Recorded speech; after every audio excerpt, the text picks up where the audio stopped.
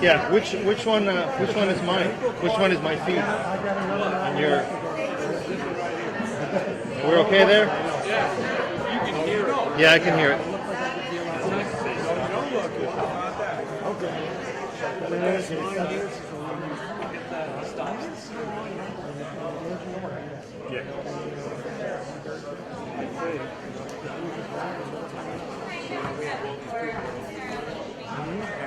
I don't think Bobby's in the world lost their job, so he doesn't feel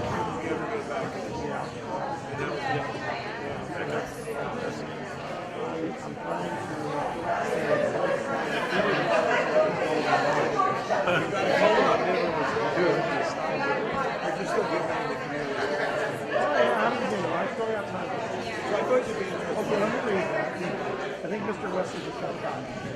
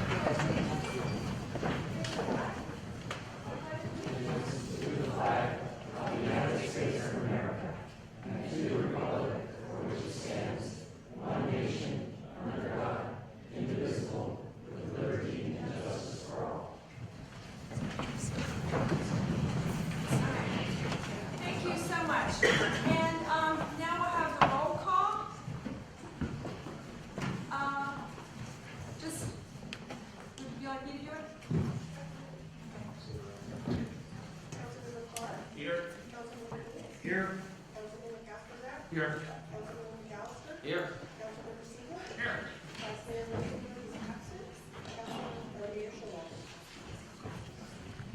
Here, thank you. Okay, all right. So, we have a consent calendar tonight. This item will be approved by one motion unless any member of the council or the audience wishes to remove the item for discussion. The reading of the full text of ordinances and resolutions will be waived, unless a council member requests otherwise. Does any member of the council want to pull an item from the consent calendar? Okay, seeing none, does any member of the audience want to pull an item? Mr. Letcher? Don Letcher, for your property owner now. Don Letcher. I'd like to pull items 4 and 4.5, please. And that's on the 6, 14, 16 minutes. Item 5, and then the second one is on the on this night's agenda on 4.5. Thank you. Okay, well, why don't you go ahead and give us your comments on it? All right. On the minutes for the 6/14/2016, item 5 is oral communications from the public. And it says Don Letcher read excerpts from the 2015 Comprehensive Financial Statement and Assembly Bill 1027. I would like the council to please add the year 1969 to the Assembly Bill, because if people look it up on the web, it's the definition of the purpose of the Shoreline Regional Park. And if people wanted to look it up on the web, they can pull up the definition, but they need the year. So if you would just please add the year 1969. Then the second item is on tonight's calendar, and it's item 4.5. And this is the remodel of the community center at the Ringstorff Park. And I would sincerely ask the council not to go forward with this. And the reason being is the remodeling of the community center at Ringstorff Park is to add a wedding chapel and a preschool building. So if they add the wedding chapel, it's going to be big signs, it's going to take away open space, it's going to cut the open view of the park from Ringstorff Avenue. So I strongly oppose, they're calling a remodel, but they're adding commercial buildings inside Ringstorff Park. So I would hope you would not go forward with this tonight and allow at least more input and study before you put commercial buildings in Ringstorff Park. Thank you. Okay. All right. Councilmember Siegel. Yeah, I move the consent calendar. Oh, was there anybody else from the public who'd like to speak on the consent calendar? Okay. Presuming that there isn't, go ahead. I move the consent calendar with the simple addition of the year to the minutes as requested by this commission. Do we have a second? Okay, we have a motion and a second. Will everybody please? Oh, we have to do a roll call. Okay. Let's have a roll call. Councilmember Clark, Yes. Councilmember Inks, Yes. Councilmember Kasperzak, Aye. Councilmember McAllister, Yes. Councilmember Siegel, Yes. Vice Mayor Rosenberg is absent, Mayor Showalter. Yes. That carries 6-0. Excellent. Okay, so now we move to oral communications. This is, I'm going to have to figure out where the echo is and the distance from the mic. Maybe that one's still on. I think that's what it is. Is the floor mic still on? Mic 10 go down. No, it's on. Okay, all right. Oral communications. This portion of the meeting is reserved for persons wishing to address the council on any matter that isn't on tonight's agenda. So a gentleman earlier asked me if he could speak on something related to that, and this is the time.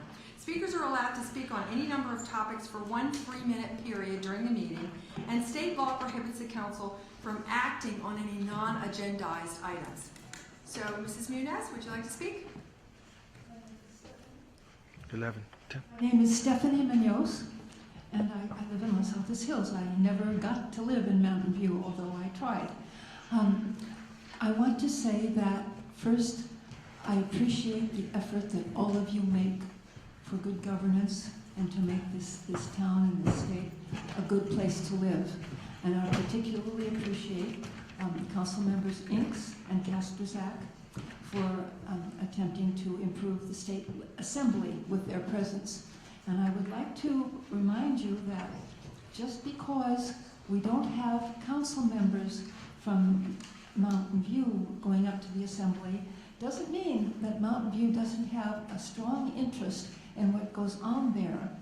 And I think it would be very prudent to formulate an idea of state legislation that would be beneficial, in particular for what concerns you now, the population and the housing of the population. I submit that everybody has the same idea. We ought to have more affordable housing, but the way the state has gone about it is not a good way. The state is giving a density bonus, and so they're making more in exchange for a little bit of teeny scrap of affordable housing. They give developers the right to build even more density that makes the affordable housing unaffordable. So I would suggest that and you'll need to, I believe, try to prevent the high-speed rail from going through the peninsula, but keep the funding for the not-grade railroad crossings. And as lastly, I would like to remind you that it's the city's duty to all the citizens to be fair. To when people come to an area because they're essentially asked to come because of the jobs, and they assume that there's going to be some place that they can live when they get here. I think that expectation needs to be respected more than it is.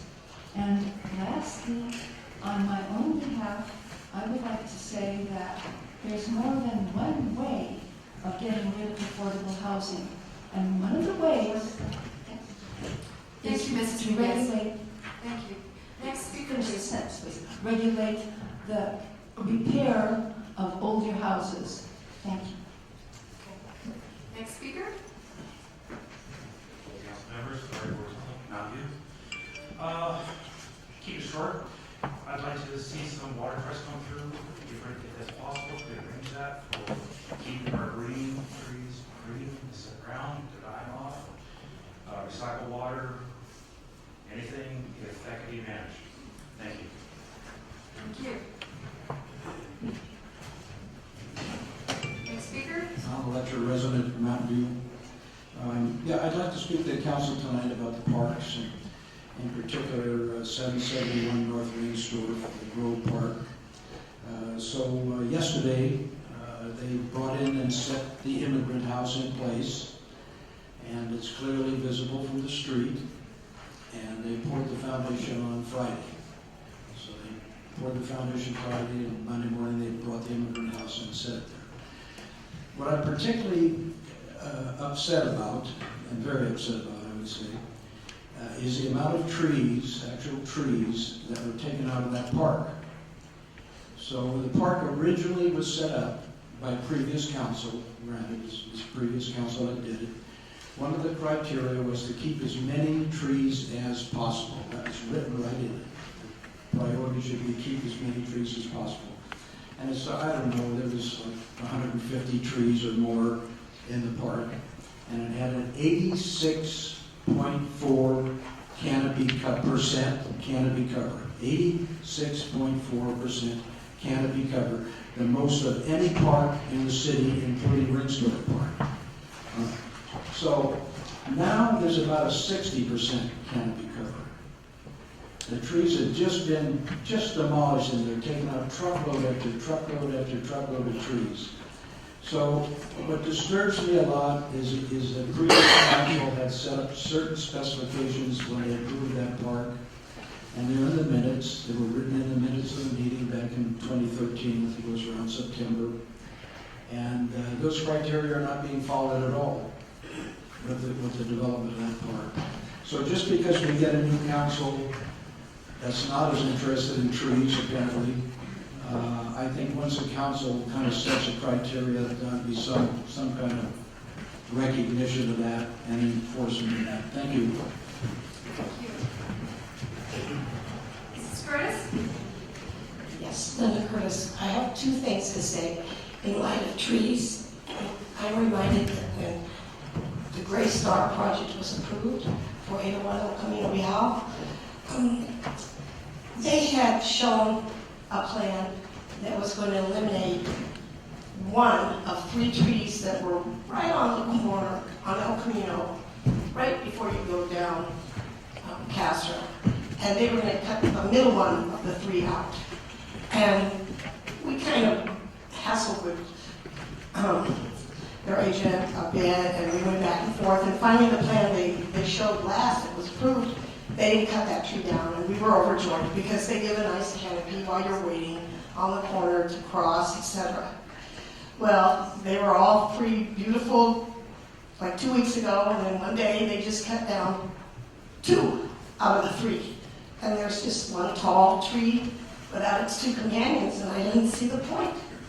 That would make it nicer for people living in that building. Why did they change their mind? Are they allowed to do that? And then, for the sake of business on Castro, I still want to appeal to you to just leave Castro the way it is.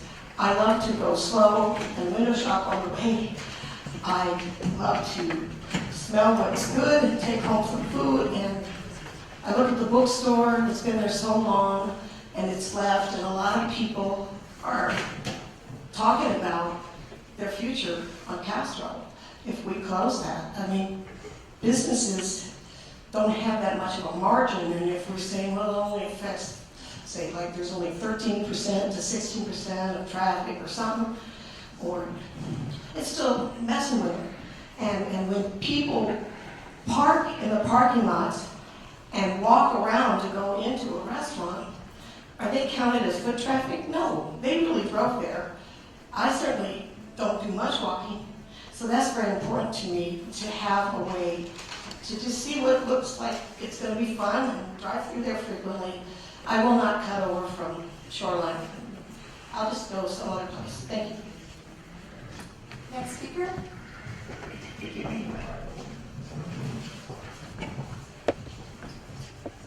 My name is Robert Fulbrook. I'm a resident of Montview, downtown Montview.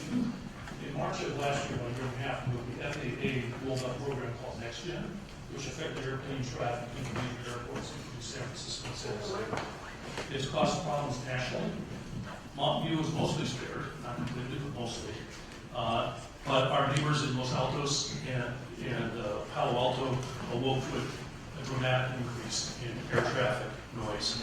And while some residents don't notice the change, many residents are distraught, and some are deeply distraught, I can tell you. To be brief, there are 3 reasons for the increase in noise. The most heavily used path into San Francisco got shifted east over Los Altos. The airplanes are flying lower, and the procedures they now have to use require them to fly dirtier, which means that the airplane pilots have to use procedures to generate more noise. Residents of the affected communities in Los Altos and Los Altos Hills and Palo Alto have formed community groups to monitor and address the increase in noise. And communities in Capitola, Aptos, Woodside, and African have also been active. So many people have complained that Congressman Pashoo, Spire, and Farr have established a 12-person select committee led by Santa Clara Supervisor Joseph Mayen, which includes 4 representatives from each county. And these people are to work with the FAA and recommend to the Congressman what mitigation should be adopted. The committee has set itself a target of making recommendations to the Congressman by mid-November, and they are meeting publicly twice a month toward that end. I've been attending these meetings. At a recent meeting, Chairman Smitty mentioned that it was important to alert folks in the communities that are not represented at these meetings, which includes Mountain View, except for me, that many of the proposals being advanced would negatively affect them. Several of the proposals being advanced. There are win-win solutions that reduce noise for everybody, and there are win-lose solutions that shift noise from winners to losers. You should know that many of the select committee members and all of the community organizations, encouraged by letters from most of the city councils in the affected communities that I'm in, have spoken in favor of shifting at least some of the noise, and that would mean more air traffic over Mountain View. One especially alarming proposal that 3 members of the Select Committee have advanced is to ask the FAA to consider shifting the waypoint, which is the anchor for all the traffic going into San Francisco from the south, to a place that would move the traffic 2 miles to the east. And I'm concerned that that would move just about all the traffic over Mountain View if this were to happen. That would be a 4 to 7-fold increase in the number of overflights over Mountain View, which, to put in numbers, is about 320 flights a day. On a bad day, divide that by 18 hours, from 6 a.m. to 12 midnight, and you have about a flight overhead every 3 minutes. That would lead to a lot of very unhappy residents, just as the previous change led to a lot of very unhappy residents in those health districts. If I could have one more paragraph.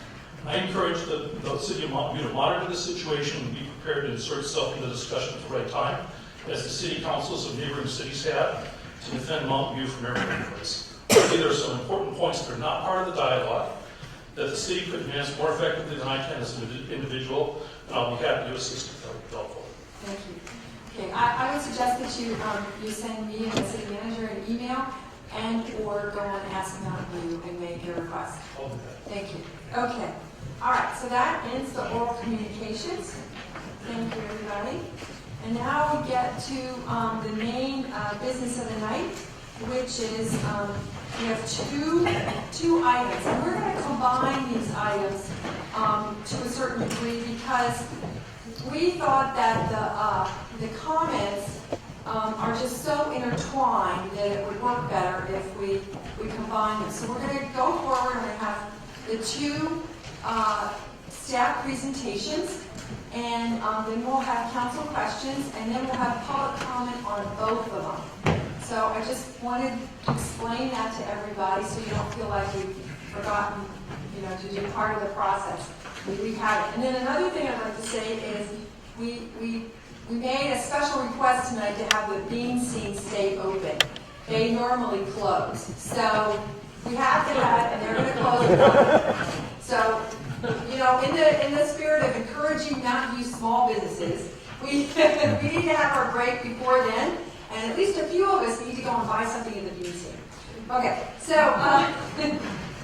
I would like to get this started with our staff presentation on 7.1, which is the proposed charter amendment measure by Christian Cobra and the senior assistant city attorney will be giving us our staff report. Good evening, Council. This item is for the voter-initiated ballot measure referred to as the Community Stabilization and Fair Rent Charter Amendment. All the procedural requirements in the election code for the charter amendment to be placed on the ballot have been satisfied.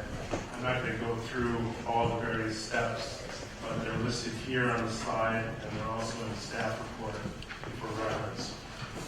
In terms of next steps, because these procedural elements have been satisfied, Council must adopt 2 resolutions to place the charter amendment on the November 8th, 2016 ballot, and these actions must take place by August 12th. In addition to the resolutions, staff is seeking direction from Council on 4 items. The first is for Council to direct the city attorney to draft an impartial analysis. The second is a question: does the Council want to submit an argument against the charter amendment? The third is: does the Council want the entire text of the charter amendment printed in the ballot materials? And staff is also requesting Council to confirm the wording of the ballot question. In terms of a formal recommendation tonight, the recommendation is to provide direction on the impartial analysis, argument, full text, and ballot confirmation issues, as well as to adopt the 2 resolutions I mentioned. The first, which certifies the sufficiency of the charter amendment, and the second, placing a measure on the ballot. I will now turn it over to the city attorney, who will introduce item 8.1. This presentation is much shorter than mine, just to kind of prepare you. So in response to the direction I received on July 14th, I have prepared, it's in your packet, an ordinance, which is a variation on the ordinance presented on March 15th. And I was instructed to include all of these provisions that are on this particular slide, that it would now include the mandatory and binding arbitration for any disputes involving rent increases in excess of 5% in any 12-month period. It is 5% of the base rent. Base rent would be established as of July 15th, 2016. Because it includes binding arbitration, it would need to comply with the Costa-Hawkins Act, and specifically would require binding arbitration for those rental units that received a certificate of occupancy prior to February 1st, but the council expressed an interest in having the non-binding but mandatory arbitration continue for those rental units that received a certificate of occupancy after February 1st. And I was requested to draft a just cause provision using the proposed charter amendment as a template, and that's where most of the questions I have for the council this evening are found in that one provision. And the council also requested that the ordinance be drafted so they would be prohibited from making changes, any substantive changes, for a period of 2 years, and that after a period of 2 years, a supermajority vote would be required in order to modify any substantial provisions in the ordinance. The issues to discuss divided in 8.1 this evening involved the draft ordinance, whether to direct me to draft an impartial analysis should you decide to put the ordinance on the ballot, whether the council is interested in preparing a ballot argument in favor of the measure and the rebuttal, whether or not you want to include the text of the ordinance in the ballot materials, and then a review and confirmation of the ballot question. Just to provide some context, the approach that I used to draft the ordinance is really to take the March 15th ordinance and use that as a base. And then I took the just cause eviction provision from the charter amendment and basically inserted it in the ordinance and checked it to make sure that it didn't have any references to the rental housing committee, since the ordinance would include that. And then also may have discovered a couple of typos and had some questions for you as I work through each of those just cause provisions. So I have summarized what the categories are that I need some guidance on the ordinance. And here are the general categories. The first is whether the council would like the ordinance to clarify that mobile home space rental does not qualify as a rental unit under the ordinance. And I'm asking this question for a couple of reasons. First, the definition of rental unit in the ordinance is different than the definition of rental unit in the charter amendment. And in the ordinance, we've stayed true to our definition of a rental unit in a number of city ordinances. And that is a dwelling unit, that's a dwelling unit let me say this exactly right. Okay. It is a dwelling unit in the city of Mountain View, provided 3 or more dwelling units exist in a single structure and are being used as a residential rental housing. And when you read that definition, it should be clear that a mobile home space rental does not qualify, but I am concerned about presenting an ordinance to the voters and wanting them to understand the text of the ordinance, and just maybe we need to make it even more clear that a rental unit does not include a mobile home space rental, so that there is no confusion. Another question that I had for the council is whether or not the treatment of debt service should be clarified. As the ordinance was drafted, it is implied that debt service is, that a landlord is not able to pass debt service onto the tenants, but it's not specifically expressed. And again, if this ordinance is presented to the voters and it will be in effect for a period of time without the ability to make any changes, then my question to the council is, do you want to clarify whether or not debt service should be passed on to the tenants? And just for reference, this is really a policy issue as opposed to necessarily a legal issue, but it's one that cities have grappled with, and the city of San Jose most recently. Now, they are making some changes to their ordinance that it will no longer be able to be passed through. And just for your own reference, the charter amendment excludes the cost of debt servicing for any debt obtained after October 19th, 2015. You might recall that the charter amendment really focuses on that October 19th, 2015 date. That's the date that we had the first study session on rent relief options.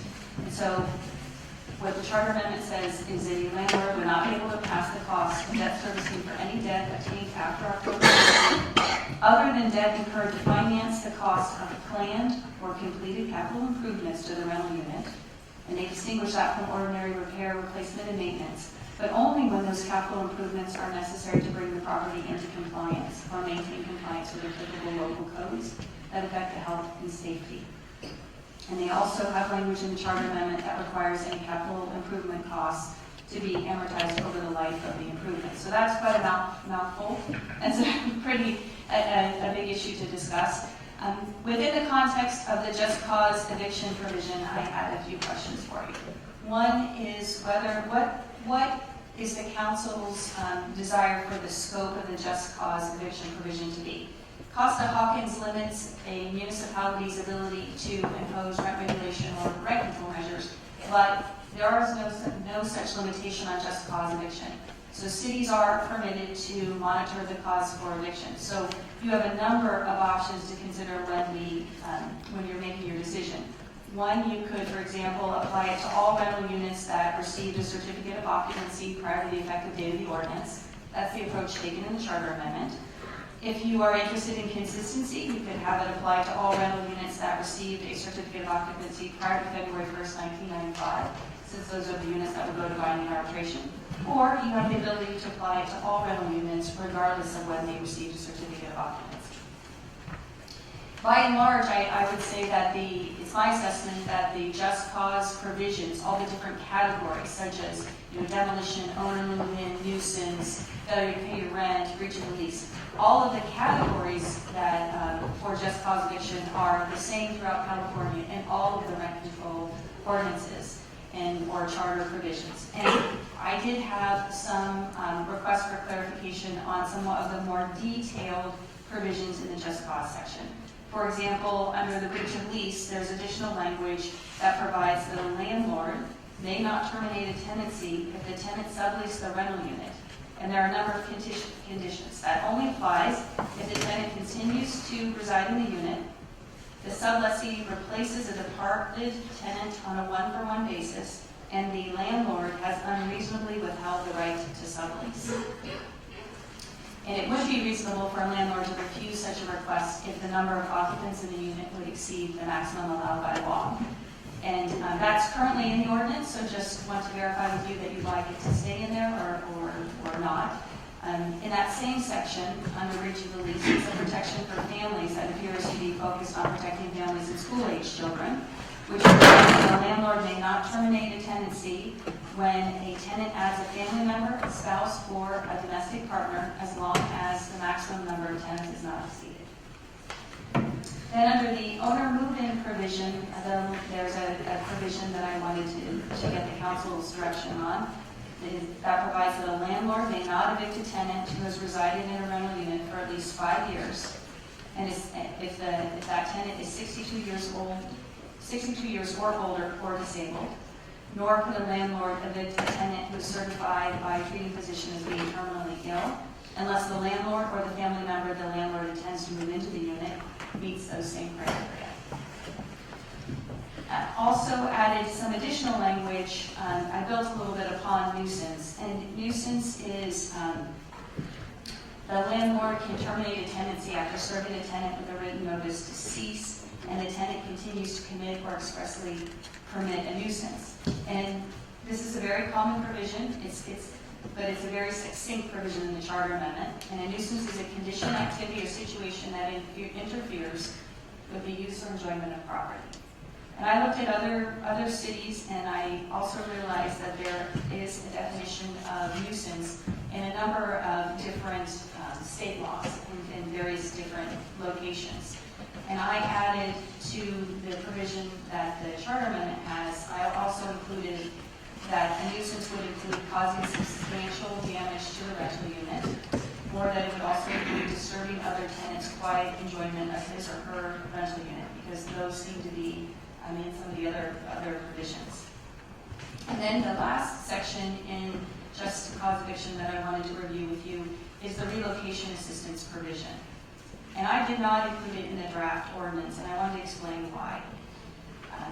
The charter amendment requires relocation assistance when, number one, necessary and substantial repairs require the tenant to temporarily vacate the unit, when an owner moves in, when a rental unit is withdrawn from the market, and when a rental unit is demolished. They also change the eligibility factors so that a tenant who earns 120% of AMI of the AMI is the median income, adjusted average median income. And so under the city ordinance, we have a whole separate city ordinance. And given the number of issues to focus on in the timeline, I wasn't able to completely coordinate the two ordinances because I think it would require some changes to the city's existing tenant relocation assistance ordinance. And in fact, two of those categories are already covered. When a rental unit is withdrawn from the market or it's demolished, the property owner is already required under a city ordinance to pay the relocation assistance. So my recommendation would be if you are interested in expanding the categories that would require a landlord or a property owner to pay tenant relocation assistance, then my suggestion would be let's direct staff to bring back the tenant relocation assistance ordinance. And I think that might be a more appropriate place and an easier way to do that. And then finally, the last section that, the last provision that I wanted to review with you was based on the direction that the council wanted to ensure that the ordinance would remain in place for a certain period of time. So I drafted it to include some flexibility after 2 years to respond to changes or issues. But as a voter-initiated ordinance, if it's approved by the voters, the only way the city council can make changes is if we include language now that allows the council to modify the ordinance. And so it's drafted so that there are no substantive changes for the first 2 years, and the substantive issues have been identified as the rent increase, threshold, and banking, binding arbitration, and just cause eviction. And the council can add to or change this list. And in the context of that conversation, I also wanted to highlight for you a provision that's in the charter amendment that allows the charter amendment to be suspended if the vacancy rates in the controlled rental units exceed 5%. So the council may want to also consider that as an alternative. And we have been able to track down some of the average rental vacancy rates since 2008, according to real facts, to provide you some context.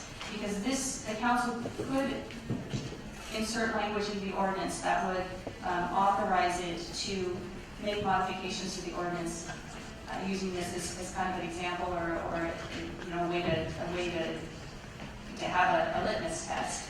So you could do something based on the vacancy rates to change it. And then the council also asked me to insert language in the ordinance that would require a supermajority, which would be 5 members of the city council would have to vote after a period of 2 years to make any changes to the ordinance. And I've also included a provision that allows you to make rules and regulations to implement the ordinance, much like our below market rate ordinance and our sidewalk cafe ordinance. They have companion guidelines that provide tools to staff to implement the policy contained in the ordinances. And as a final comment, I did notice today in getting ready for this meeting that I had a bit of a drafting error in the bottom of page 9, and it didn't make sense. So I put on each of your seats, I put a revision that just connects those two paragraphs. It doesn't change the intent of the ordinance or anything like that, but it just makes sense when you read those 2 pages together.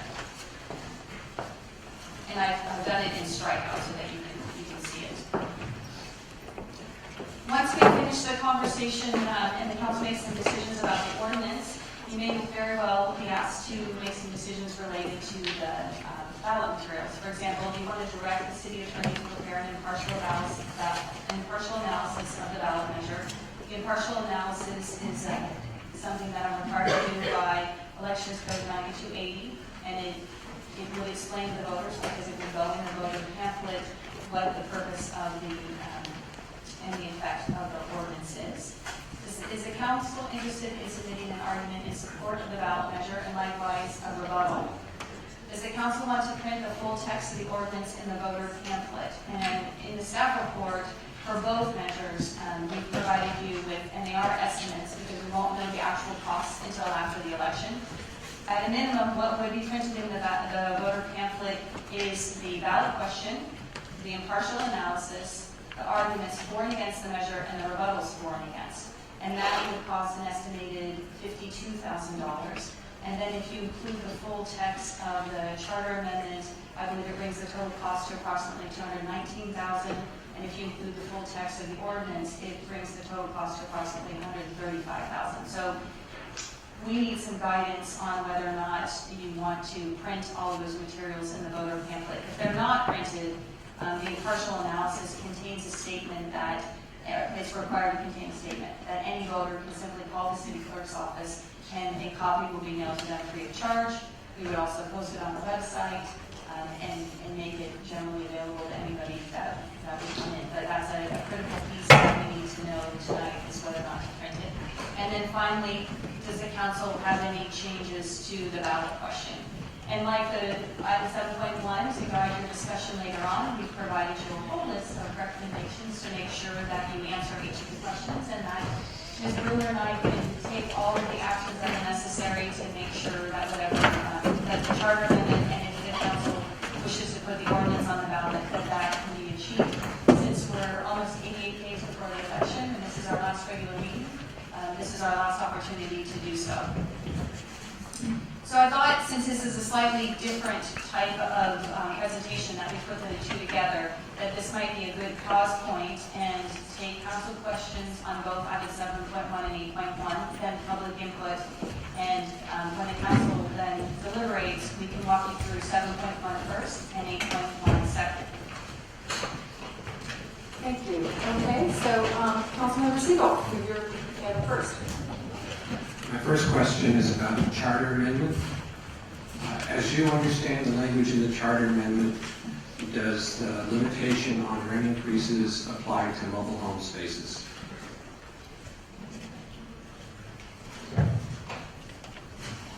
The definitions of rental unit are different in the two measures we're discussing this evening. And I'm not the drafter of the charter amendment. I will qualify that. And there may be somebody in the audience tonight that might be better versed to answer that question than I am. But the way that rental unit is defined, it includes any building, structure, or part thereof, or land appurtenant thereto, or any other rental property rented or offered for rent for residential purposes. And that could, while it does not specifically state mobile home space rental, it could be interpreted that way. I know there's some mobile home parks where a large number of mobile home units as well as the spaces are being rented out. Would the charter amendment apply to those? And I really do want to give you an answer, but I do have to defer somewhat to the actual drafters since I'm not the drafter, but I do think that the language is broad enough that it could encompass those scenarios. Is now an appropriate time to ask the drafters if we agree to do that later? Okay. And my other question is, given the noticing for tonight's meeting, would it be in order to move the enactment of a version of the ordinance that you've drafted? And the Brown Act requires that you provide ample notice for people who would be interested in coming to hear the matter. And the way that we've really framed the issue in the agenda tonight is strictly about putting it on the ballot. So my advice would be that it's not adequately noticed to introduce an ordinance this evening. Thank you. Councilmember Cascazet. It's just a couple of questions, specifically with respect to the council-initiated item. It talks about 3 units. Just to clarify that duplexes would not therefore be included, because I think there was another paragraph where it's somewhat ambiguous because it refers back to, I think it said some paragraph Q or something. And I did want to mention that when I was going through the whole presentation.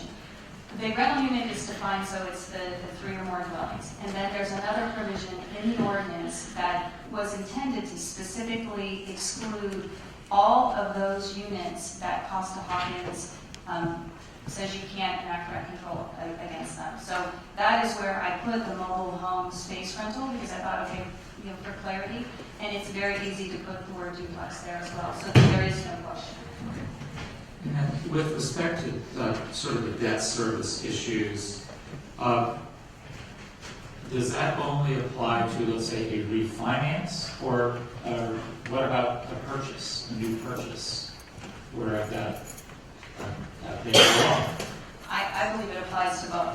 So that would then mean that you could not basically buy and replace with debt, Well, unless it was equal to the existing debt. so there's a couple of issues there, and it really is kind of a policy call. You can define debt service and you can make debt service eligible however the council chooses in the ordinance, or you could allow it to be passed through. And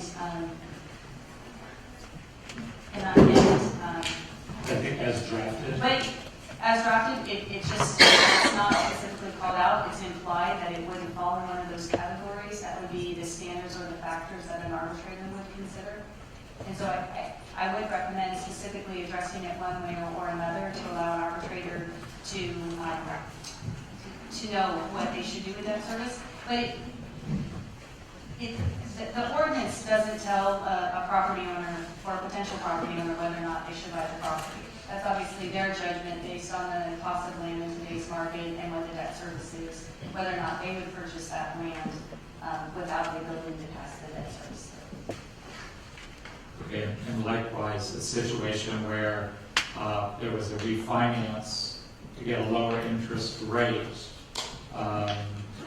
but there might be a little bit more, but there actually might, I guess it's new debt, it's a little, I can't figure out what the permutation is, but so the same issue, it's either a factor or you present. Right. Okay. Councilmember McAllister. Yeah. So I had a couple questions again about debt service. So if somebody has to replace a roof and they don't have the cash and they go out to borrow money, would that loan not be able to be passed on to replace the roof? That's the decision that I'm asking the council to make. Okay. Whether or not Then the debt service is something that should be passed on to the tenants. in the charter amendment, would that also be something determined by the council, the committee? Or is they define it that they would not be able to make major, if they cannot borrow money to make major repairs? Right, it specifically says in the charter amendment, the cost of debt servicing for any debt that's obtained after October 19th, 2015, other than debt incurred to finance the cost of planned or completed capital improvements to the rental unit, but only, you can pass that debt through, but only when those capital improvements are necessary to bring the property into compliance or maintain compliance with applicable local codes affecting health and safety.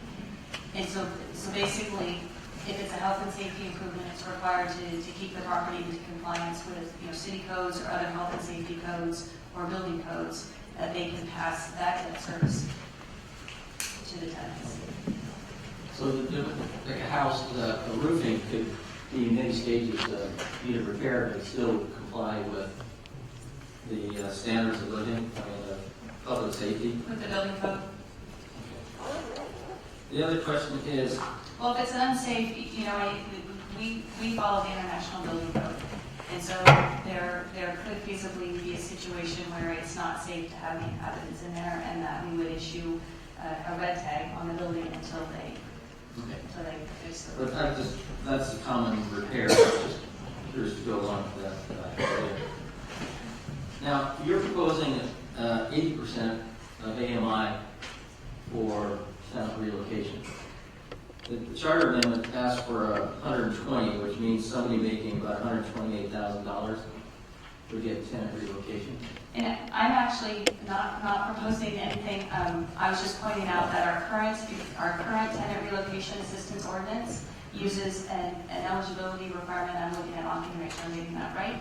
and 80% of AMI is the eligibility requirement. And a charter amendment is different than our existing ordinance because it actually increases the eligibility level so that someone earning 120% of AMI would still qualify for relocation assistance. Okay. And I was basing the 128 on the AMI of 107,000. Okay, the next question is about sublease.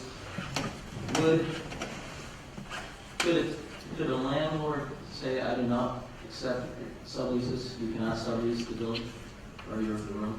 I believe that a landlord is allowed to do that under state law. And so this is a modification in the charter amendment, at least it's a modification, that it would have to be unreasonable for the landlord to not to reject the sublease. But it's in the charter amendment that they can sublease. What the charter amendment has is extra language in the just cause provision that you can't evict. You can't evict a tenant when they sublease, provided there's 3 conditions that must be met. That the tenant continues to reside in the unit, that it doesn't exceed the maximum occupancy, and the other piece of that is the sublessee really replaces somebody who's departed from the unit. So when I read that, I essentially thought that's like if you're getting a new roommate, you have the right to get a new roommate. You don't necessarily have the right to move to New York and sublease your apartment while you're gone. Those are those are different. Yeah, because I've heard some stories about that. Okay. On your slide number 11, where it said average rental vacancy rates, you use real facts.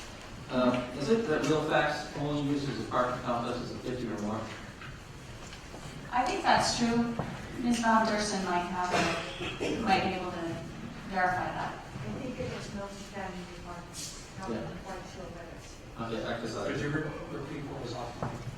So, Ms. Von Dersen replied that she believes it's only multifamily dwellings that are included in the real facts. So I can't verify that it's 50 or more units.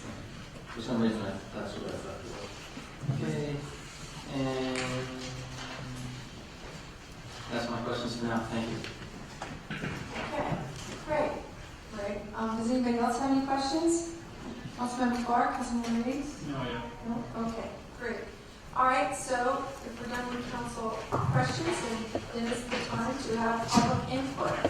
And we're going to have allow people to speak for 2 minutes, and you can speak on a combination of both of these items for 2 minutes. Okay? And if we get to 8 o'clock, we may take a break. We'll see how it goes. Mr. Letcher, welcome back. John Letcher, Mountain View resident, and I had a business license and run affordable housing in Mountain View for 35 years, as well as other cities. But my suggestion would be here is for the city of Mountain View not to propose a rent control measure from the city council. So the majority of the city council has spoken up against rent control.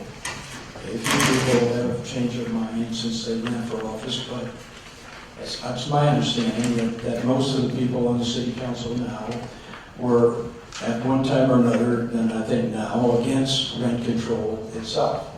So I think it's facetious, or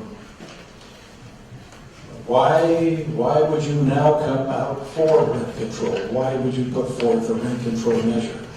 Okay, that's what I have to say about the city's one. Now, as far as the one that's being put forth as a charter amendment by tenants, I guess, or whoever, okay.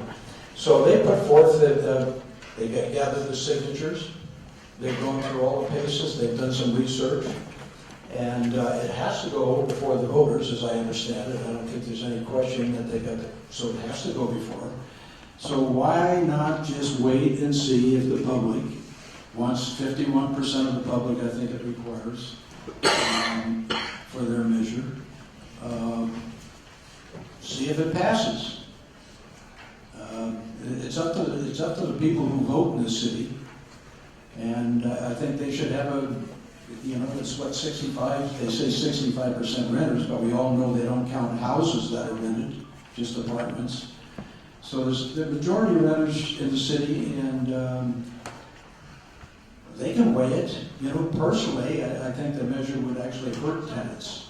I think it would actually hurt tenants, but that's not the point. The point is, if they want to do it, let them do it, but I don't think the council should. Thank you. Thank you. Next speaker?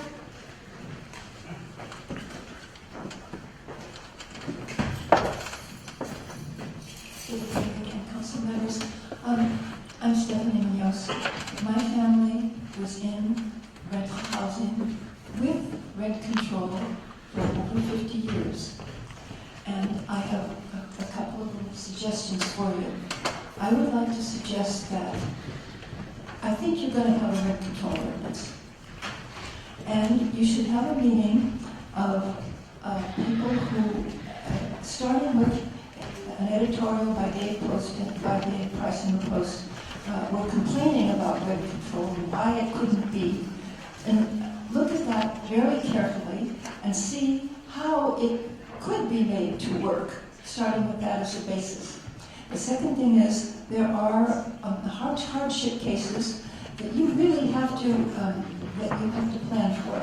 For instance, there are some 100-year-old people, and they have this house that they were in, and it's rented out for $200 a month, and they like the people that are renting them. They're just like family. You cannot expect the heirs to keep on going on renting for $200 a month plus a 2% increase or a 6% increase. You have to make an allowance for that. You have to make an allowance for the fact that people save these houses because they think that their children or grandchildren will move into them. You have to make an allowance for the fact that people may have being forced, I say forced advisedly, forced to improve the house significantly, will not be able to pay for that debt with a rent control. You have to allow for that. And I would suggest strongly that you go to the state and with your assemblyman, whoever it is, and say you've got to change the law that says that some rentals cannot be controlled because they were made too late. You can't have two different kinds of rentals. Thank you. Next speaker? Wesley, welcome. Gary Wesley in Mountain View. Last Friday morning when I woke up, I noticed that you had your agenda packet already online. Normally it's later in the day. And I read it, and I had a basic question about this idea of putting an ordinance on the ballot, which is whether or not the city council may do so at all. And I looked at the city's constitution, which is the city charter, and it appears to me that it does not authorize the city council to place measures on the ballot except as provided by state law for general law cities, that is, cities without charters. And state law allows a city council to place on the ballot charter amendments and advisory measures that expressly are not binding on the city council. So I raised the issue in my memo to you last week. Where is the legal authority for placing on the ballot a mere ordinance not proposed by initiative petition? And the city attorney hasn't addressed that tonight, did not address it in the memo for this night. If there is no such legal authority, the competing measure could not result in the enactment of any law whatsoever. Even if the city council proceeded after the election to adopt an ordinance approved by voters, I point out in my memo, the city council could repeal the ordinance at any subsequent meeting duly noticed. Any limitation in a mere ordinance against amendment or repeal is without legal force. Under the city charter, the city council may enact an ordinance and repeal an ordinance with 4 votes. So the city attorney needs to cite, either here tonight or later in court, what provision of the city charter or state law provides for the city to put an ordinance on the ballot. Next speaker? Mr. Chairman, welcome. Oh, no. Sorry. Go forward. My name is Donald Carter, longtime resident of Mountain View. And I guess I'm kind of here because it's really puzzling me that there be any kind of rent ordinance, because what really drives the rents in this city are the housing costs themselves. If you're an investor, you're going to invest a certain amount of money, and you expect a certain rate of return on that investment. If you don't get that rate of return on investment, you're going to go invest elsewhere. And rents here basically are the return on one's investment. So what really I think is the long-term situation here is more like wage stagnation. I'm glad that the city of Mountain View has these new minimum wages that they've raised. Over the last 8 years or so, we have really experienced a lot of wage stagnation, which makes rent seem more expensive. In reality, if you put rent control in place, investors are not going to build as many units, and it's going to make the situation worse. Because if you got $1 million or some subset of that, and I think that's willing to finance it, and the rate of return doesn't give you the 3 or 4 or whatever percent you can get on, say, a state bond or something, you're going to go in another city or elsewhere. It's going to make it a lot more difficult here for the long term. So I think any kind of rent control is really the wrong place to be focusing your energy.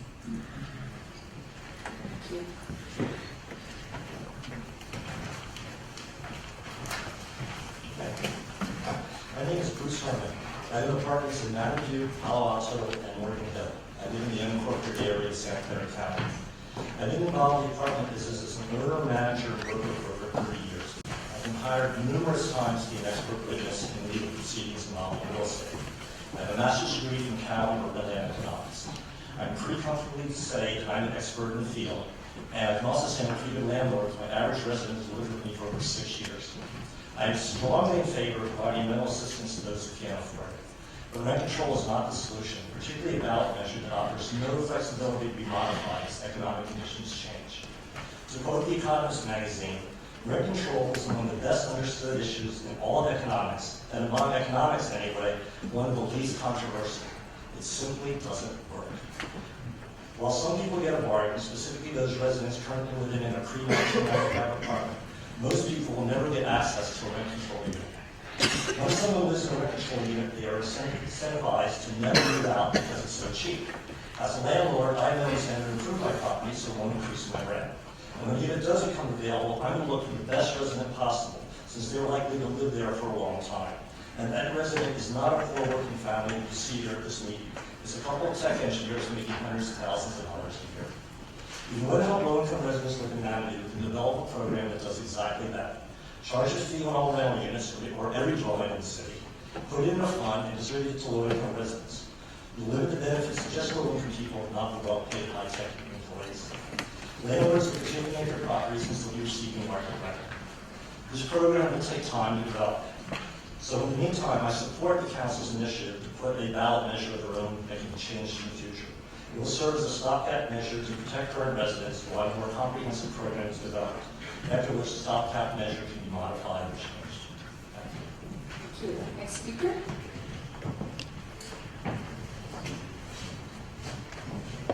Hi, good evening. My name is John Sorensen. My wife and I purchased a 4-unit apartment building here in Mountain View last year. We live in one of the units, so we are members and voters in this community. Since we graduated from college, we've made serious sacrifices to save as much money as we could for a down payment. My taxes are ridiculous, and my loan payments are incredibly high, and eventually will be going up. If rent control passes, especially the resident supportive measure, I honestly believe my wife and I will be forced out of Mountain View. We will never have the money to update the units again, and we'll have no choice but to let the property fall into disrepair. This whole situation is infuriating. I'm all for some sort of measure to support a lower income resident, but my tenants work for Google, Facebook, and biotech companies and make way more than $150,000 a year. The perverse reality here is that me, someone who makes far less than my tenants, is subsidizing their housing expenses and those of these huge companies with loads of cash by way of lower wages. It's really absurd to benefit the tenant at the expense of the homeowner when me, the homeowner, has his life savings at risk to be part of this community, and which will be jeopardized if rent control passes. I understand that the political climate is such that some form of rent control is likely to be passed in November.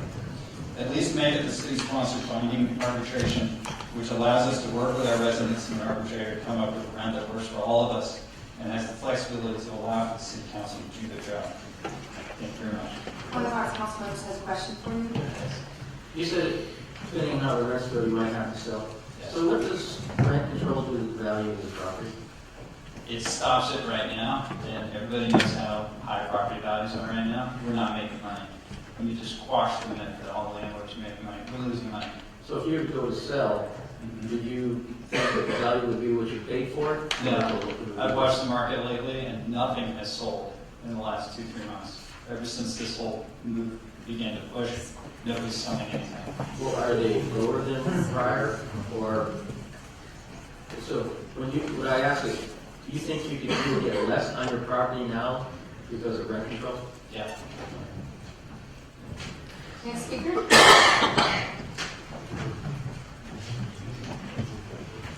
Hello, my name is Stephanie Sorensen. My husband and I recently purchased a small 3-unit apartment building in Mountain View last December. We live in one of the units. Before coming to Mountain View, I lived in a rent-controlled unit in San Francisco. The building was old, the exterior paint was peeling from the surface, and desperately needed a new paint job. The interior had carpets with holes and stains, faded interior paint, no garbage disposal, and only one electrical outlet in the kitchen. It had not been updated in 30 years. When I asked my landlord if we get some new carpets and paint and garbage disposal, he refused. Why would he spend his money to upgrade a unit when he would be unable to recoup his investment? So the apartment stayed run down, as were all the other apartments on the street with rent control. There was no motivation or logical reason for the landlord to invest anything. When we purchased our apartments in Mountain View, I was excited to make the units as nice as possible. We renovated all our units, put in brand new kitchens and appliances, updated bathrooms, and hired a landscape to take care of the grounds. We also made sure our apartment fit in with the other houses on the street were all well taken care of. So we spent $6,000 painting the exterior. I take pride that our building looks just as nice as the other residential homes on our street. The rent control passes that I will immediately regret all the improvements we made, and I sincerely promise I'll never update units again. I will let the building go away the San Francisco building I used to live in. I will fire a landscaper, because why should I waste money on keeping a building looking nice when I'm not allowed to increase the rent in the high market? With rent control, there's no motivation for landlords to fix up the units, as they will never see a return on the investment. And this too will be the fate of the city. With rents kept at CPI or less, no landlord is going to spend money on any paint, landscaping, or anything else. Though I wholeheartedly disagree with any form of rent control, it's nothing compared to the resident-sponsored ordinance, which is no flexibility for owners and themselves. At least with the proposed city ordinance, there's a mediator who can side the story, and a city council that can adjust the ordinance as circumstances change.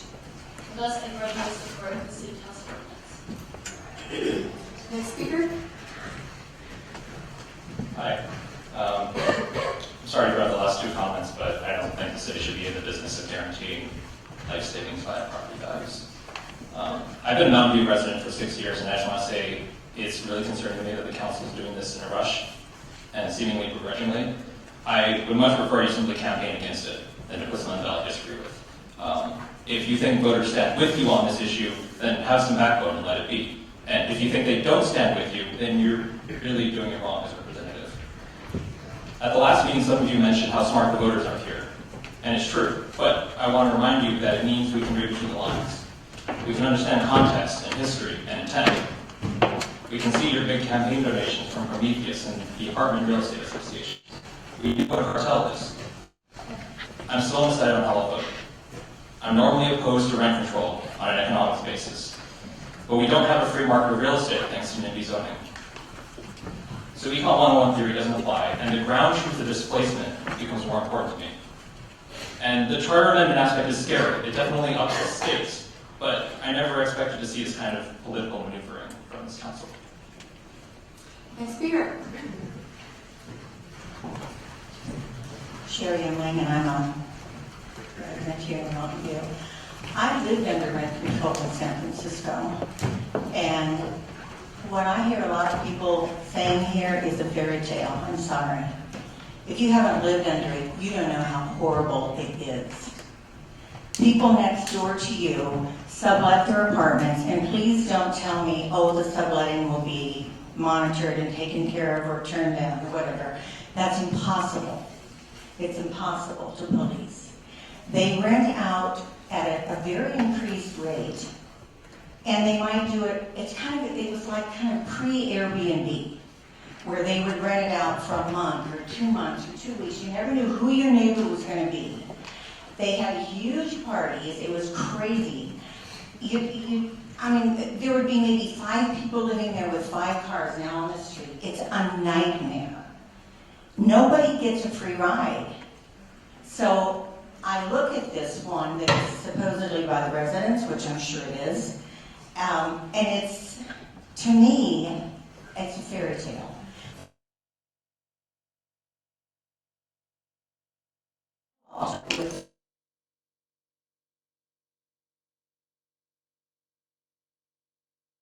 I guess with this, but I've been there, and I'm telling you, it's not a good thing. So please be realistic about it. I'm very happy the council is considering doing knowledge on what to put in yours, and I appreciate that. Thank you. Next speaker.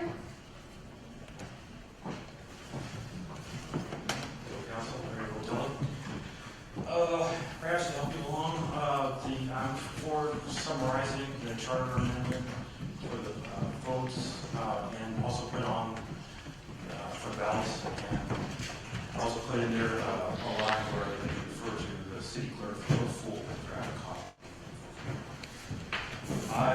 Aside from that, I'm against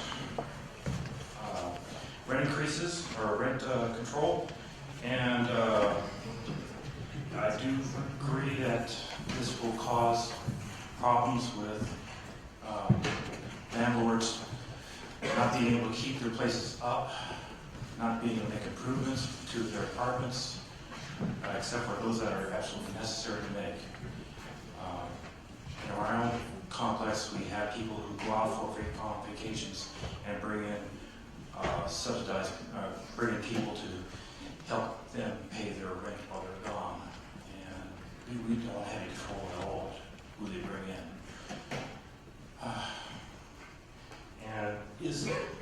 A question, do we have a way of catching up in both the city ordinance and the charter amendment if we're under below market?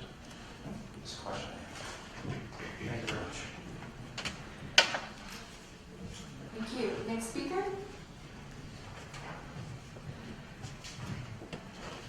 Good evening, my name is Stephen Goldstein. I've been living in Mountain View for now 8 years, and I need to speak for the voter initiative because what I found about the city council that's been very disturbing is the idea that it wants to take under its wing the guarantee that someone is going to make money on an investment. I'm sorry, but this is the real world.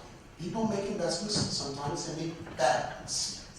And when they make bad ones, they have to eat their losses. We're not going to socialize the losses of private investors like the government did when it came to the big banks. We can't do that, and we're not going to do it now. Thank you very much. Thank you. Next speaker.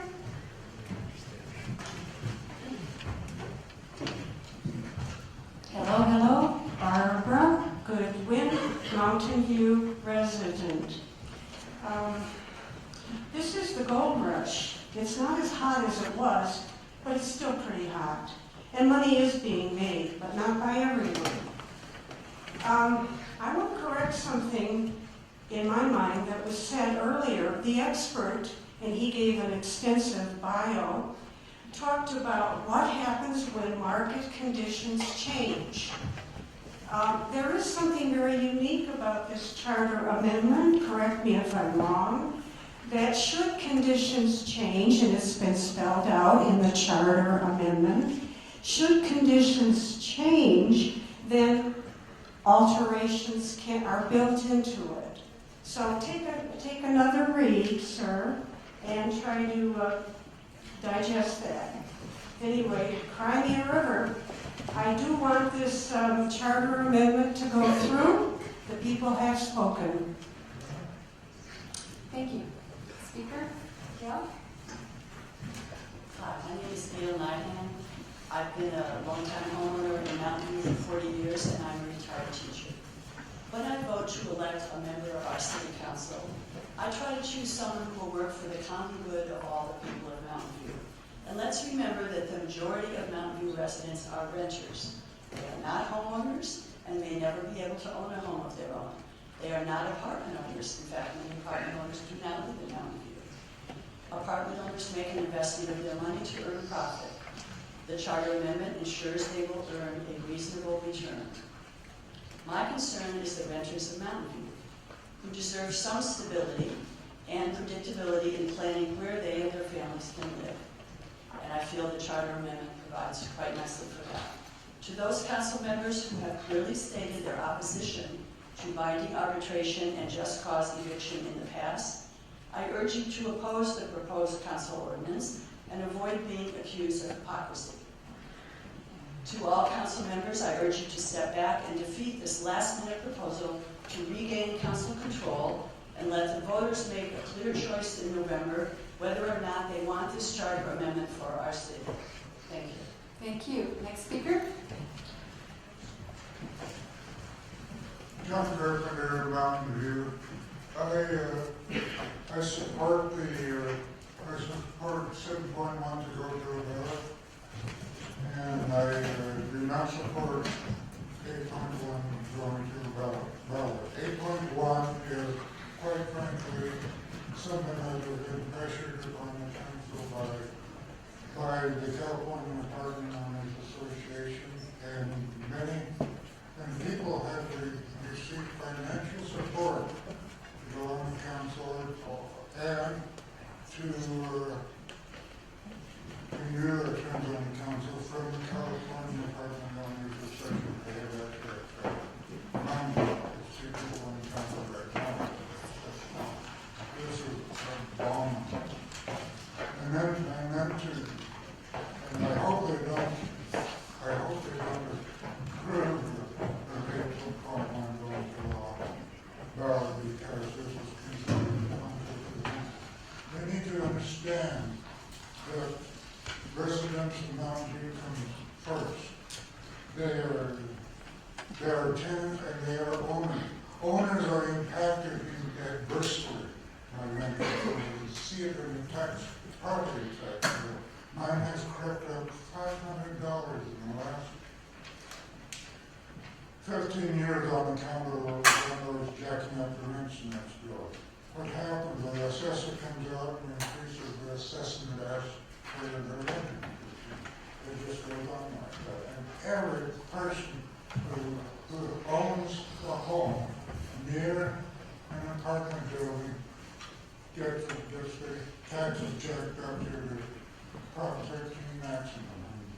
Repetitive.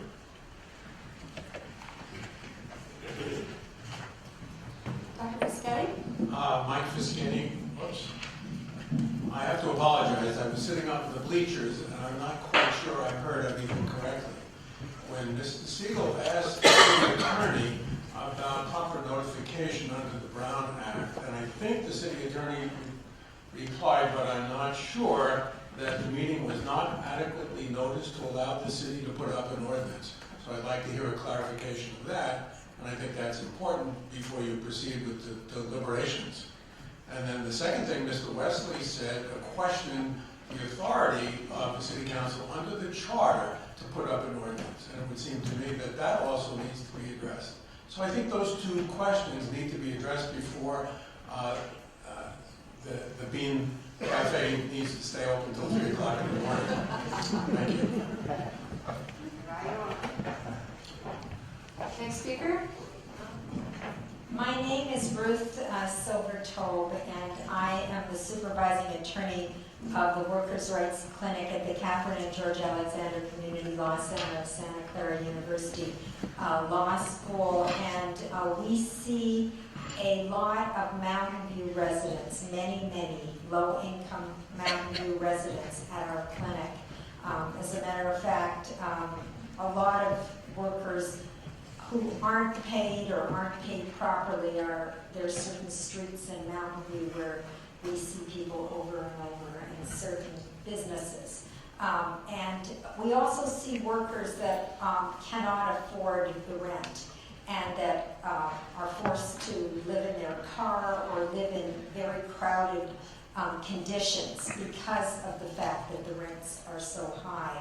I want to speak in favor of the charter amendment. I want to speak in favor of the will of the people.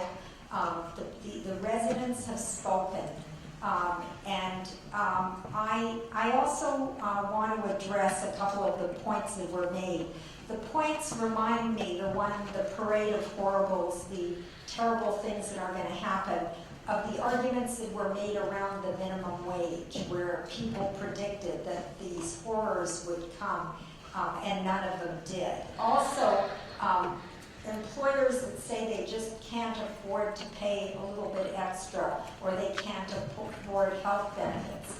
I mean, maybe they should be in business. Maybe they should rethink whether this is the right thing to do. If they have to make their profit on the backs of the workers, or in this case, on the backs of the renters. So I also feel as if,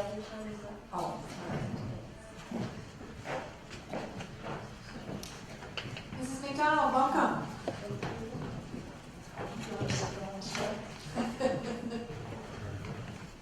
I have one question for the council and a statement thereafter.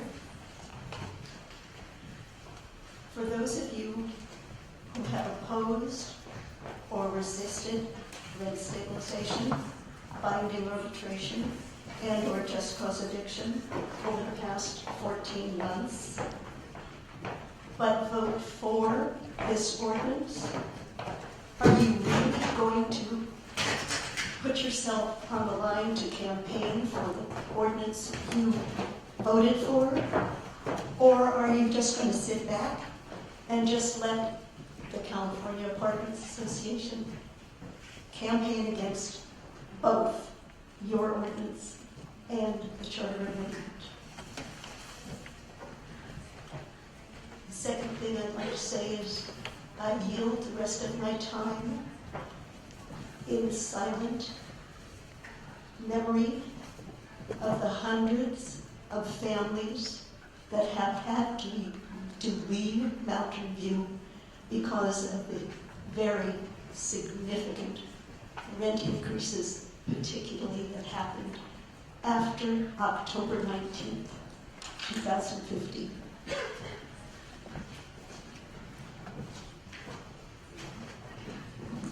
Joan, please come back.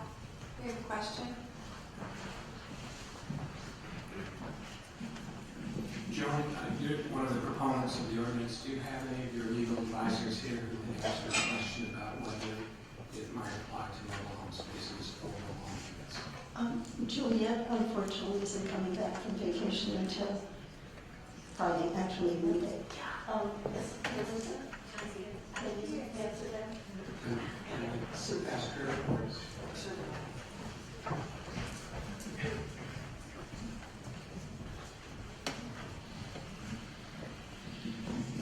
I put in a comment card and was planning on answering that question during my comments, but I can give a quick answer. Just say your name.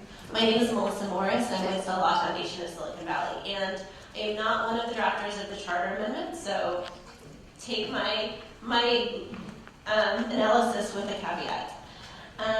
So the charter amendment defines rental unit very broadly. It's any building structure or part thereof, or land appurtenant thereto, or any other rental property rented or offered for rent for residential purposes. The way the charter amendment is constructed defines rental unit very broadly, and then specifically says that the only things that are excluded are the housing types that are specifically enumerated in the charter amendment itself. So there's a strong argument to be made that this could and does encompass mobile home parks. So the committee, once it is composed, could enact mobile home park rent control regulations that would be both protective of mobile home park residents and consistent with state law. I think that the drafters of the charter amendment knew that there would be need for change over time, and kept it broad enough that the committee would be able to respond to the needs of the community. Thank you. Okay, so do we have some more speakers in line? Okay, next speaker, please. She needs a translation, yes. Buenas noches, mi nombre es Olga y soy residente de Mountain View. Good evening, my name is Olga and I'm a resident of Mountain View. Solamente quiero decir que no estoy de acuerdo cómo está actuando el Consejo de la Ciudad.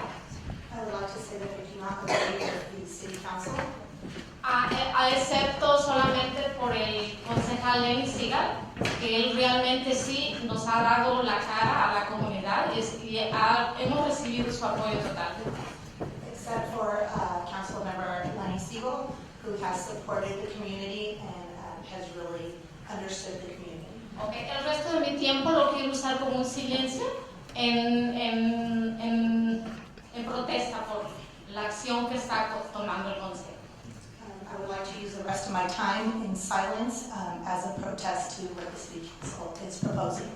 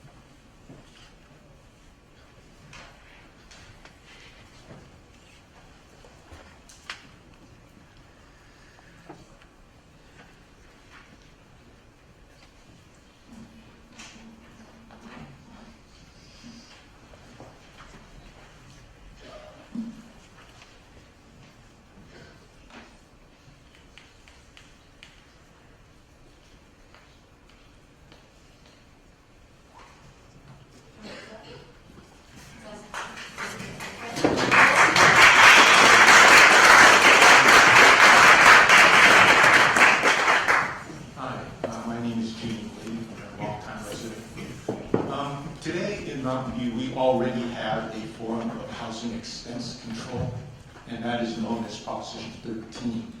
It has benefited the homeowners of the community, and the renters don't have a similar protection. But you as council are not chartered to protect out-of-town landlords or homeowners, property owners, but you do have a duty to protect residents of you. But if you're going to put on a ballot measure, you should try to address the key issue that you are also responsible for, and that is the quality of the housing stock, apartment stock in Mountain View. In the case of Proposition 13, we see the degradation of the schools as a result of lack of funds. That same thing will happen in the case of apartment buildings lacking maintenance funds. What you really should do, if you're going to bother at all to put on a ballot measure, is address that issue. How do you preserve the quality of the housing stock? That is something that no one here has addressed and no one has even looked at. How it has been addressed in the case of Proposition 13 as a housing expense control is that people realized the problem and voted in to tax themselves with property taxes, additional, I forget the term, it's the one-time expense per property. There is no such analogous mechanism for the case of rent control. You need to look at what kind of mechanism can you creatively put in place to help preserve the housing stock in this city, maybe as a model for other cities to follow. But that is a core issue that no one here has addressed, no one has looked at, and I don't think you should put a ballot on the, put a measure on the ballot, which is simply let's avoid the other one. Thank you. Next speaker. I see people acting as if you're not hearing their voices by offering an alternative that might be tuned to some of the possible unintended consequences of rent control. I believe that the majority of the City Council has insights in how this has affected the rental market, the housing market, in other cities, other states, other places. maybe an understanding of business, how it will cease to attract people going in to housing, how it will shut out all middle-class landlords. I mean, it is making housing a risky business, and I'm not saying it's right that we have some landlords that have gouged. I've heard the stories. I remember a suggestion made by Michael Kasperzak about good landlords, bad landlords, and I think there is such a range. This effectively, a charter amendment especially, kills the good landlords. I mean, it, figuratively speaking, wipes them out, and then you're going to lock a lot of bad landlords in, and yeah, if they're bad, they're just going to let the place just go into all kind of deferred maintenance and never get it right and have those crazy when you sublease type things going on. I mean, I've heard terrible stories about that. If you do the ballot measure, work to put in proper pass-throughs. I heard the debt, if you incur debt, refinance or something, it's as of 2015. What if somebody took a huge debt this year to catch up with all the deferred maintenance from when they bought out their partners at the peak of the market in 2009? I mean, they're done. Thank you. How many people are going to speak? 2? Anybody else out there? 3. Okay, if you plan to speak, please line up now. We're going to close the line.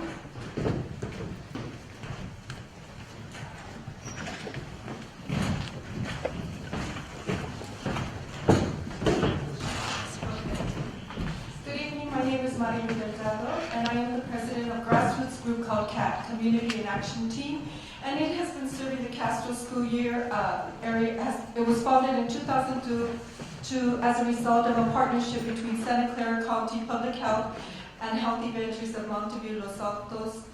The goal was to help residents of the Castro School Service area learn how to identify, address, and resolve health and personal safety problems in their school and neighborhoods. And one of the major tasks we took was initiating the cleanup of Rexdorf Park, having a bilingual program, having materials in Spanish and English, also the signage and the lights that are on Escuela and California streets, and the speed velocity. That was all a part of CAT members being involved in the community. And now with what is going on with the rents, many are having to leave. It was something that the group was able to provide in the community, a lot of diversity. Our annual neighborhood picnic, ice cream social, we did not have this year because of all the things that are going on in our community. So it's very important to look at what is going on regarding the rents and how the city council is going to support the tenants that are present here and keep our community diverse and thriving. Thank you. Okay. How many people are behind you? Way more. Okay, so you're the last. What's your name, sir? Chris Grover. Okay, Chris Grover is the last speaker. Next speaker, please. And then we're going to take a break. My name is Martin Eichner, and for 12 years I was the director of the dispute resolution programs at Project Sentinel, which included several mandatory programs and one rent control program for Los Gatos. I just thought I should at least address the concerns expressed tonight by landlords about how they won't be able to improve their properties or renovate their properties under rent control. My experience in Los Gatos was the opposite. Both the tenant initiative and the proposed ordinance tonight have provision for what's called pass-throughs. So what the pass-throughs do is compensate landlords for improving their property and investing in maintenance and other kinds of improvements for the property. And as a result, what we actually saw in Los Gatos is that landlords were renovating specifically so that they could take advantage of the pass-throughs and be compensated above the threshold limit on that basis. The other thing I would say about debt service is that Los Gatos had a debt service pass-through, we saw is that landlords were consistently refinancing their property to use it as a pass-through. We didn't feel that that was a useful procedure or that that was a useful component of the ordinance. Okay. John Hicks, please. Okay. Yes, Martin, can you speak to the situation where there have been some questions about some of the provisions that will go through, those that apply to health and safety, basically bringing it to the building code. But what has been your experience with landlords that are going above the building code, for instance, improving landscaping, painting, improving their property that's not necessarily required? That's exactly what I'm talking about.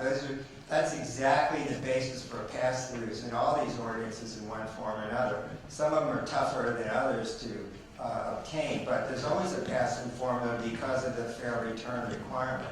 So if I'm a landlord and I put in new landscaping, or I renovate the community room, or put in an exercise room, those are all in one form or another arguably bases for pass-throughs, meaning that the landlord can seek an increase above whatever the ordinance threshold is. And one of the points, if the landlord doesn't keep the property up, that's a service reduction, and that allows the tenants to actually apply to lower the rent. So that's another incentive for landlords to keep their property in good condition, despite what we've heard here tonight. Okay, so in Los Gatos, when landlords want to either get a pass-through or debt service or some other way to compensate for their costs, do they go through a committee? No, Los Gatos is the arbitrator mediation approach that is essentially what the council's looking at tonight. That means the landlord issues a rent increase. If it's over the threshold, the tenant can file a petition to dispute the increase above the threshold limit, and the issues then go to mediation and, if necessary, arbitration. Most cases are settled in mediation, but the issue in front of the arbitrator that goes that far would be whether the pass-through is proper or not. Okay, but it's not a committee, it's not based on a committee in Los Gatos? No, it's not. And certainly not a committee that is independent of the city council? Right. And the city manager? Yes, there is a complaint-based system. Okay. We also have questions from Councilmember McAllister and Councilmember Caspizak, so you're comfortable. You're a very talented man. You could also address our trailer. So when I was home manufacturing, I'm sorry. My apologies. The debt, when I say a roof needs to be replaced, I mean, it's still, you have a car that has tires, they're running over, they're still good. Somebody wants to do something with the roof, or any kind of improvement, but they have to go out and borrow money to fix something. That would keep it in, again, with the applicable local codes affecting health and safety. Have you seen those come through and it's been a problem? It shouldn't be, because you would not seek to justify a pass-through based on the fact that you had to borrow money to put the new roof on. You would seek an increase based on the fact that you put a new roof on, whether you borrowed money for that or not. So whatever it costs you to put the new roof on, that would be the basis for your pass-through. Now again, it might or not be accepted depending on the other factors that an arbitrator or mediator or regulator looks at.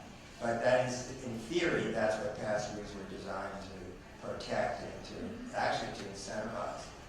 So there's this one line here that I would like to ask you. It's in the charter amendment. It says the cost of capital improvements that are not necessary to bring the property into compliance or maintain compliance with applicable local codes affecting health and safety. So that is one factor that cannot be considered based on this. So the landlord, someone mentioned, said that we'll just eliminate landscaping and have dirt because that doesn't affect health and safety. Are you concerned about that? And when you said this incentivizes people, I read this and I would think that it would incentivize landlords to improve the kitchen, put in a new oven, and so forth, or restrooms or bathrooms. Councilmember, are you looking at the tenant initiative? Yes. Yeah, I don't want to comment on a tenant initiative. I had no role in drafting it. I just looked at it like the rest of you have, so I think Melissa's back there.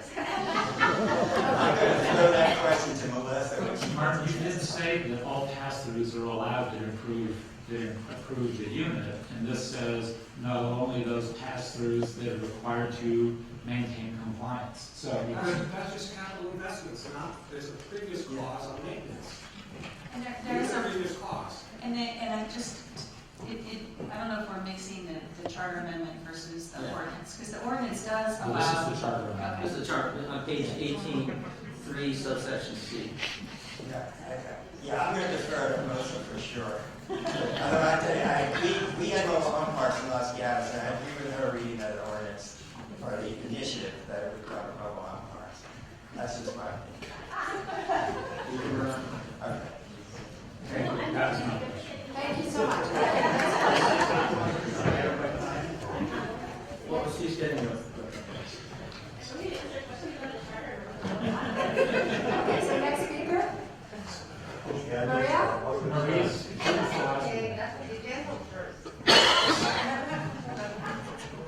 Go ahead. I think what we were talking about, what to do is look at our... Use the mic, because there are people that are listening on the web, and they really can't hear you if you don't use the mic. All right. This is Chris Grover, and I recently moved from the Chicago area, and I really love Mountain View. And I guess... Get a little closer to the mic. The council had a question on roof repairs. So I have lived at home all my life, and the last 10 years I was living in a condo. But we had assessment, and that assessment included put aside certain amount of money, and that would be then used later on, whether it's for roof repair or painting or some other things. So I think this and will apply the same thing to all the big apartment associations or the landlords. A certain amount of money is put aside, and that's take care of the future roof repairs. So that should answer that question. And the thing I wanted to talk about was some of the discussion we have been having on rate of return. So I think the rate of return is very relative. And so you look today at rate of return, you put your money safely in your savings account, and your rate of return is less than 4% or almost zero. Or you put your money in a 10-year treasury bond, it's 1.5%, 1.5%. Or you put your money for 30 years, and your rate of return is 2.5%. Or you put your money in a corporate bond, and your rate of return is about 3 to 4%. And I'm retired for the last 15 years, and I have some pension from 3M Company, and it doesn't have inflation clause, so I have been getting a zero rate of return on my pension. So, Okay, John's going to ask you one question. One question. Isn't return based on risk? The greater the risk, yes. the greater the reward you get. So when you put your money in a bank, it's very safe. Exactly. Almost zero risk. So it's the same thing putting 30-year bonds right now. That's also a risk, but you're still getting only 3.5%. That's supposed to be very safe, right? But if you buy something with more capital. Right, but if you invest right now in the Bay Area versus Detroit, so your risk is much smaller than would be in Detroit or in Louisiana or some other part of the city. Thank you so much. Okay, next speaker? I do finish the whole thing. Well, that's okay. Appreciate it. Maria? Yes, ma'am. Thanks for coming. Okay. Good evening, everybody. My name is Maria Marroquin. I came here with two purposes, and now I have another one. So first of all, just to enjoy and celebrate the great job that community did, just putting together the charter amendment, and just to enjoy the last step in our celebration, just to have it in the ballot for November election. And that is remarkable and impressive for all of us. Secondly, I came to also to express my strong opposition for the very delayed and unwanted proposal for the City Council. And now that I'm here, I learned something that really gets my attention. And I also very strongly request a response from Mr. Gardner point that he brought up, and then also for Mr. Ischetti. So I believe, and I really want to stress enough, we are very busy people, believe it or not. So we really don't have time to be just be meetings and things like that. So if this is no legal matter, so if it's something that this shouldn't be, please let us know. So we really want to do things that are meaningful and really value our time, the same members. I hope it's clear my point. Thank you. Next speaker. Good evening, my name is Serge Bonds, Ontario resident since 1989. I have plenty to say, but both Ballot, especially 8.1, but probably a lot of French will be Ballot, so I'll keep it brief. What I want to talk about is about transparency in the process and democracy. On one hand, there is something that has been requested by dozens of people who came to council and plead for some rent stabilization. Something that has been signed and petitioned by thousands of residents in Mountain View. Something that's as clear for the county and something that should be put on the ballot with a language that has been visible by everybody for months, for better or worse. I think you have a duty to pass it and to put it on the ballot, and it shouldn't be mixed with the other stuff. But 8.1 is an ordinance that's still in draft form. It was released on Friday, kind of put together in the last minute. Some changes have been made, apparently. More changes will be made. And no matter what you pass, nobody here, including at this table, would have seen the text of the ordinance that you want to put on the ballot. That's not proper governance, and I don't think it's proper democracy. Thank you. Next speaker. Again, my name is Melissa Morris. I'm an attorney at the Law Foundation in Silicon Valley, and I know I had the opportunity to speak earlier in response to Councilmember Siegel's question regarding mobile home parks, so I'll be very brief in my comments. Excuse me. The Law Foundation of Silicon Valley represents tenants and mobile home park residents throughout Santa Clara County, including tenants and mobile home park residents in Mountain View. And we strongly support the charter amendment. We stand together with the Mountain View Tenants Coalition and the over 7,000 Mountain View residents who signed the charter amendment. And we urge you not to put a competing ordinance on the ballot this evening. As an anecdote, even though I know anecdotes by themselves don't prove anything, so several of the previous speakers have talked about living in rent-controlled housing. I've also lived in rent-controlled housing. When I first began my career, and I was working at a nonprofit, and my partner was in graduate school, I lived in rent-controlled apartments in both Berkeley and San Francisco. And we were responsible tenants. We had landlords who were responsive and took care of the property. And we had neighbors who were long-term residents of our neighborhood and community. And I appreciated that as someone who didn't have really any disposable income, that I could have some stability in my rental housing. And I'm happy to answer the questions that were asked earlier, although I would like to have them repeated if folks have questions about the charter amendment. Okay.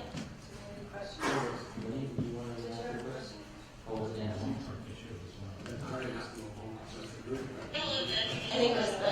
Well, there's, okay, so the debt ceiling for, and I think somebody put it as, you just do it as an expense. I think Martin passed on it.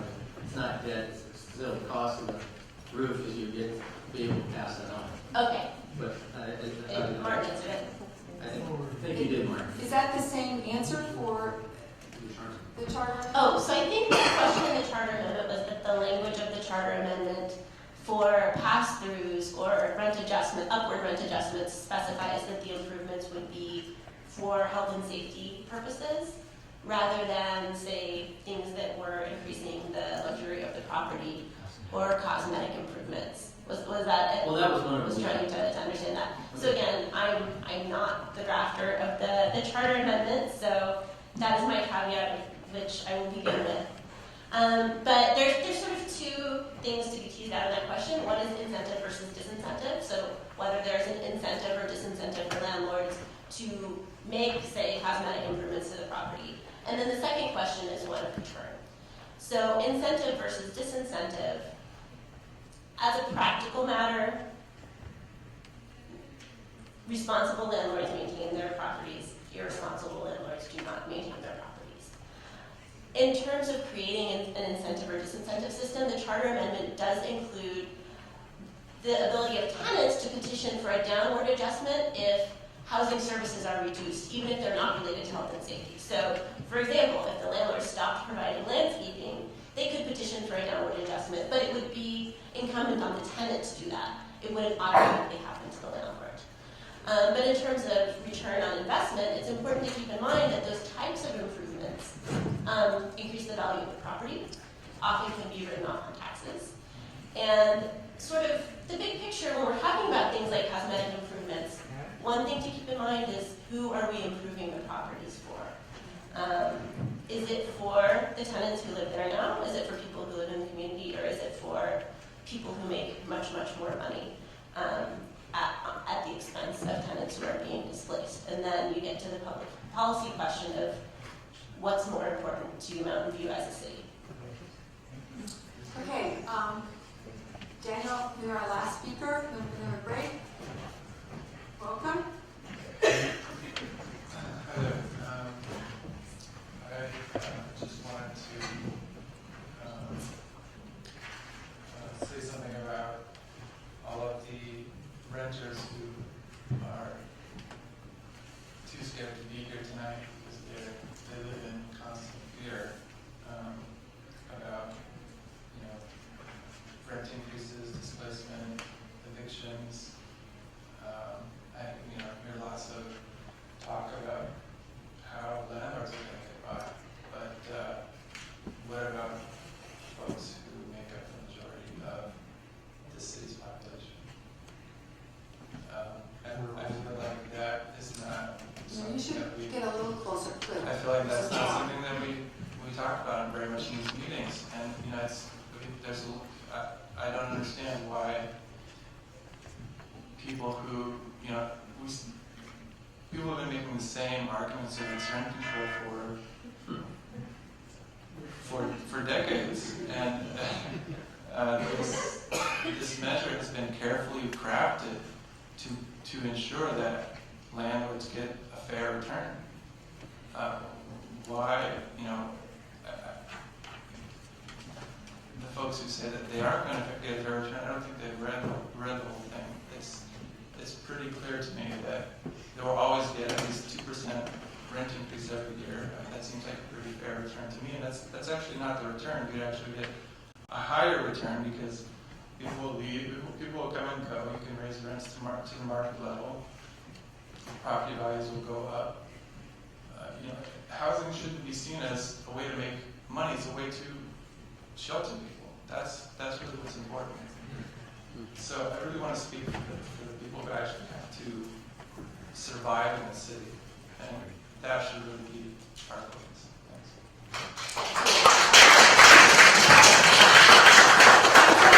We've heard from lots of people tonight, which is great, and now we're going to have a 15-minute break. So please take a break.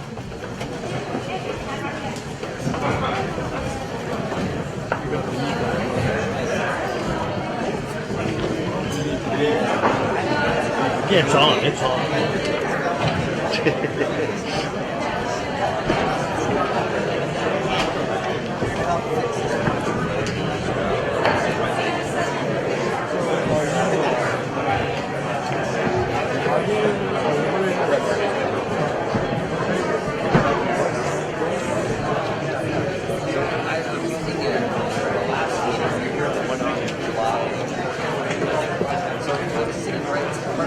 And there's an outlet right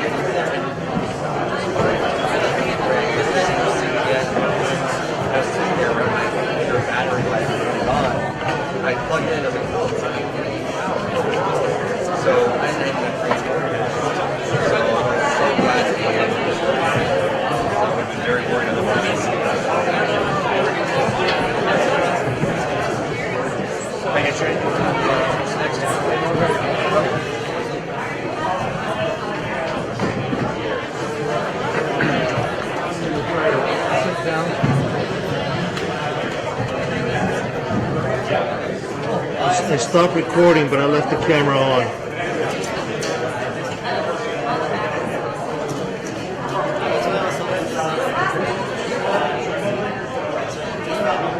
With this thing on my knee crawling underneath, messed it up. Oh, bad. Probably broke skin again.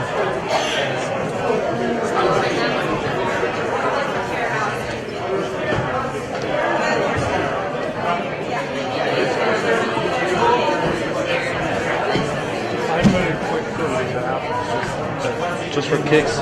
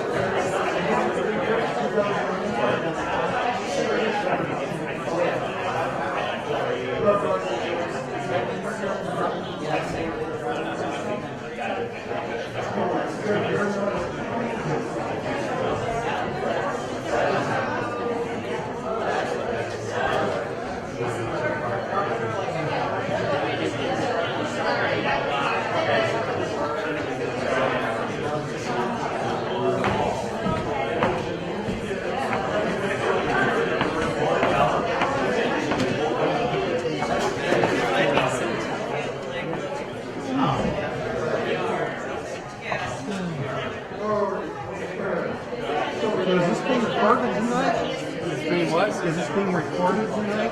Yes, it is. It's actually live streaming on YouTube. Oh, okay. And it is also showing live on channel 26 on Oh, okay. Yeah, like this. And recorded both here and there. You're standing in front of the camera. Oh, that's where it is. You're live now. Yeah, no, that's all right. So what's up, Rick? you got the stream? It's a huge delay though. Watching it on YouTube. Yeah. Like about a 30-second delay or something. think it's funny that both me and Andrew that are working with Shell, we like So, which is your day job then? my day job, I just retired from my day job as an officer. This is my new career. Okay. Is it volunteer or do you guys actually? Okay. How do you like that? It's interesting. I'm kind of the old guy in the block, you know. Most of the people that work there are in their 80s, 30s, 40s. I'm in their 60s. Well, I see that so we're in Tampa every day. So it's kind of interesting to be, very places, right? You know, like, if it ever comes out of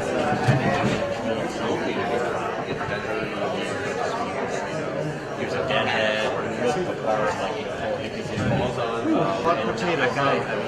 That's so much gumption. I mean, I can see both sides. I still see like documentaries on that side. It was really a cool thing. He actually was rather inspiring. Yeah.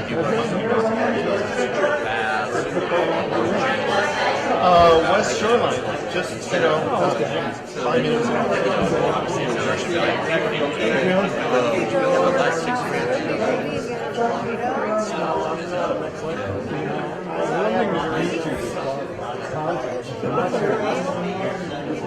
Yeah, it's true. It really is. Oh.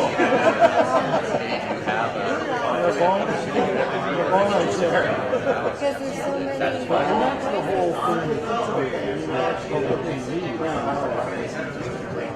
Most of our programs are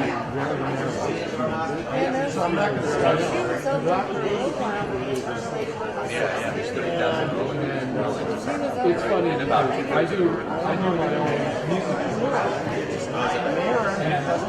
I used to have closing credits, contact me. I do. One comment. No, but she was the one that said it. Oh, wow. Now, I put them up on YouTube.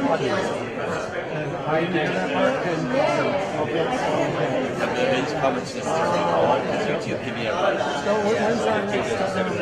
I have only had two comments. And then you have a quick answer.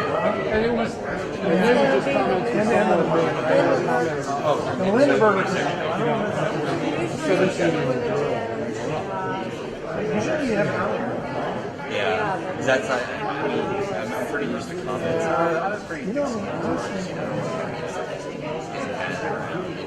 last time I searched people out there on social media like that. Yeah, sometimes I get a question for YouTube that read about, like people like to put maybe it's just a lower denominator or something, project folks out there, but you give them an outlet. I find that Facebook. The cool thing, the nice thing about that is at least it's not, there's no anonymity. You just have to post something and have something. People have to be tied. Don't think about that real account. Twitter, not really so much. Yeah, whenever. Oh, yeah. They can just like do something active and everything. There are a lot of comments that people are blind to social. Exactly.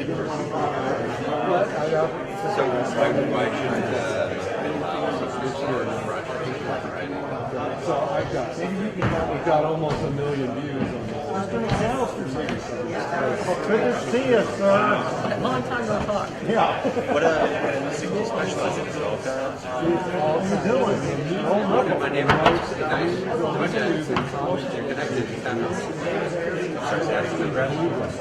I think it has to do with they don't have as many outlets that they'll put ways of sending the music. Particularly when there's a music. That's why it's not together. It's tough. One of them is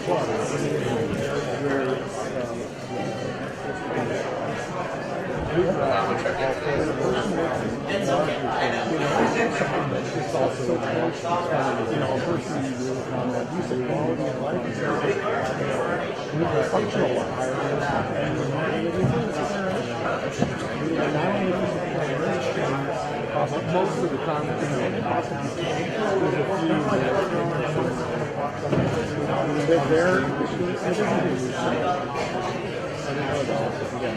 you actually invite on like 60% IMI or oh, really? I started out by putting in advertisement as singer-songwriter. West Coast Songwriters Association. And after that, I and it kind of, yeah, it's snowball sort of. Are you a fan of Harley Street? Are you a fan of Harley Street? Yeah, you should go see many million. It's a little bit it's crowded, very crowded. They don't usually crowded.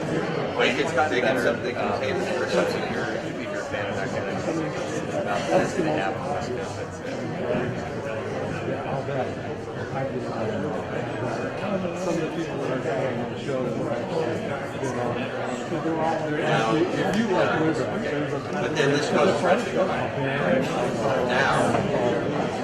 Well, I mean, it's a new substitute that's going to cause the amount of money that was it's a college tuition. The dad, the bass player, teaches music at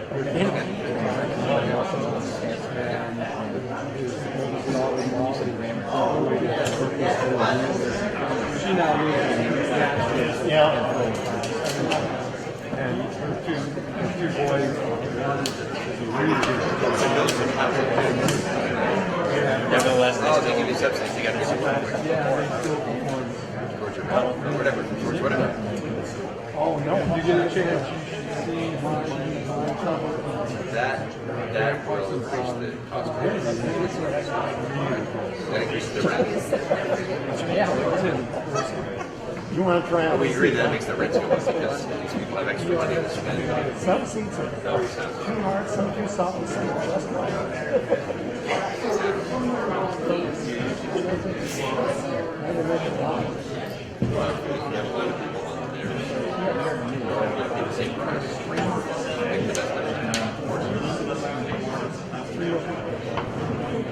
Oh yeah, that's not one of the set of protected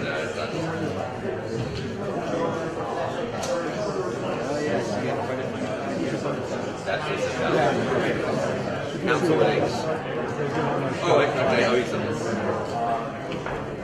Molly's been on this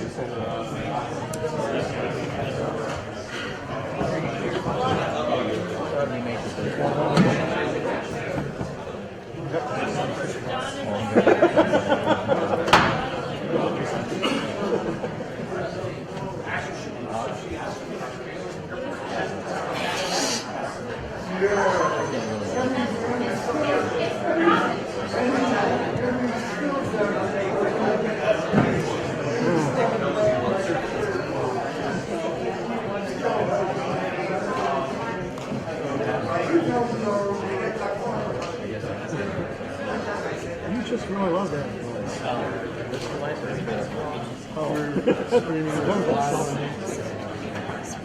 And it's also sort of live each other. All right, back to work. Back to work. Back to work.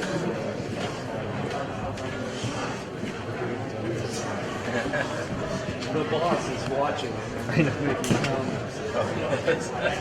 Telling you to stop. Yeah. Do this, do that. Yeah, exactly. Telling him not to raise the roof.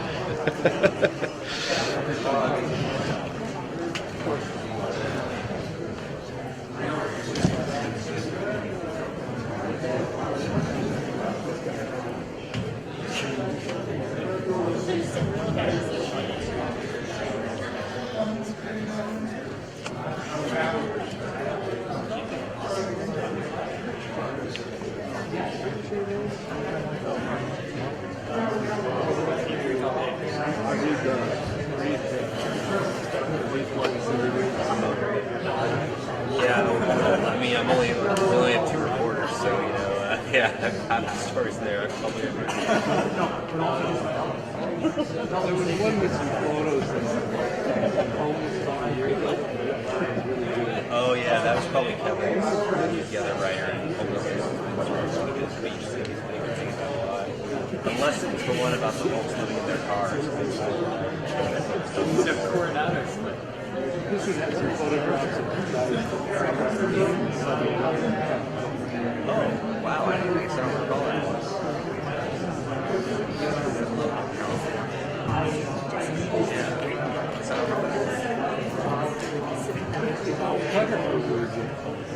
Yeah, Michelle.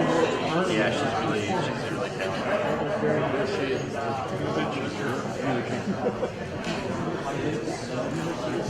It's funny because, you think about, how great it is to win an award, first place award, and, statewide competition or something.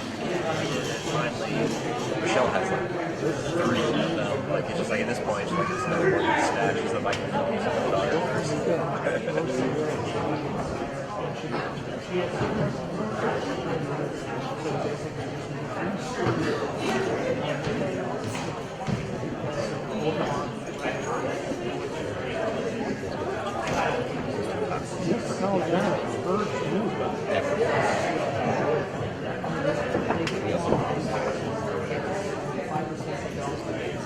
It was in the debate class. Kind of like the same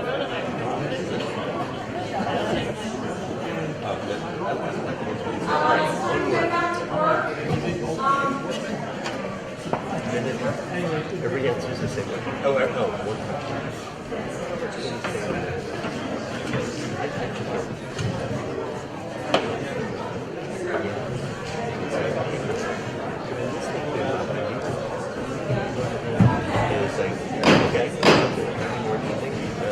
Bring this back in session. So now we've heard the staff reports and we've heard a lot of public comment, and we have a number of actions that we need to take tonight before we go home. I think it would be a good idea to start with 7.1 and work through those, and then just go through 8.1 after that. So I have a series of questions here that we need to work through, and the first one is, should the city attorney, is that what's up there? Oh, okay, we can't see the screens. Go ahead. Okay. Slide 16, okay. All right, slide 16. Okay. All right. So, all right. Should we have comments? Do you have comments? Okay. Councilmember Siegel?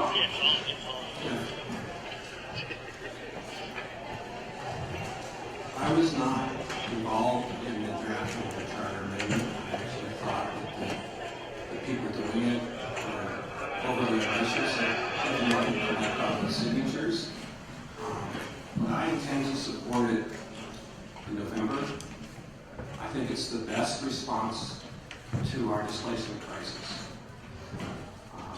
I think a lot of people were talking about how rent control, whether it be either measure, might ruin apartments. I don't think they read either measure carefully, and I don't think that the recent history of apartments, whether it be the Bay Area or across the country, bears out the notion that rent control leads to poorly maintained apartments. My daughter has lived in apartments in New York City and Sunnyvale, none of which have been rent controlled, and all of them have a leaking bathroom sink. There are plenty of places that aren't well kept up. So you can't blame it on rent control. With vacancy decontrol, property owners still have an incentive to keep up the property, because even with rent control, we're going to have turnover here and now. So once again, I will be supporting the charter amendment in November.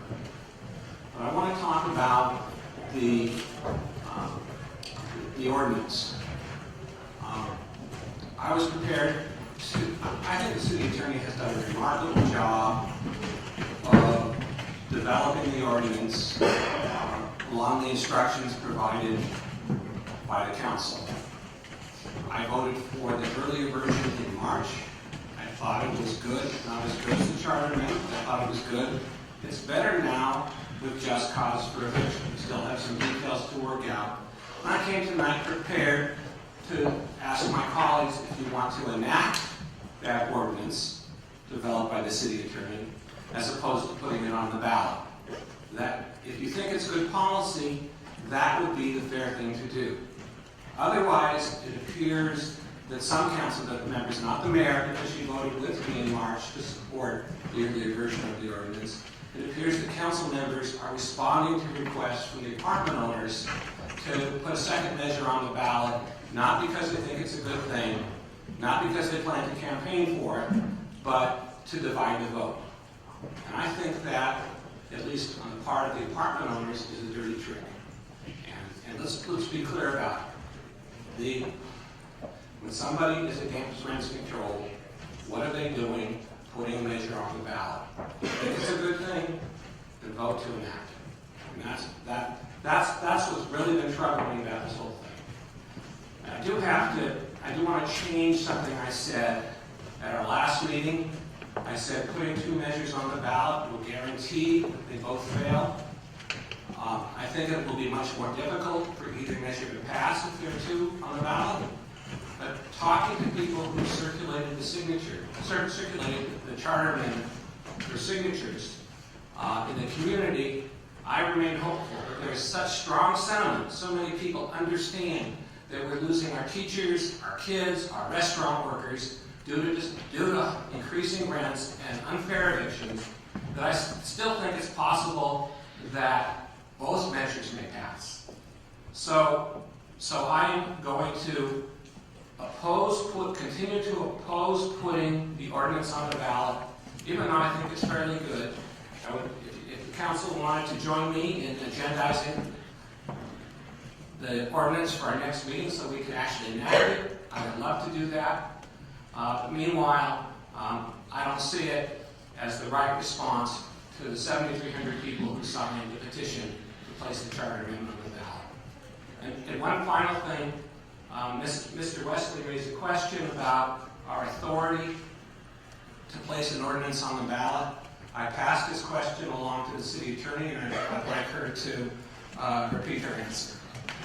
Sure, I'm actually happy to clarify what I said earlier too. You can't introduce that ordinance tonight. That's based on how the agenda was set up for this evening and the description that's contained therein. And that was the first question Mr. Piscetti had. The second one is that the city of Mountain View obviously is a charter city. That's why there's a charter amendment, and it can make its own rules about elections. And the city of Mountain View did not, in the charter, make any specific rules and regulations. Instead, it agreed to follow the elections code.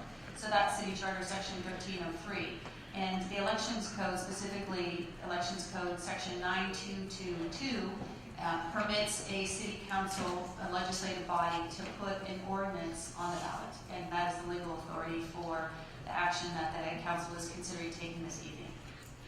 So the elections code specifically authorizes you as the legislative body of the city of Mountain View to submit an ordinance to the voters. Okay, thank you. Thank you very much. I would like to sort of respond to my colleague a little bit here. Basically, the Tenants Coalition has really done a huge public service by organizing and bringing this ballot measure forward. I think we all agree with that. The need for rent protection is very real. Without your efforts, we probably wouldn't be considering either of these ballot measures. Both ballot measures share many characteristics, which makes sense, as they are both designed to meet the same goal, which is to provide a balanced system of renter and landlord protections for the city of Mountain View. They both include just cause eviction, limit rent increases. They're both complaint-driven, which is very different from traditional rent control. They both allow landlords to bank some of their increases, although the Tenants Association allows a higher rate of banking. And they allow complaints about a variety of issues. So I think these similarities are really intentional. And in a sense, they are an honor to the work that the tenants have done. And we also build on the good work that the staff did and presented us in March that it's true, we didn't follow through with it. But the circumstances are different now. And that's what we're responding to. We're responding to different circumstances. And, I think it's interesting how all of these discussions, everybody is sort of jumping to the conclusion that what the motivation is. I just challenge all of you to, and all of us, to understand that we really know what's the motivation in our own heart. And you don't really know what's the motivation in your neighbor's heart. And just remember that. I don't know what exactly your motivation is, but I know what mine is. And I can tell you what mine is, and you can believe me or not. But I think that, we're all neighbors. And we've all lived in Mountain View a long time. All the people that are here on this council, we all care about this community greatly. And we're going to continue to live here a long time. So, this is not, we're not some, outside force that's coming to, to change things. We think that, we're crafting what we think, or at least what I think, is a better methodology. And, it's an honest difference of opinion. And those are healthy. And we should be discussing them. It's very important to discuss why we have differences of opinion, what they mean, how we think they should work. But I think that it's also important for us to try and get away from the, you're doing it because, as if everybody knows what everybody else's motivation is. We don't really know that. So anyway, moving forward, I'm going to get back to the list of questions we have here, and let's work through those. We've had a staff presentation on 7.1, and the first question is really, should the city attorney prepare an impartial analysis? That is standard practice. Does anyone disagree with that? Okay, so do I see thumbs up to do that? Okay, all right, the city? This is on 7. This is on 7.1, yes. I'll tell you when we change to 8.1, okay? Then the second question is should someone on the council write an argument against this? And one of the things that is in our voter pamphlet is under each item there is an argument for and an argument against, and there's a rebuttal on each side. That's how the pamphlet is sort of constructed. And so since this is going to go on the ballot, it will need to have arguments pro and con. And presumably, the Tenants Association is writing the pro, and so we probably should be writing the con, or some of us should. So, is there agreement to do that? Okay. Yeah, I just for the record, I want to say that if asked by the Tenants Coalition to sign their argument in favor of the charter amendment, I will sign it. And in addition to who writes it, I understand that each argument can be signed by 5 individuals. So that's in addition to who writes it. Okay, so do I see any volunteers who would like to write the ballot initiative? The argument against it. I would volunteer to be part of the team. I don't know if it's strictly council or you want to have someone else besides the council, and at least draft. Yeah, so you and... I'm happy to assist with it. I'm not sure I should do the first draft, but I'm happy to kind of help review it and make it easy. In terms of numbers, or we can work on it together. What's the, I don't know how many we have. I think the mayor should maybe create an ad hoc committee. It sounds like everybody's probably interested in it, and maybe we should just. Okay, all right, I'll create an ad hoc committee then of no, vice mayor isn't a good candidate because this is due on Monday, August 15th. And he's not coming back from vacation until that day, so. So I'm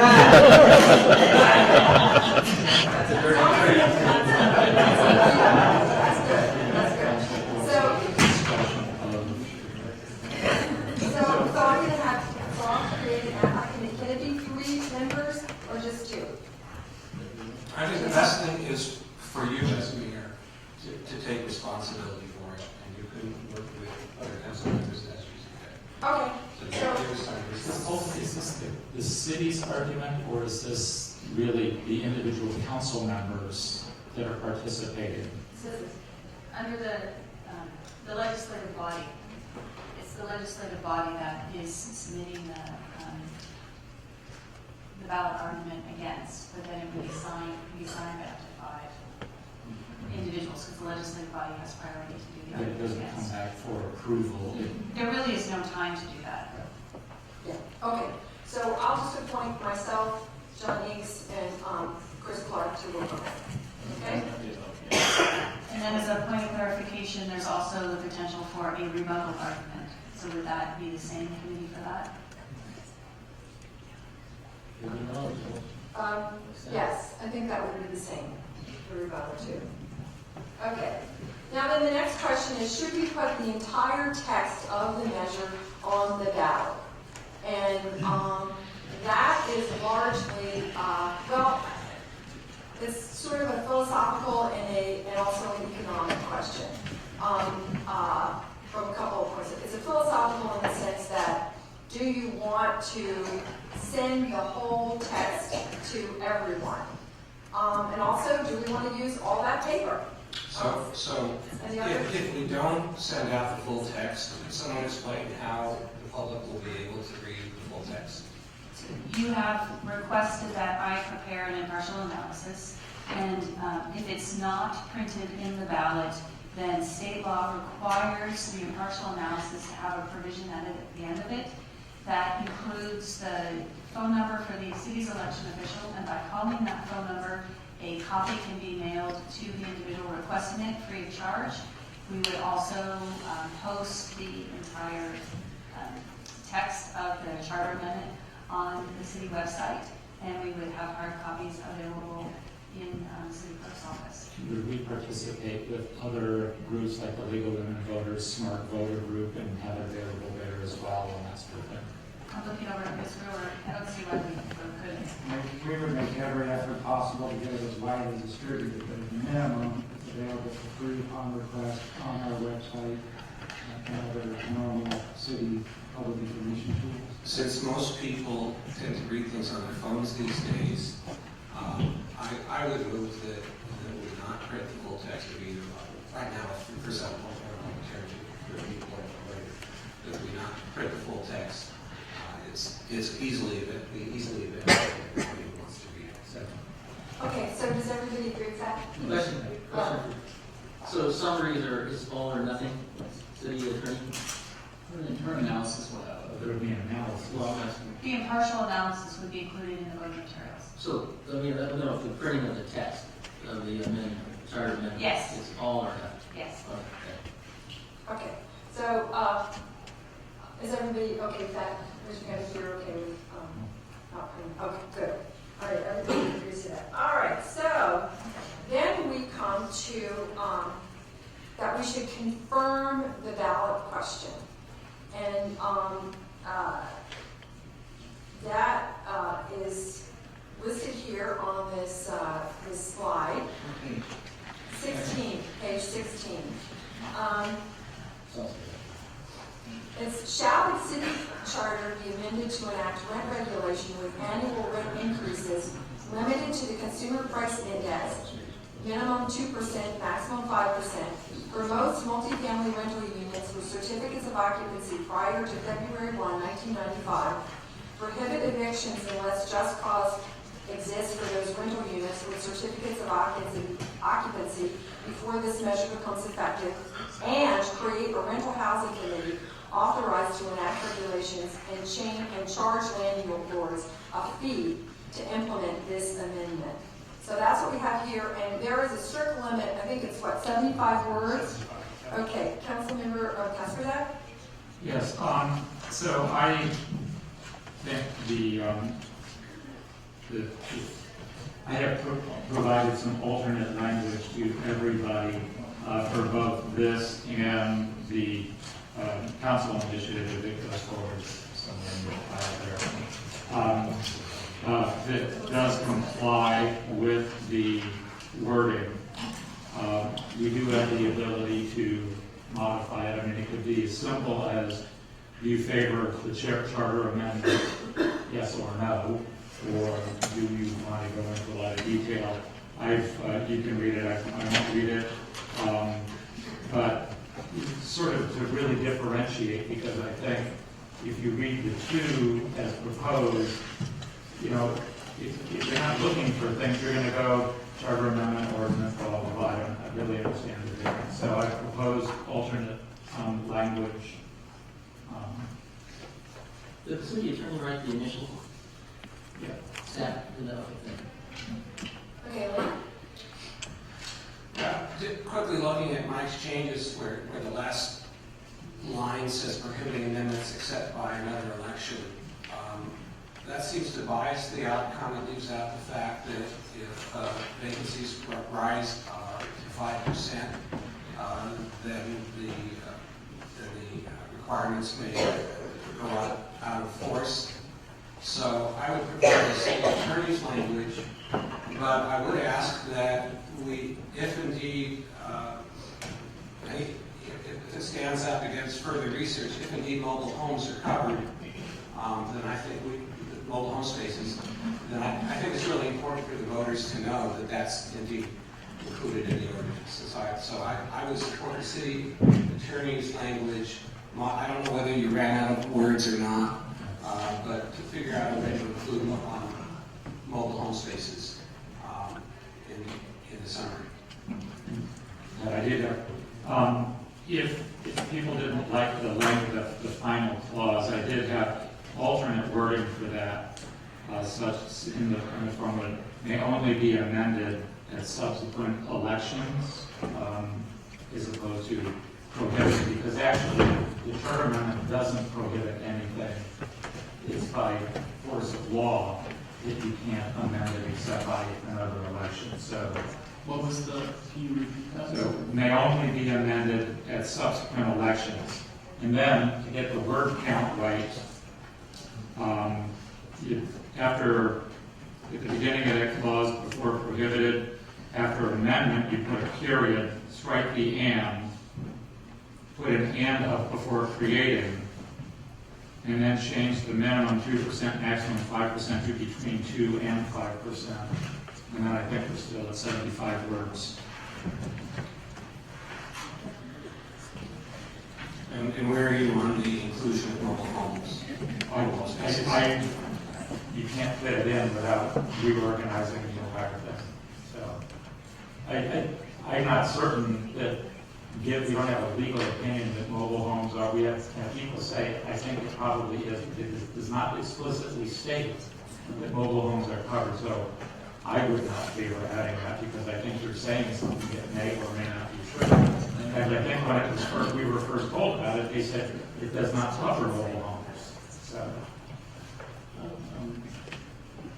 So I like your language. I was going to suggest, I think one of the criticisms is they're just trying to muddy the water and confuse people. And I think we should, I like the idea of very clear delineating the two. Like, here are the differences between the two. You have the choice. The whole point of this is that you have the choice between, do you want the most tenant protections, or do you want the middle ground, or do you want nothing? And so what I was going to suggest was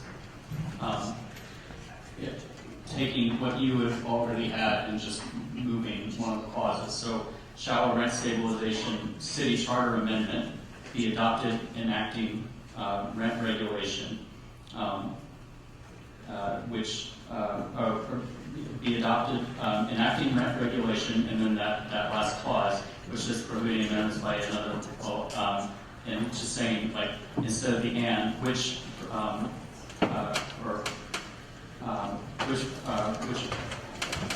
prohibiting amendment except by citywide election, so you say the word there, and then everything else. Because that really distills it. I mean, not everyone reads to the end, and I think the major difference that we talked about from the very first, from the outset, was that one can only be amended by citywide election, and Councilmember Siegel brought up that yes, there might be instances where it changes, but that's not an amendment.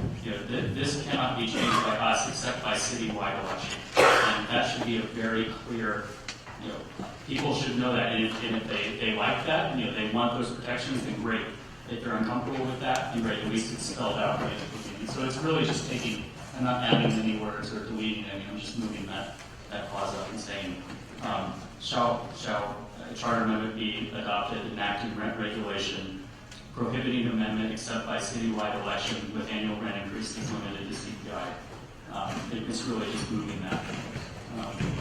Because otherwise, people are going to get halfway through this and throw up their hands and wonder what's going on. So might I suggest that while we move on to other stuff, maybe you write it out? Yeah, of course. The way you want it, and deciding the language? Yeah, of course. Because Okay.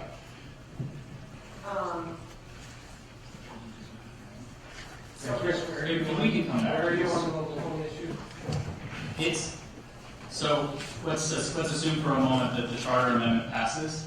It's very unclear whether or not it applies to mobile homes, whether the advocates will probably say yes. I would guess that there are folks who will say it doesn't, and it's inevitably going to end up in court either way. And so I think to say something in a question that misleads people to think that it clearly does cover mobile home parks or mobile home spaces, I think is misleading. Just as I think it would be misleading if we were to say that in our text and not change it to clearly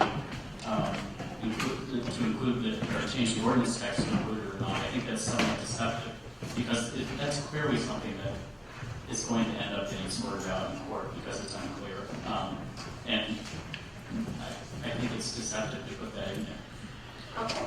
All right. So I think having you write it out is a great idea, and you can read it to us, and then we will vote on it.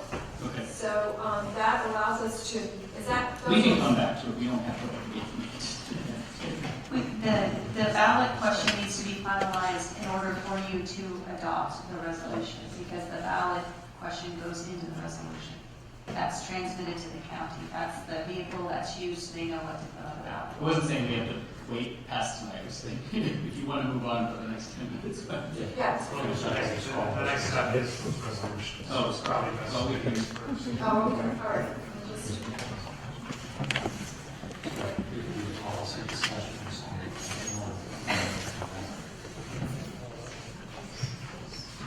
Will be best. Yeah. I think he's pretty fast. Chris is right. He's right. The old-fashioned way, our technical It's better that way. I'm sure you do.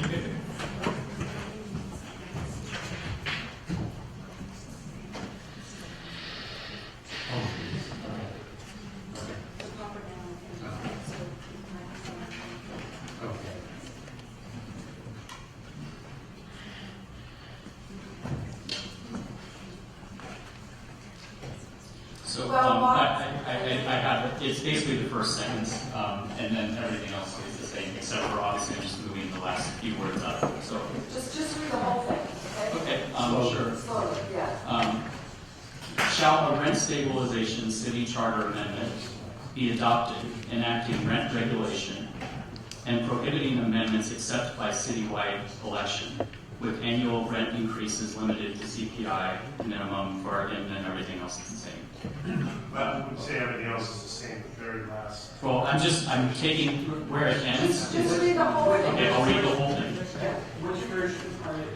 I'm using my, it's TC initiative. Okay, so just I'll just read the whole thing. Shall a rent stabilization city charter amendment be adopted enacting rent regulation and prohibiting amendments except by citywide election, with annual rent increases limited to CPI, minimum 2%, maximum 5%, for most multifamily rental units built before February 1st, 1995, prohibiting evictions without just cause for rental units built before this measure becomes effective, creating a rental housing committee authorized to enact regulations, hire staff, expend funds, and change landlord fees to implement this amendment.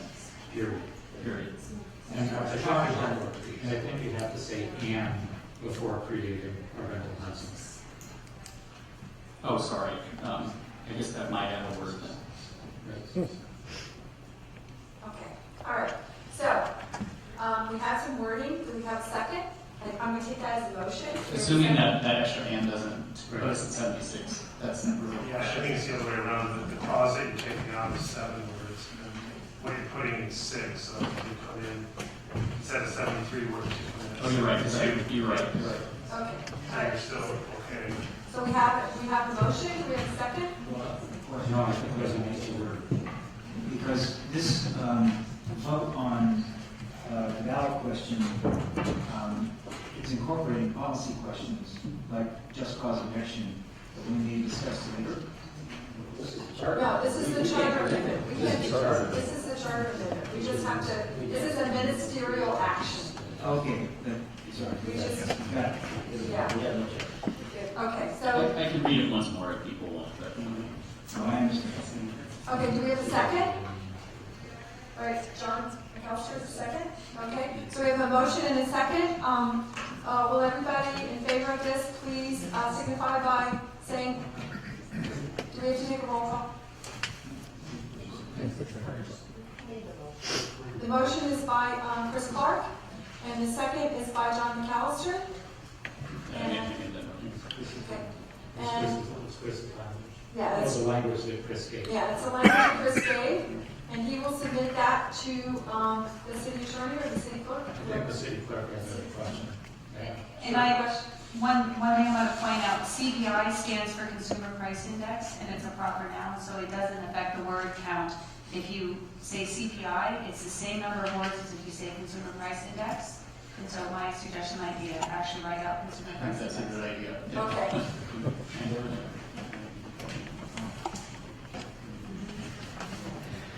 Yeah, because they have very funny rules at the Registrar of Voters about what's a word. And you can. And if we're a word short, you can say the consumer price index if you want. Chris, in the first, where you pasted in the thing, Yeah. was it rent regulation, comma, and prohibiting, or just prohibiting amendments? I moved the and up. So, shall a rent stabilization city charter amendment be adopted enacting rent regulation and prohibiting amendments except by citywide election, comma, with annual rent increases limited to the consumer price index, minimum 2%, maximum 5%, for most multifamily rental units built before February 1st, 1995, and then so on and so forth. Okay, all right. So we have a motion and we have a second. So it's time for a vote. So everybody who's in favor of this language as read by Chris Clark, please raise your hand. Okay, so Mike, are you voting? Oh, yeah, sorry. Okay, so that passes 5-1. Oh, but then he raises his hand. Did you raise your hand? We You're got it. voted out? Okay. I just came from a convention where it was a question we were going to get with votes. That was a democratic convention. Okay. All right, so that does put the, that ends our work for. Oh, now we have a resolution. So. Oh, good resolution. So look at slide 17, actually has the actual motion that you need to, and it should actually say adopt in both 1 and 2. It doesn't say adopt. I move that we adopt a resolution of the City Council of the City of Mountain View accepting the Santa Clara County Registrar of Voters certification of sufficiency of the Community Stabilization and Fair Rent Act Charter Amendment Initiative Petition to be read in title only, further reading waived. And 2, adopt a resolution and order of the City Council of the City of Mountain View calling a general municipal election and ordering consolidation with the statewide general election for the purpose of submitting to the voters a proposed initiative measure entitled Community Stabilization and Fair Rent Act Charter Amendment, and authorizing the city clerk to contract with the County of Santa Clara for services to be formed in connection with the statewide general election to be held on Tuesday, November 8, 2016, and related actions to be read and titled only for the reading later. And just to clarify, the resolution has been amended to include the language that you just discussed, the ballot question. Second. Okay, we have a motion and we have a second. Any discussion? I'm just very happy that we've gotten to this point and call for the question. So everybody, please raise your right hand to vote for this. And this is vote right.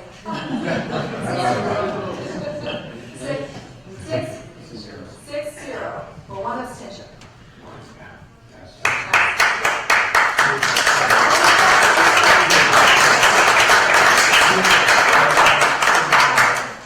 All right, so now we're going to move on to 8.1. And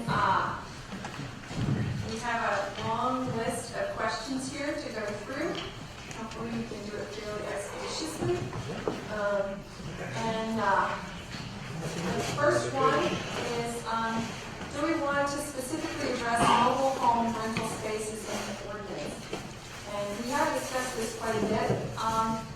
Part of the argument to do that is the idea that there's certainly a big need, but part of the argument to not do it is that it is on our work plan for a study session in September to come forward to deal with it. And so whether this passes or not, we are going to be working on it in September because we know that it is a huge community issue. So, Councilmember Siegel, please raise your hand. Yes. So I've been to a couple meetings at Santiago Villa. People in mobile homes who can't easily move are really being hurt by rent increases, and I think we should include it. I guess given the process that we've been through all along, once the council is no longer under the gun and there's no initiative to force them to take action, I guess I don't believe that the majority of council members are going to support any form of rent control. So I think we should include it. If you want to leave it up to the voters, I think we should leave it up to the voters and include it in the commission. So I want to just provide a couple of comments because I know I went through a whole presentation and we've had a lot of issues. And just circle back to the reason that I'm making this request. First and foremost, rental unit is defined in a manner that would not cover mobile home space rentals. And my suggestion to clarify that it doesn't include it is really just to avoid any confusion,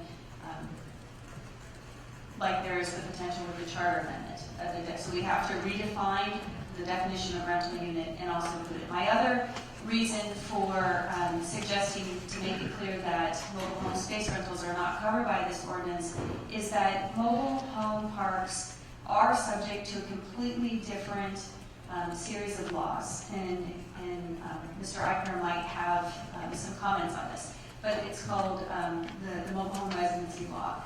And there are already some just cause eviction protections in place under state law. There are 7 reasons why the management can evict the owner of a mobile home from the space. That's another distinction, is that the individual living in the mobile home typically owns their mobile home and rents the space. And so that's different than a tenant.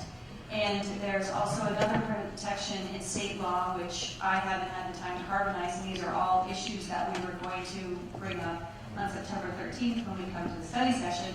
The other one is, for example, there are protections that having to do with the length of the lease. If a tenant has a 1-year lease, there is some special protection.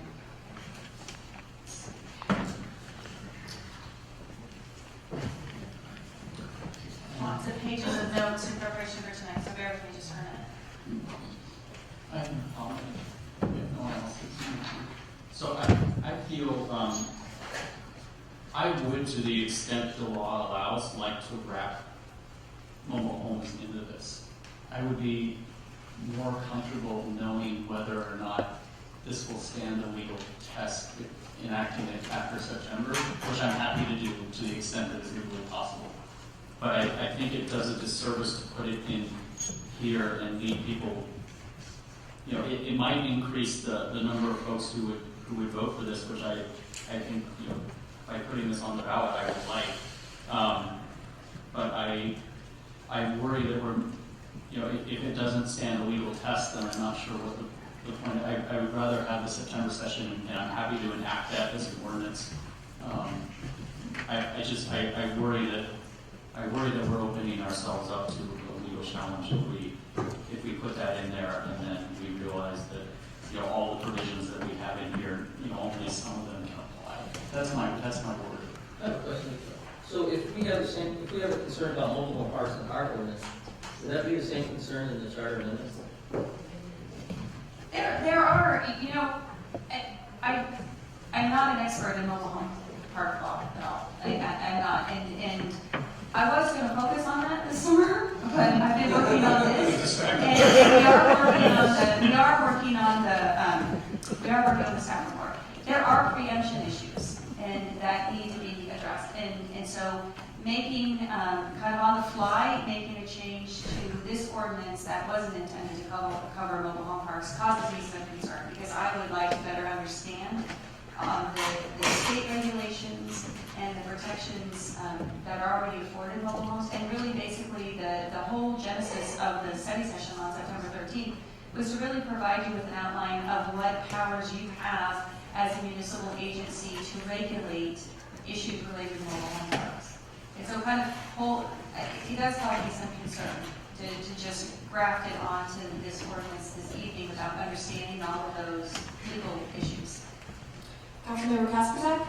Yeah, we haven't really been discussing mobile homes as part of this issue, or even during the course of the discussions this spring. I would not add it here. Like we said, it could be added to the ordinance if it passes, or the council could adopt an ordinance at a later time if the council felt so compelled. But I think it really, given the uncertainty of the city attorney at this point and the differences in law, I would not add it in here. Okay. All right, does anybody want to make a motion about adding it or not I would move that we not include mobile home in the definition. I'll second that. Okay, so, yeah, I think all right, so all those in favor of not including it here, raise your hand, please. Okay, all those opposed? Okay. Just like someone with Lindy, though, I think we need to address it. I mean, because a rental is a rental. And if we're going to do that, we need to be across the board and protect all forms of rentals. Maybe not at this time, but I think we should. One of the arguments for the ordinance version is that at that time the campaign for it said it is legally sound. You know, it's going to stand up to challenges, whereas the charter amendment, you know, there are all sorts of, you know, deliberate but, you know, ambiguities that will ultimately end up in court if it passes, which is fine. But Are you promising that the apartment owners won't take the ordinance to court?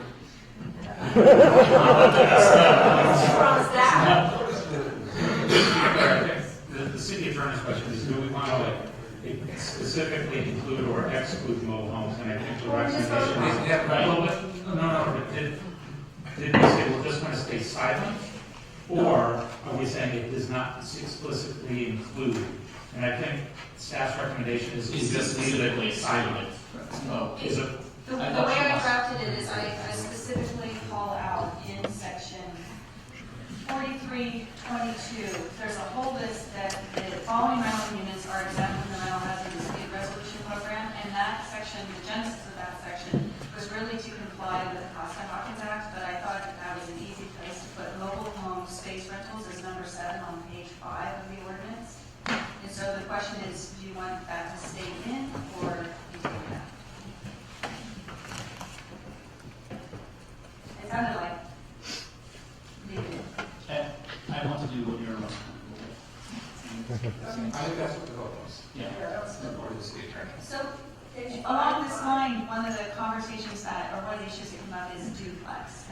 And I was asked, you know, the way that the rental unit definition is, it doesn't include a duplex. But this is another opportunity to add a number 8 and put duplex there. Do you want that in there? No, duplexes. say more than 3 units, I mean, that's obviously excludes duplexes. Yeah. Okay. There was one other paragraph that was a little vague. I can't remember what that is. We'll come to you. Okay, so the second one is the ordinance is silent about the inclusion of debt service in consideration of a landlord's reasonable rate of return, but it's implied that debt service is excluded. And we want to specifically address this issue. Now that did come up in the deliberation earlier. And where is the debt services? Would the debt services discussion be, Jandy, on the ordinance? So that would be in section 4326, factors determining the reasonableness of the rent increases. So should debt service be a factor that the arbitrator could consider in determining whether or not the rent increase is reasonable? And if you look at that on page, the list of factors is on page 10. And it was not currently included. Well, so right now, an arbitrator, and this might be helpful now, Mr. Eichner, I mean, his experience as an arbitrator, and I will. He assisted me in drafting this back in March. So, for example, an arbitrator could consider the history of capital improvements, maintenance and repairs, operation and maintenance costs for the rental unit, including verified expenses. So the landlord can make the argument to the arbitrator that those costs should be considered. Does that include debt service? If they take out a loan to make a capital improvement. Likewise, an E, increases in landlord costs due to necessary upgrades or verified significant renovations incurred in the 12 months prior to the rent increase. So those are landlord's costs. Do you consider the debt service to be a landlord cost? Councilmember Siegel. When I managed apartments over on Mountain View Avenue back in the 1970s, I had 2 landlords. One was a good landlord and kept the rents pretty stable, and the other one was people who basically traded properties every 7 years.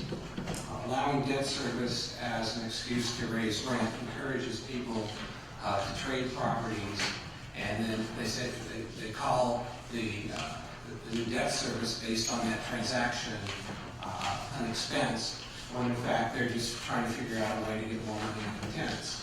It's a major loophole. That's why other cities are eliminating it.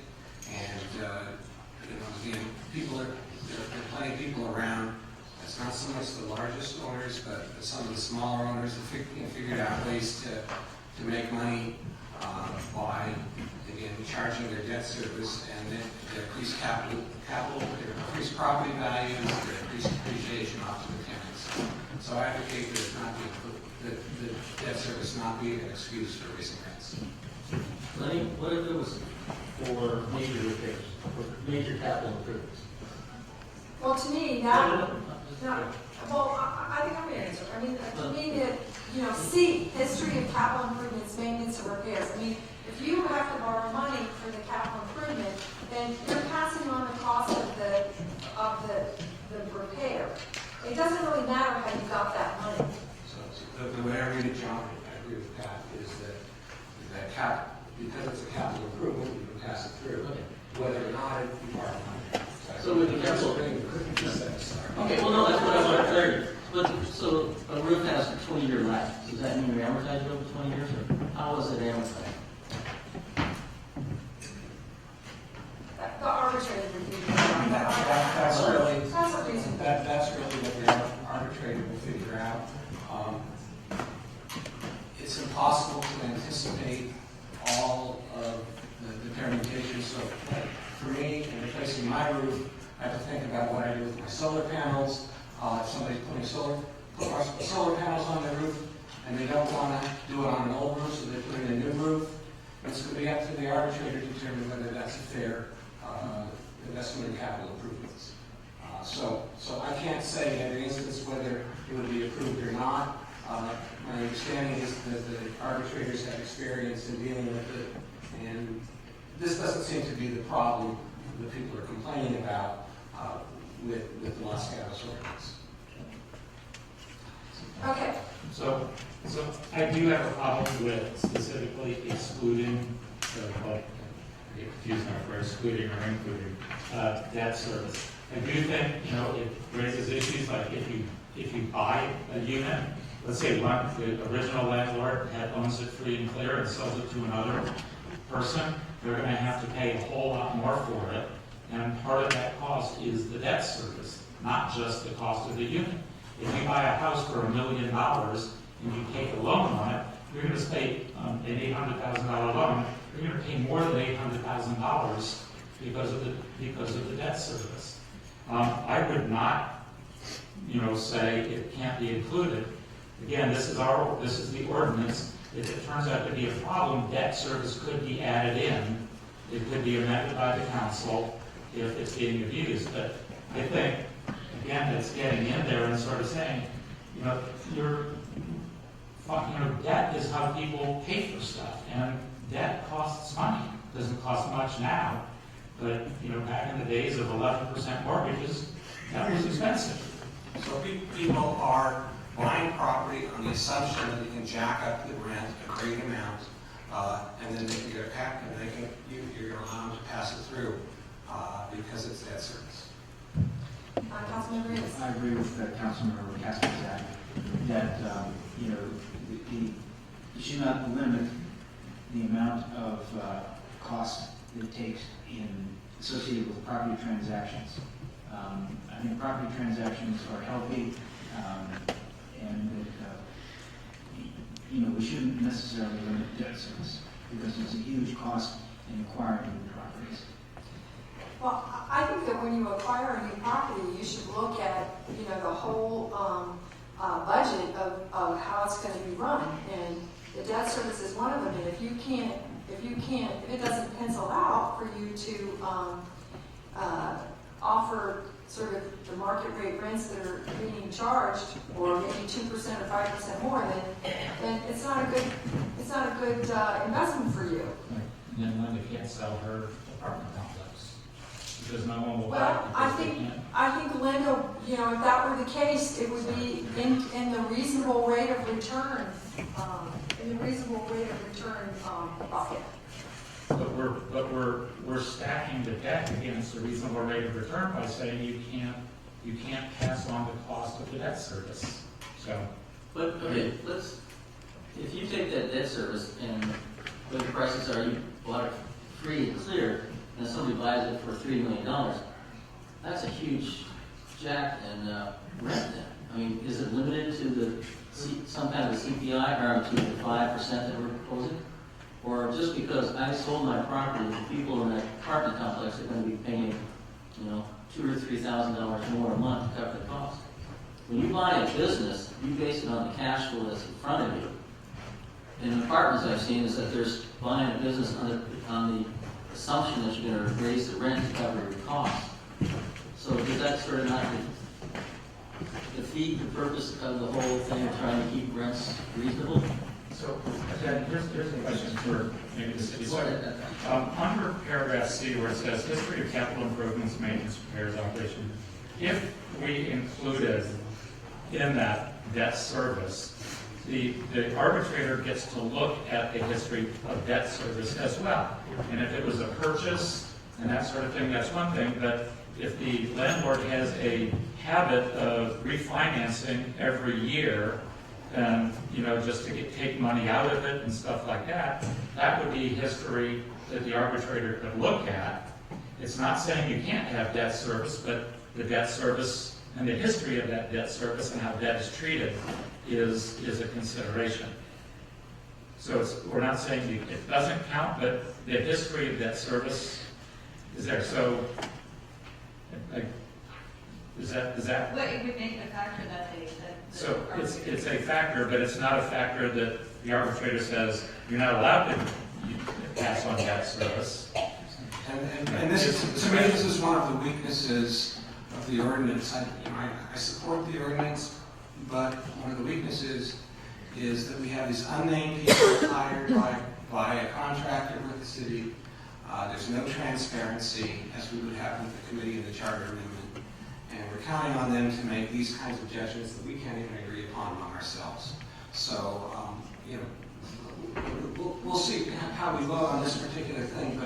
But At the last meeting, Mike, you made the argument that what if we have a road committee member and we can't control it?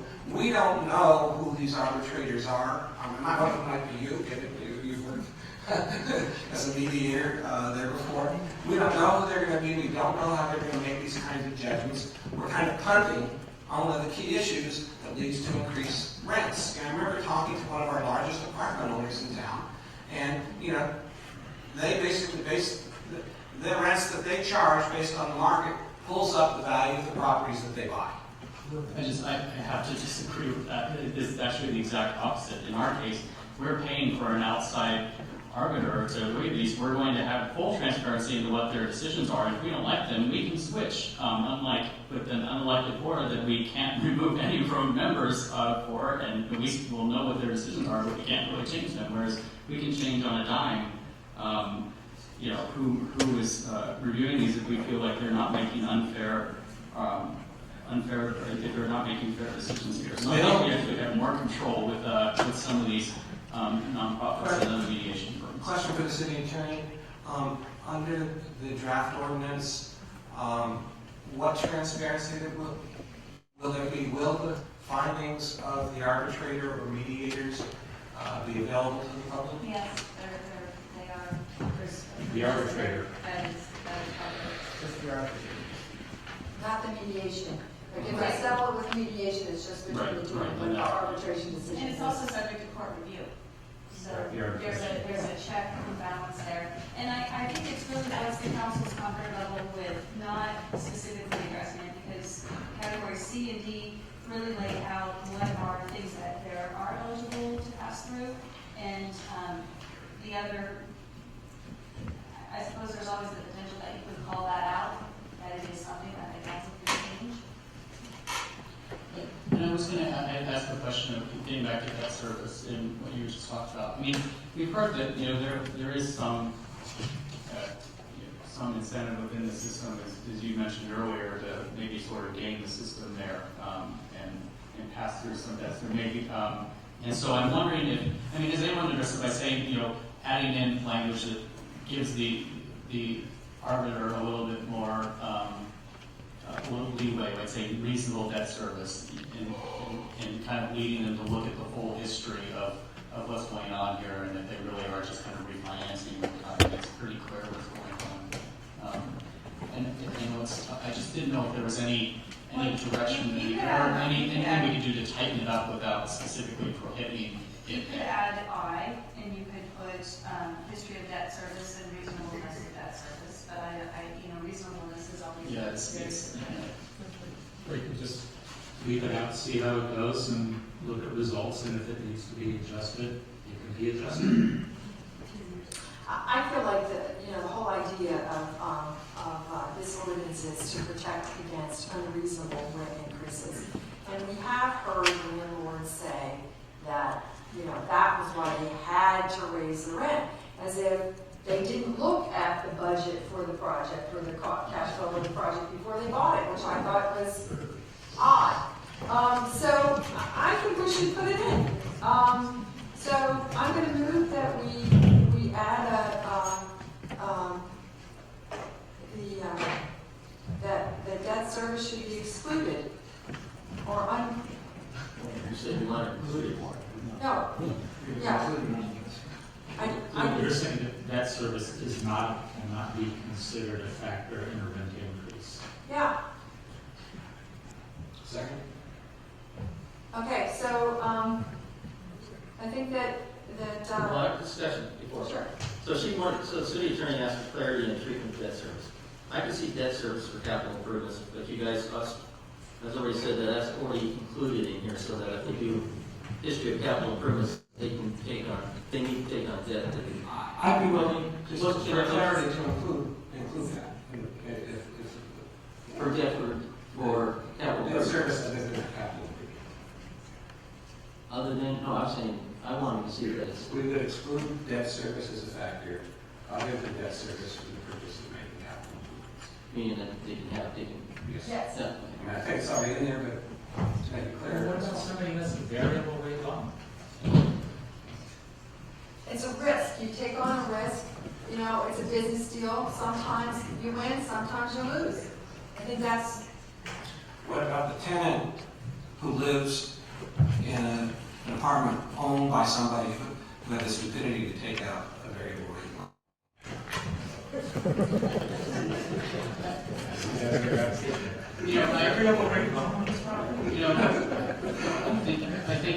I think if there's a provision in there to pass through debt for capital improvements, I think, I'm looking at Councilmember Palliser. I think that I can live with it. Like you gave on 4%. Like we're at 5%. There is some but there is some at 5%, that's, if we were talking about 3 or 4%, then I think we should be a little bit more lenient on this. What if we just say then the debt service, the history and purposes of debt service is a factor that's considered? It could be no problem, or it could be. I could live with that as long as there's something in there that says something about reasonable, or something that gives the arbitrator, like I have leeway here to look and see, is this person a serial, refinancer, and clearly, they're trying to game the system here. This is something that you should take into account. yeah, we have a motion and a second. So, You want to restate it? yeah, basically will you restate it? Your motions. Okay, we'd like to exclude debt service other than debt service for capital improvements as a pass-through. Second. Okay, so all those in favor, please raise your hand. Okay, All right, I have language for that. all right. And if That's a good that's idea. the cost of debt servicing may be considered, but only to the extent it is related to capital improvements. Yeah, I think that's good. Yeah, I vote no. 4-2. Okay. All right. All right. I didn't mean to be. Try not to do this one. Okay, now we go on to provisions for just cause eviction. Now, there's a whole long list of things that we need to answer here to make sure that this is really clear. We really tried to, we gave Jamie the direction to use the tenants coalition measure as a template. But as she wrote that, there were some issues that came up. So do you want to go over? Sure. I think those are. The first one is section 43.32A on page 12. It's the scope of the just cause eviction provision. Do you like just cause protection?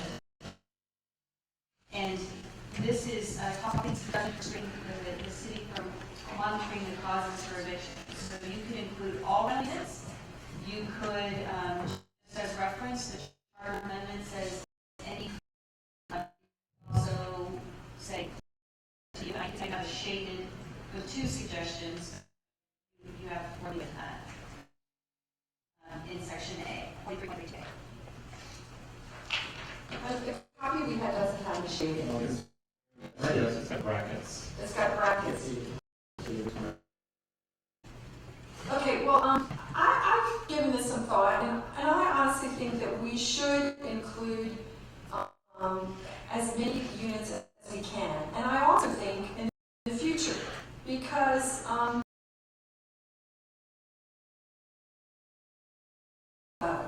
deserving of the same protections. I think before we go, we want in other cities that have looked at ways to address just cause. What is the problem that we're trying to solve? And really, if you ask the Tenants Coalition and others, like they're supportive of just cause overall, but really the thing that they want protection for is evicting someone solely for the purpose to raise the rent. Because if you enact rent stabilization, then one escape hatch is to, simply evict someone for no cause in order to increase the rent. And so how do you if that is the problem, then how do you solve that? And I think the best way to solve that, instead of trying to deal with every possible scenario that is out there and really regulating it to a T, is to say, let's go after that particular scenario, and let's create a strong economic disincentive for that to happen, and so that if it does happen, that the landlord feels the pain that they are imposing on that tenant, right? And so the way that you do that, I think, is through a really robust tenant relocation ordinance, and you have a specific provision that says if you evict someone for no cause, then you owe them you need to make sure that they are well taken care of. I think that is a much better way to to address this point than to put in. I mean, look at all these questions we have to answer for just cause, and all of which, some of which I'm sure will be fine, some of which are going to have unintended consequences. And as I stated in the last meeting, I really strongly feel that just cause, more than anything in the long run, is going to gentrify this city faster than anything else, because people are going to be really, really picky, as we heard people talk about earlier, about who is going to be in their units. And at least through the tenant relocation orders, the other thing about this is that it can be means tested. And so the benefits of that can go to those who most need it, as opposed to not being able to means test those things. And I think that is a much stronger argument, I think, than anything else. But I really think that just cause eviction for me is really, really hard to swallow, especially when there's a really obvious way to solve the problem that people are trying to solve. Yeah. Well, I think that we've heard again and again and again that this is a necessary component of having a system that works. And we've heard from the experts, and Janny has gone and looked at not only the Tenants Coalition, well, I should better speak for herself, but gone and looked at not only the Tenants Coalition language, but she's really done a survey of many of these. And these are standard things that are found throughout California law, various just cause eviction. I completely agree that it's legally sound, but it has the consequence that I just described. And what the Tenants Coalition and others have said is, and you said it right, there is a hole that that Just Cause tries to fill. That hole can be filled in a much, I think, better policy means that doesn't have all the unintended consequences that we're talking about. And so what I'm saying is there is an answer that there's an answer other than just cause and having to deal with all this that accomplishes what you want to accomplish, and I think what a lot of folks want to accomplish. Just cause isn't this magic bullet that is like a bolt-on that magically fixes everything, because it has all these unintended long-term consequences. Councilmember Siegel? I support our tenant relocation ordinance. I would like to see it expanded so that people who aren't poor are also supported. We have a lot of people living in our community with middle income, and they deserve security in their homes. But if you look at what's happened with all of these developments that are removing people, the tenant relocation ordinance does not prevent people from being displaced. And I bet if you look at the people who've been displaced and received a few $1,000s into the tenant relocation ordinance, a lot of them are no longer living in rental units in Mountain View. So it's not it's a good thing, but it's not a solution to this problem. It can be. It may not be as bulletproof as Just Cause, but it can be a significant disincentive that that we can put in place to make that happen, and avoid the scenario in a year or two when things start turning over. And I can tell you, watch it happen in San Francisco and everywhere else. And I discount all the horror stories and everything people saying, but this is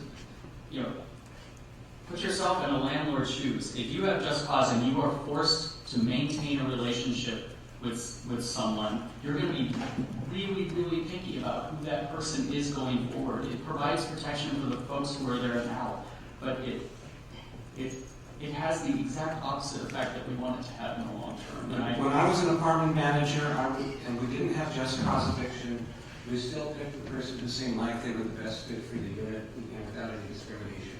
I don't see why an apartment owner or manager now wouldn't try to find, several people apply and they find somebody who seems like they're best able to pay. I don't think just cause eviction does that. What it provides for is what Prop 13 does. It provides for stability in the community. In the past, you said, I know people who stayed in rent-controlled apartments even though they should have moved. Well, it's actually good for our community that renters are able to stay here. Councilmember Kessler? So, as Chris was saying, the real purpose of just cause eviction is to make sure that landlords aren't evicting people so that they can raise the rent beyond the rent control amount, right? I mean, that's the real purpose you're trying to get to. So what if you just say, basically, paragraph A, then all the way down at the bottom, to be granted recovery possession of a rental unit for the purpose of raising rent beyond the rent control amount. That puts the burden on. And then if a person gets a notice to quit, and he says, where is this? And he goes,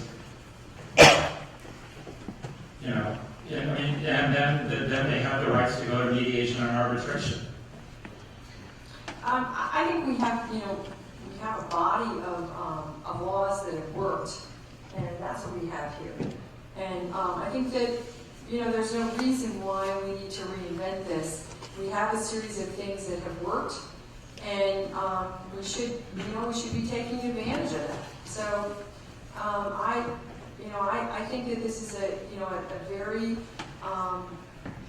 important part of this ordinance, and it just doesn't do what we want it to do without that. And the thing about what you're saying, Chris, about the relocation,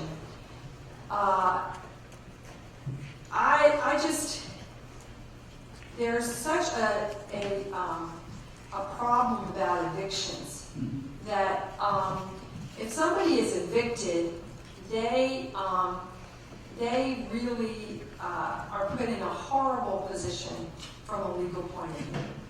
And if they complain about it and they have to go to court, that the chances are, and they're found guilty, the chances are they're never going to be able to rent anywhere again. So I think that we want to put a system in that solves the problem before that. And I just think this economic thing you talked about, how do they know that that's the only reason they're raising the rent? Because you have to, if you aren't evicting someone for breaking the law, breaking the lease, all these other things, then well, that's then just you false have to, eviction. Right, exactly. I'm accomplishing what you want to accomplish without enacting all these scenarios that you have to, this regulatory framework that you're looking at. And the other thing is, I would just say, it's just inherently unfair from my perspective is, if you had a 3-year or 4-plex and you were renting to me, and you after 5 or 7 years decide that you want to do something different, if I haven't broken the lease, you still have to rent to me under just cause. You are forced to remain in that relationship with me as long as I am abiding by the lease. You have to continue to lease to me. That is fundamental. That's just for the time of the lease. No, it isn't. No, you have to continue to give me a new lease until I break the lease or break the law or do any of these things that are listed in here. That's why this is extra onerous to me. And there's a way to have the effect that you want to have. Maybe it isn't 100% bulletproof, but you can disincentivize this significantly and means test it by addressing it through another way. And I'm happy to like set a time and date certain to make sure that it all happens. Like, Well, but from it's my just, point of view, one of the things we want to do is, we're saying that that you're putting forth a different methodology, but a methodology that provides similar protections. I just don't think that we can say that with a straight face if we get rid of the just cause eviction. I think it's really important. we can still say that we're addressing no cause evictions by making it really painful to do it, without forcing people to rent to people in perpetuity. Yeah. The reason we're even doing any of this is because we have a problem with displacement in this community. We aren't doing it because our landlords are suffering. So, I was prepared to support what the mayor initially said, which was the most expansive form of just cause eviction. But let me just try what I consider a compromise, which is using the first set of brackets. No landlord shall take action to terminate any tenancy, including but not limited to making a demand for possession of a rental unit. They received a certificate of occupancy prior to February 1st, 1995. So the language would be not designed to protect everybody against evictions, but only basically apply to those units where we are limiting the increase of rent. And I'd like to see. Yeah, I appreciate the movement there, but I just want to say that even if you were to apply it to everyone, it still isn't going to matter for 96 and newer because you have a really easy way around it. You just increase the rent 100% and the person's gone. So you just completely circumvent the just cause. Well, I thought this was a proposal to limit the amount of rent increase by 5%. Not for 96 and newer. Not for 96 and newer. So I mean, so I'm just saying it doesn't matter whether it applies to you or not. People have a way around it. Nothing would apply in this clause to 96 and newer, those units which are exempt from rent control under cost of occupancy. So we narrowly focused on those units so that just cause eviction could not be used to raise the rent. So I feel like that's a compromise. You may still be against it, but I'd like to test and see. No, I'm for that. I'm just saying it doesn't have any practical effect because even if you apply to everyone, I still have a way around it, a really easy way around it. So whether you apply it to newer units or not doesn't really matter. For the rent control apartments, what's the way around it? I'm saying you're only applying it to rent-controlled units, which is effectively what it is, what it would be either way. 90% of the unit. Yeah. But it's fine. It's fine. Yes. Okay, second. All right, so we have the motion and a second to the first set of brackets to include. On 4332A. That's who. Then what? That's the first question. We're going to continue with the questions. 8, and then you're going to go to 1 and so on? Yeah. Okay, I got it. Okay. All right. So I'd like to. No, discussion, please? Sure. Yeah. You both had an opportunity to voice your concerns and so on. I wish I'd done mine a little bit sooner when we had more of some of the people that were affected. To address Mr. DeBolt's question about, we keep asking about the tenant, the landlord. I've heard their concerns since October. So I know what they're doing, I'm sympathetic. And I have the same goal as everyone else. So when I see these banners and signs go up, I hear what you're saying. And we do it in a different way. We have the same agenda as the mayor said, but we're trying to, it's my job as a city council member, to make it as fair as possible. We have one group of tenants that say this needs to be done. We have landlords on another, and then we have the major majority of Mountain View residents that are part of the discussion too. And ever since I've been on this council, I've always tried to make a fair decision. Not always helps everybody, but there's always going to be some. But it's a fair decision. It's fair for all. And when we come up to this tenant relocation, or this tenant ordinance stabilization, I truly believe we need to do something about it. Our ordinance is going to address rent increases.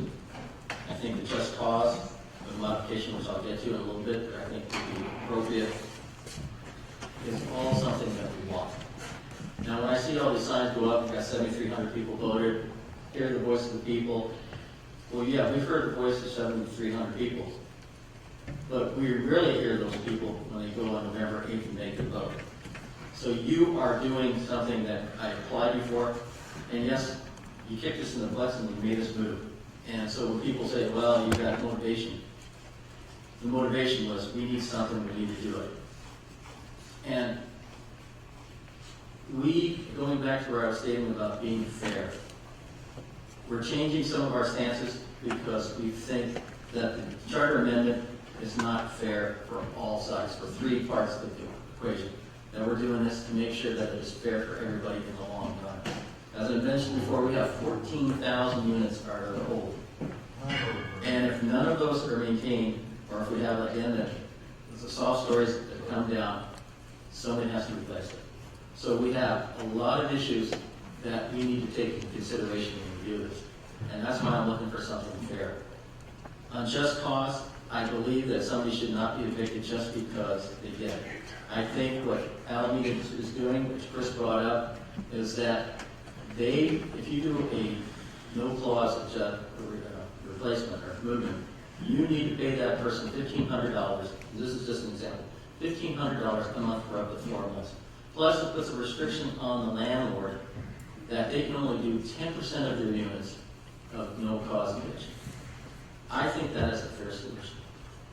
We are going to have disagreements. You guys, the tenants coalition is very passionate, and it's good to see that they do it. They find you made us move the bar, but I need to look at it as a fair solution for the short term, as the stabilization will do, and for the long term, that these folks they own the properties that you live in. And so to say that they don't have a voice is mistaken, because without them, developers don't build the housing, you don't have a place to live.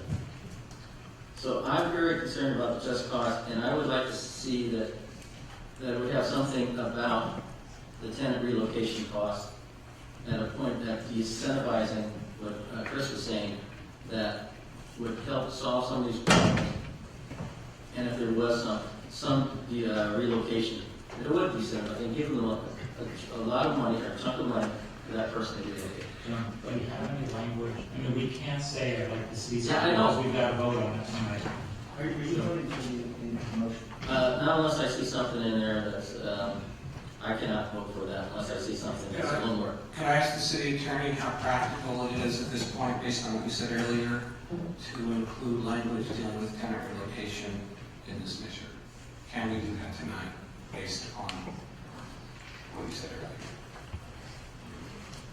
I don't want to get into a policy debate if it's not practical, but to do the language. What if we said, what if we said, we'll take the just cause and we'll keep it in, and we say that it only applies if you fail to comply with the tenant relocation ordinance, which I think we should all agree to update, because we need to update it regardless of whether this is in there or not. We've been needing to change that for a while.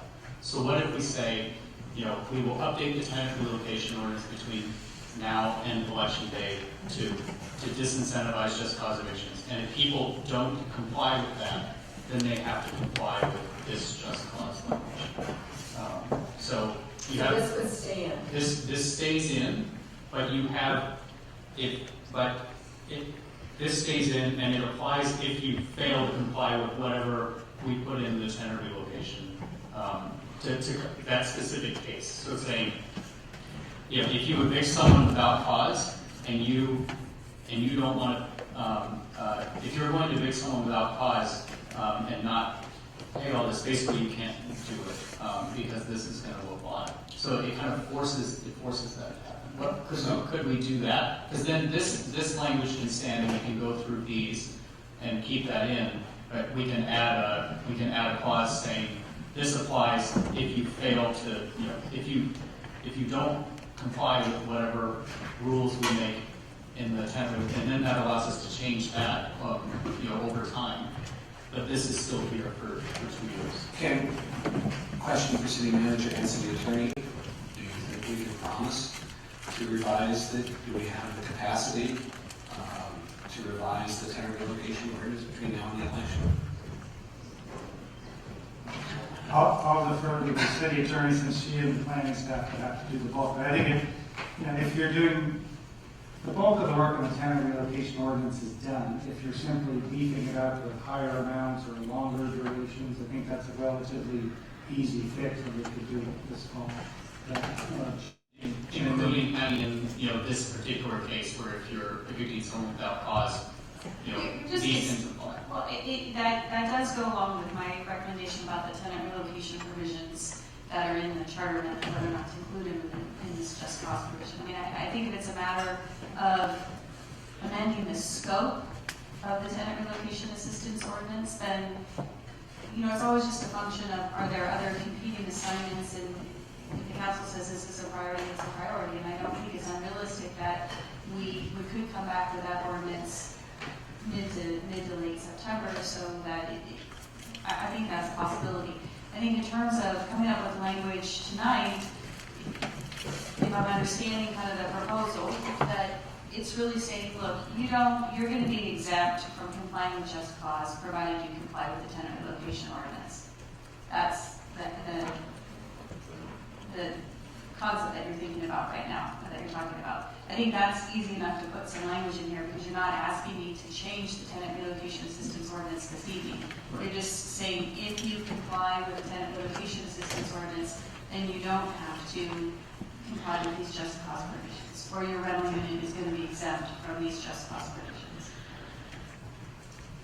And that at the study session then would determine the amount of relocation fees? Right, we have that policy discussion then and say, is it, how many months is it, what is the level, is it your current rent or is it the median rent? I think we've used median rent before. And so you're creating kind of a hybrid structure where just cause is there and it kicks in if you fail to follow, if you don't follow these other provisions that we have a little bit of control over changing over time, right? That we can adjust over time. And I think that, just as we said back in July, the more direction you give us tonight about what to focus on if we were to bring back a tenant relocation assistance ordinance amendment, the more direction you give us tonight, then we can flush that out. Councilmember Ace.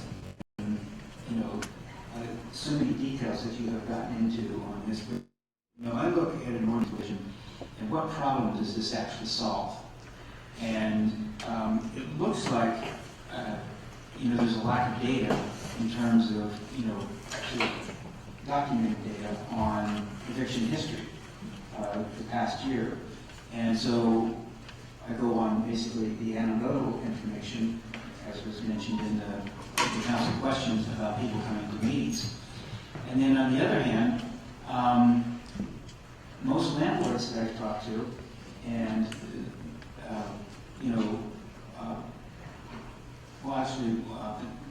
the landlords that I have talked to, if you have a tenant that's paying rent, they're not routinely, or I don't even know how often this happens, but actually evicting people to raise the rent, get a higher rent from someone else.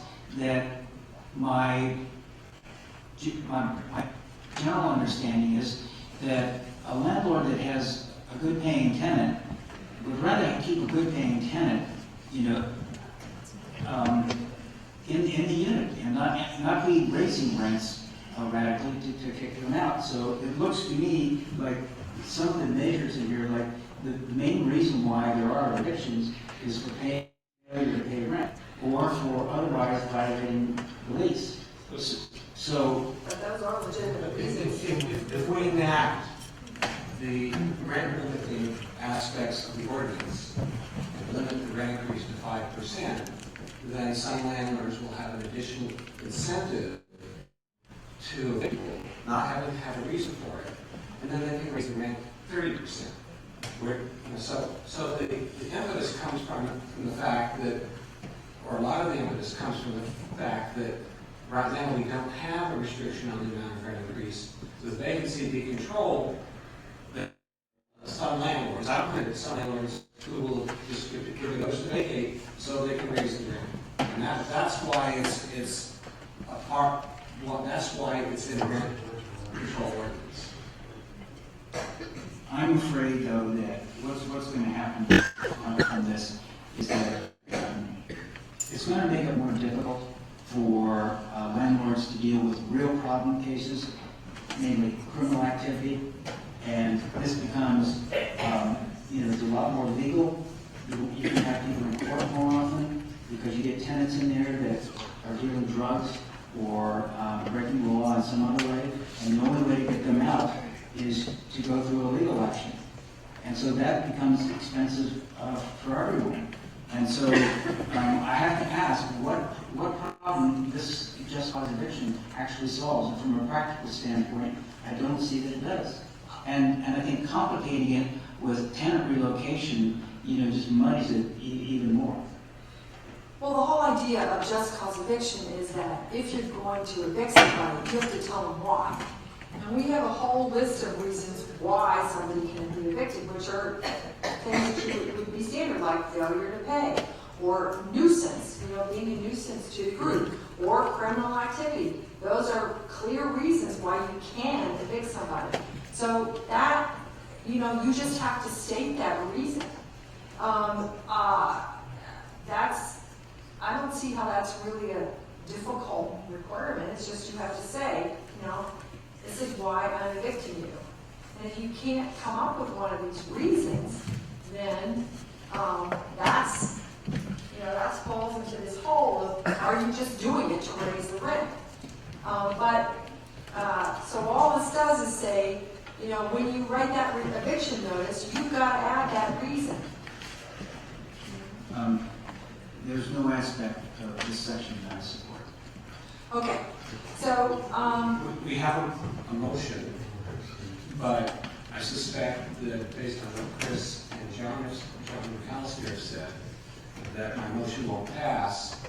So I'm trying to figure out a way to incorporate Chris, what I see as an amendment from Chris, so that we can I'm trying to move from the middle here. And yet, I would support what you're saying.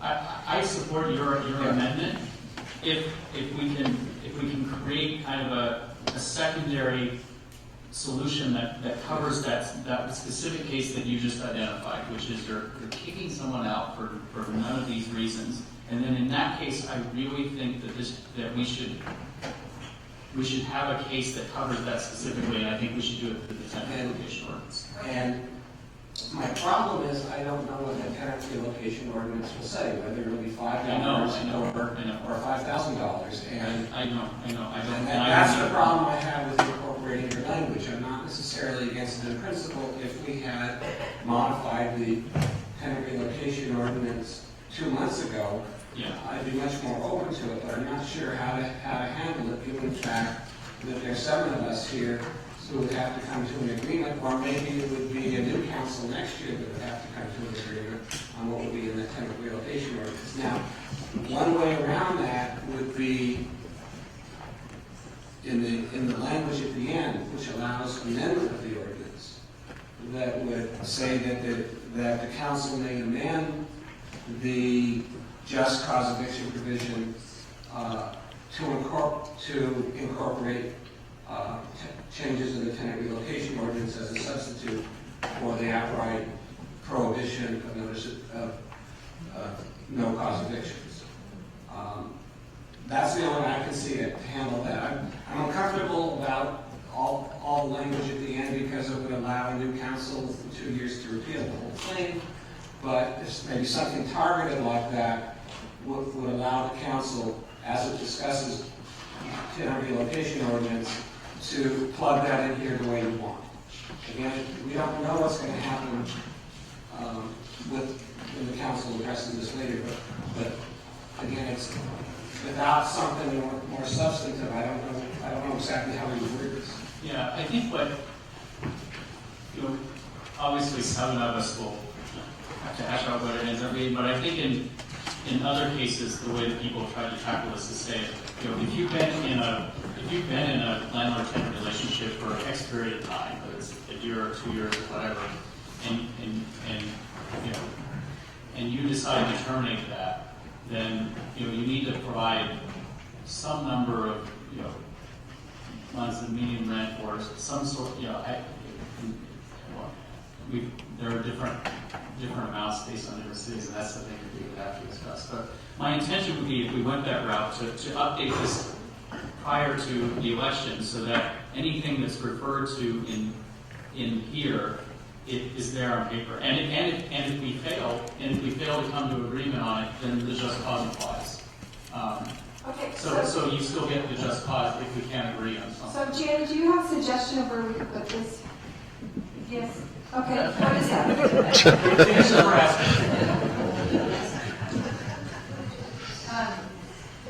The carve out so that if you comply with tenant, you can do no cause eviction provided you pay relocation benefits. I would just create an exemption at the end of 4332 that would say. 4332, what page would that be on? So at the very end, so just write at page 15 before you get to amendments by the city council. Okay. And just create an exemption. A rental unit shall be exempt from this section 4332 if the landlord provides verification to the city of compliance with the tenant relocation assistance ordinance, Mountain View City Code section 36.38 sec, for that rental unit, and the city has reviewed and approved the verification. So thinking this through, it's one thing that the onus would be on the landlord to provide documentation that they have in fact complied, but I think there should be a check and balance that they have actually. Okay, so would that be C? Yes. Okay. And the other benefit of that is that we know how many of these are happening. That's And true. we We get would the have some data. right? Oh, good. Okay, so is that a motion?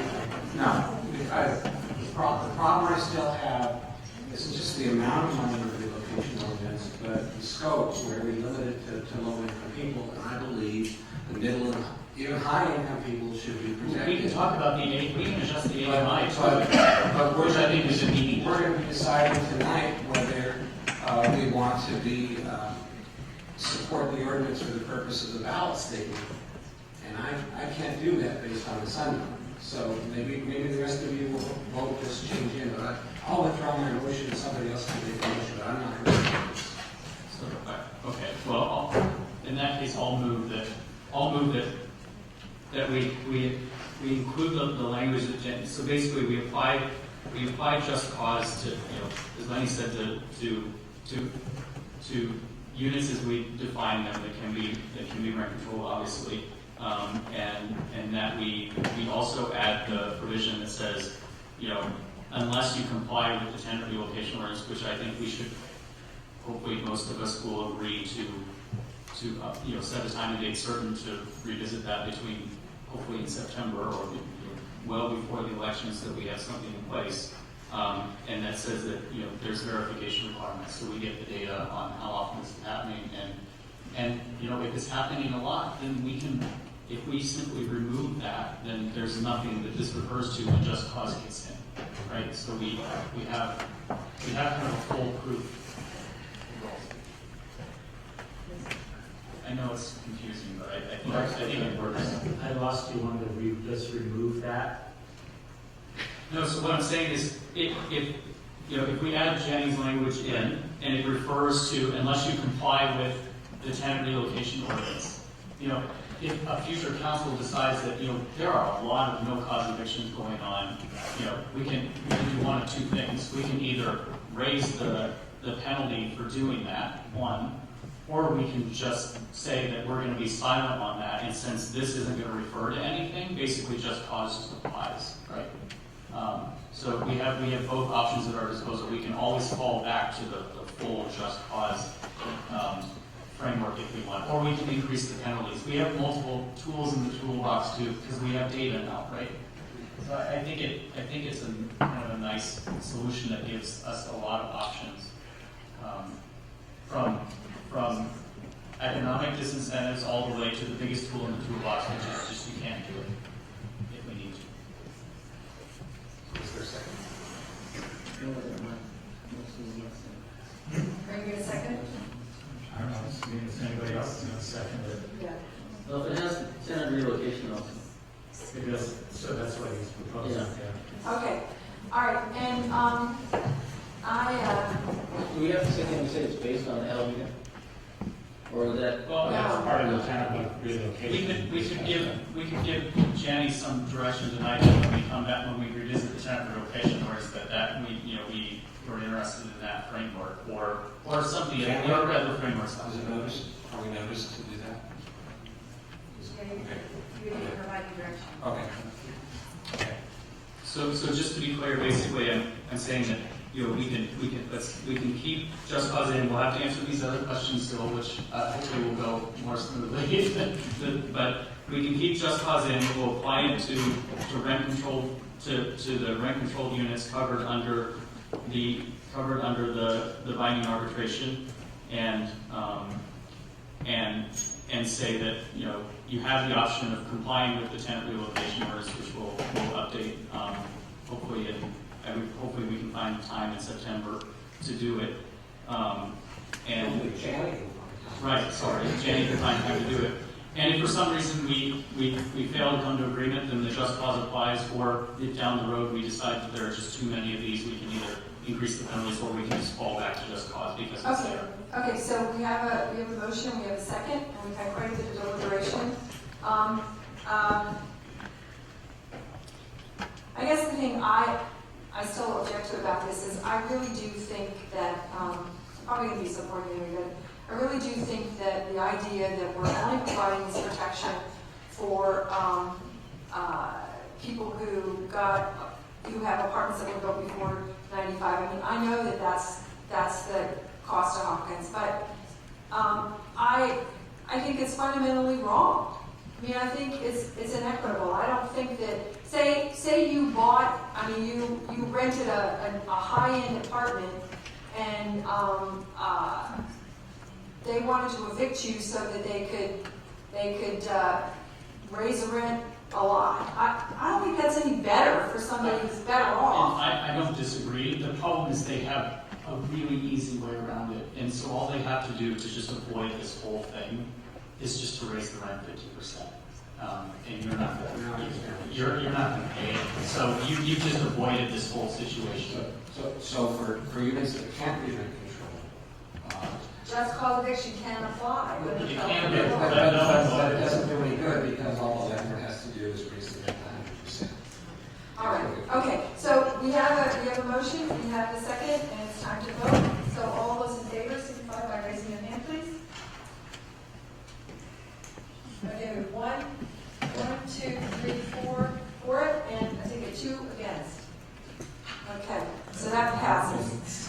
All right, so I'm a little confused here. Do we want to go all about? I think we have to go. Well, we do because we're leaving just cause in Okay, in all certain right, instances. all right. So then that goes to B. Should a tenant be evicted for adding a roommate? I started this adding a roommate. Another one is, I think it's also been described as subletting, but it's not really subletting. The idea is that if you switched out a roommate, that what page is that on, Janet? It's on, yes. So we're still in 43.32 under section 2, release, subsection A. What page is that? 12. Starts at the bottom of page 12. So that there are three requirements have to be met. If a tenant tries to sublease the rental unit, one, that tenant still needs to be in there. And the subleasee replaces one or more departed tenants. And I need to change that word, rental housing agreement, as a carryover from the charter amendment. In this ordinance, it should be lease. And Romanet 3 is that the landlord has to unreasonably withhold the right to sublease. So, and I have a question about that unreasonable lending.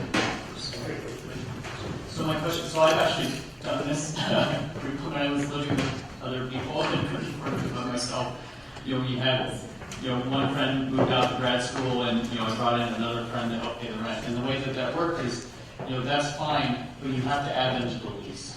right? And so I think maybe in the charter amendment, what they're trying to do is basically say, you have the right to bring in whoever you want and not add them to the lease, and maybe I'm misunderstanding that. That's not what they're saying. But what I want to make sure, I just want to make sure the landlord can say, no, you can't add someone. I'm not going to kick you out because of it, but I'm not going to let you add that person to the lease because they have a criminal history. I don't know. All the things that you normally do, that they do background checks on. That's my only concern there. And so I don't know what unreasonable means in this context. Well, and I don't know if Melissa is still here, if she might have some comments on it, but what they basically say, the third requirement is that the just cause eviction, or the landlord cannot evict the tenants if the landlord has unreasonably withheld the right to sublease. So it also requires the tenant to notify the landlord in writing that this person's going to be there. And it also says that a landlord's refusal to allow that person to remain in the unit would not be reasonable if the landlord claims the occupant is not creditworthy, provided that person is on the lease. So if they don't have a legal obligation to pay the rent, then the landlord can't use a lack of creditworthiness. But it's just a general, reasonableness standard. And all of these things, the thing about just cause that's kind of interesting, especially putting it in this ordinance and even in the charter amendment, is what just cause is, and I'm sure Mr. Eichner can correct me because I've never been to an unlawful detainer hearing, is that this is really a defense in an unlawful detainer hearing. This isn't going to get swept up either in the rental housing committee under the charter amendment, and it's not going to be a part of the arbitration. This provides a defense to a tenant who is evicted by a landlord, and they have this, no, the landlord shouldn't have evicted me. I didn't do anything wrong, and that's a defense in that. What is this? Can someone just describe the scenario that's just trying to protect against?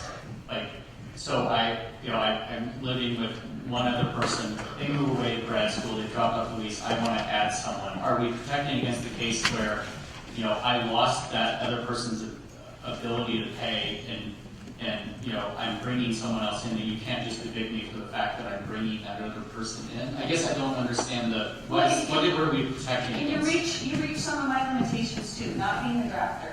It's hard to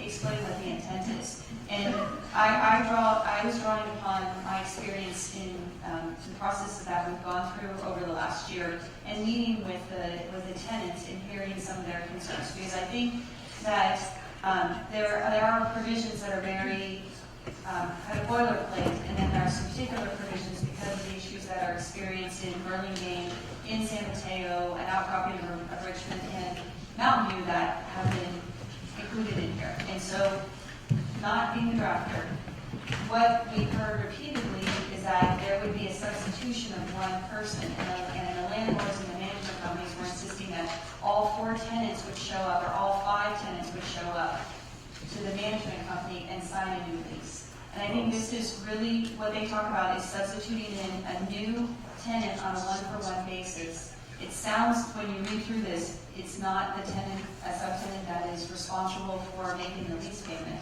but just that the landlord can't evict the tenant because they did a substitution and got a new name.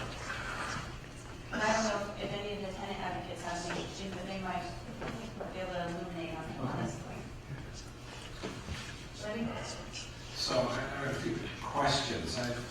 This is an area where I'm flexible on the outcome, but I want to make sure we get the language right.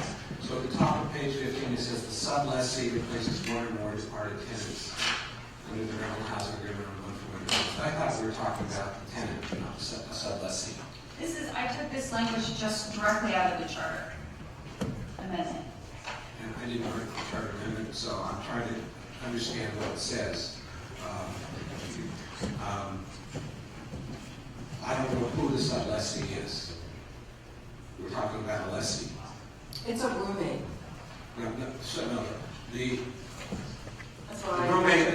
roommate is the departed tenant or replacement tenant. It's not this. The sublessee is. I think we really intend to talk about the lessee replacing a tenant. And the other question I have, is somebody a lessee if they don't have a written rental agreement? Because the main tenant could be the person on the lease. Right. And in that lease, it says, other occupants include Chris Clark and John Ames. Right, that's how it normally works. And John Ames moves out and Lenny wants to move in. And the landlord says, anybody but Lenny.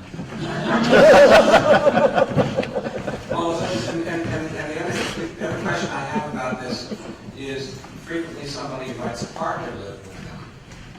And is that, does the landlord have to approve the marriage or the relationship? That's the next question. Yeah. So the first thing is, I think the word sublessee is not the right word at the top of page 13, and I would like to know whether there's an implied lease when somebody moves in and shares the rent. Would it be better to say the new tenant replaces one or more departed tenants? No, it's the existing tenant who is signed the lease in the first place is what I think we're talking about. Can I chime in here? I don't think anyone sitting up here, or frankly anyone in the audience, really knows what this provision is about. The intent, this is the council-initiated ordinance that can be changed by the council. My suggestion is you simply leave this section out, and if and when we define what the problem is and a good way to solve it, you can add it in a future provision. But you're going to spend an hour trying to understand a provision that no one has the expertise and ability to fully define. I agree. My guess is that one impetus for putting this in there was my roommate moves out, I find another subtenant, and 9 times out of 10 it's fine, but that one time that it happens to be someone who's has been a serial problem person elsewhere or has a crazy criminal record, then the landlord can't veto that. My guess is that he can't if you're having that person live there, that he or she can't but I don't know. Maybe I've heard stories in San Francisco where bringing in a new roommate has been used as an excuse to evict people. So I'd rather leave it in and sort out the language later.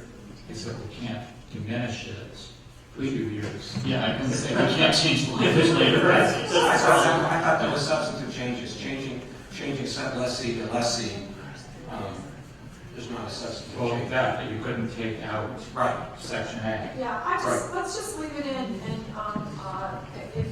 if we can clarify things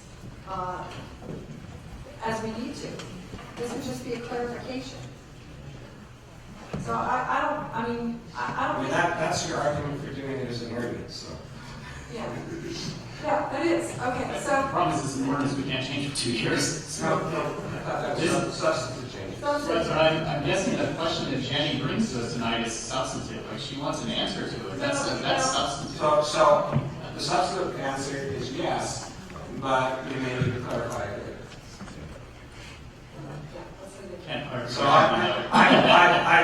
move that we keep this provision A at the bottom of page 12 in the ordinance. I second it. So we won't spend another hour. Yeah. Okay, so all in favor?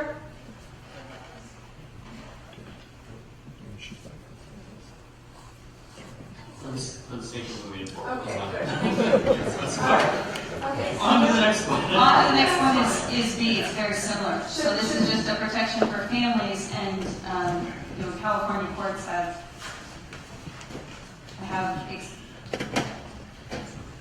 included, or they've codified laws that describe, define family in different ways. So if a tenant wants to add a child, a newborn, that was one of the concerns that was expressed, their grandparent, a parent that they're taking care of, a spouse or domestic partner, that should not be a reason to evict that individual, so long as they don't exceed the maximum occupancy. Are you comfortable with that? I think that's fine. Okay, let's see.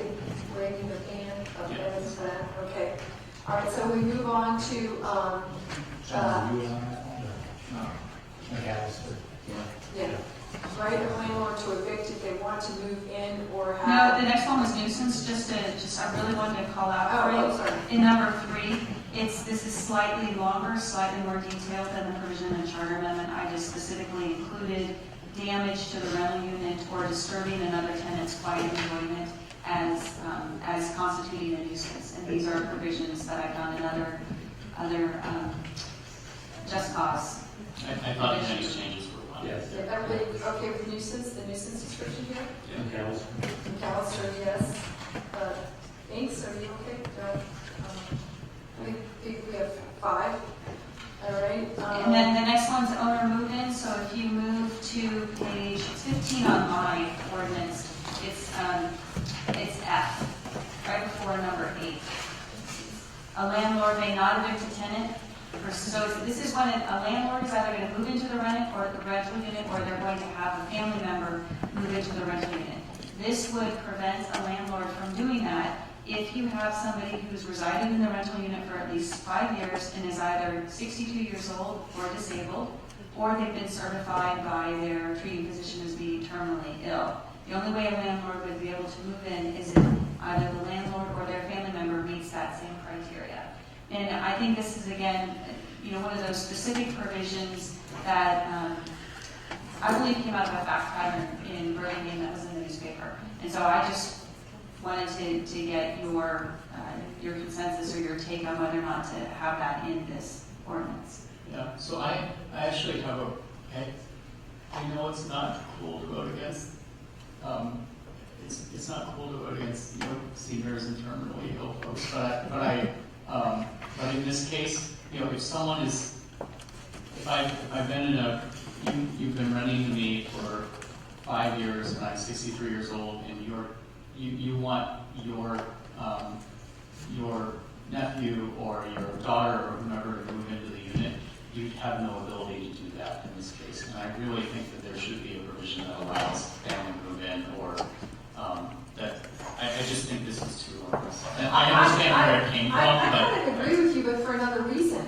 I was going to suggest that we leave out the language about the people over 62 or the disabled, because I think this also might be a reason to discriminate against renting to seniors or disabled people in the first place, which we don't want to do. right, because you feel like you'd be. Yeah, so I would say, I would like to strike, Well, what was Jenny's suggestion for addressing it? Was it just to? Just to check whether you want to include it. It caught my eye because it seems it's very detailed. whole provision. Yes, whether I include F or not. I would just leave that out. I think that's clear. How about terminally ill? You're going to put me on the So, voted against the terminally ill. when you apply for an apartment, you usually don't have to say whether you're terminally ill, so it's not going to lead to discrimination at the point of rental. And often you don't know you're terminally ill. I was thinking of just getting rid of the and is either at least 62 or disabled. Well, digging to it. Yeah, but I would support that, but I don't know spell it out. I don't spend a lot of time on it either. But I was concerned about the discrimination because I think You're right, it senior creates an discrimination- incentive not to Yes, rent to anyone who's 60 senior years old. discrimination is a real thing. Yeah, it is. And we have a lot of seniors in our community that, that need a place to rent. So we don't want to put anything in that might lead to senior discrimination. So let me quickly try it. We include F, but drop clause 1. No, has resided in the dwelling unit for at least 5 years and is certified as being terminally ill. Yeah. Okay. Or is it just terminally ill? I'll leave the 5 years. That's fine. You want me to Against the terminally ill. Somebody that thinks somebody was terminally ill. Just wait a little bit, really. This is terrible. Hopefully we don't have to have this provision. So I think Mike got the language in. So you're leaving the 5 year demo. Yeah, the 5 years and the terminally ill part and removing. So you probably don't move the line too, because it's just one. strike a colon. And then, of course, unless the landlord is the same as terminally ill, that doesn't make any sense, so, yeah. So should we drop? Notwithstanding. Should we drop the not?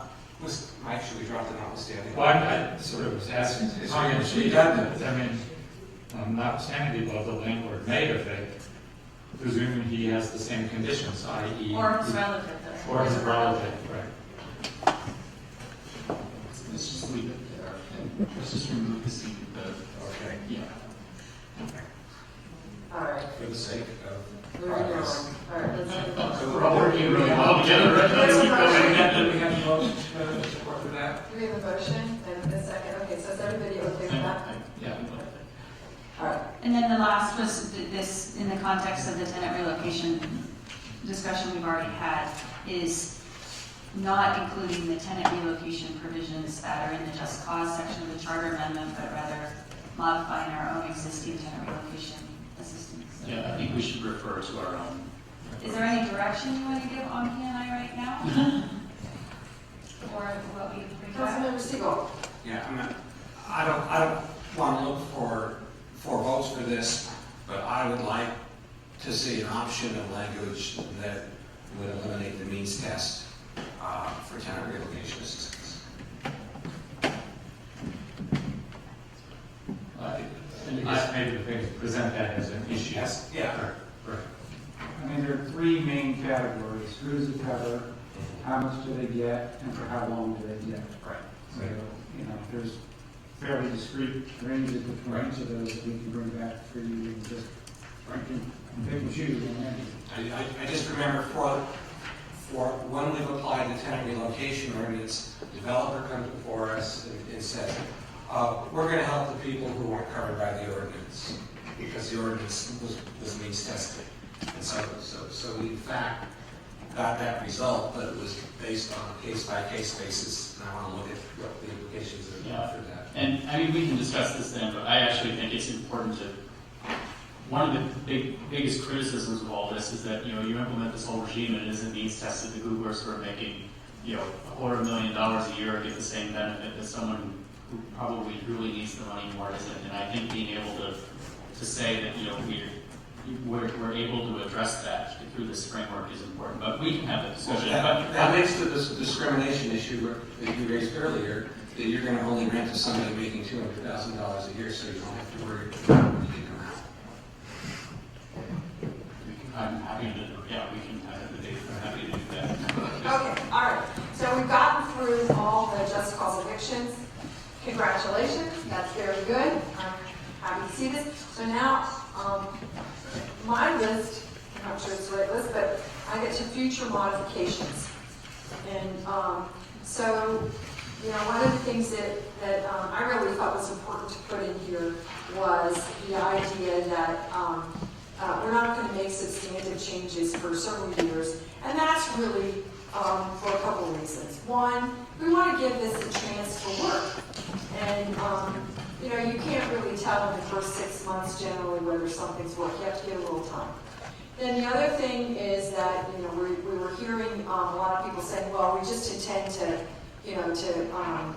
repeal this as soon as the election's over. I don't feel that way at all. I think that we honestly believe that there is a serious problem that needs to be solved, and this is a better way to go about it. So those are the two reasons why I wanted to put some language in about the future modification. But at the same time, I thought it was good to call out what are these substantive provisions. And we have a list of, I think there's a list in the ordinance here. It's section 43.33 on page 15. Here, it's really on the second last page of the ordinance. Bottom of 15? Bottom of 15. Yeah, so for a period of 2 years from the effective date of this ordinance, this article may only be amended by the City Council without a vote of the people regarding the implementation thereof or to clarify a provision in order to achieve the purposes of this article, but not regarding to lessening or altering the substantive requirements of the article, such as binding arbitration requirement, just cause for eviction protections, base rent, or rent increase. So those are the topics that seem to be what we would call substantive provisions.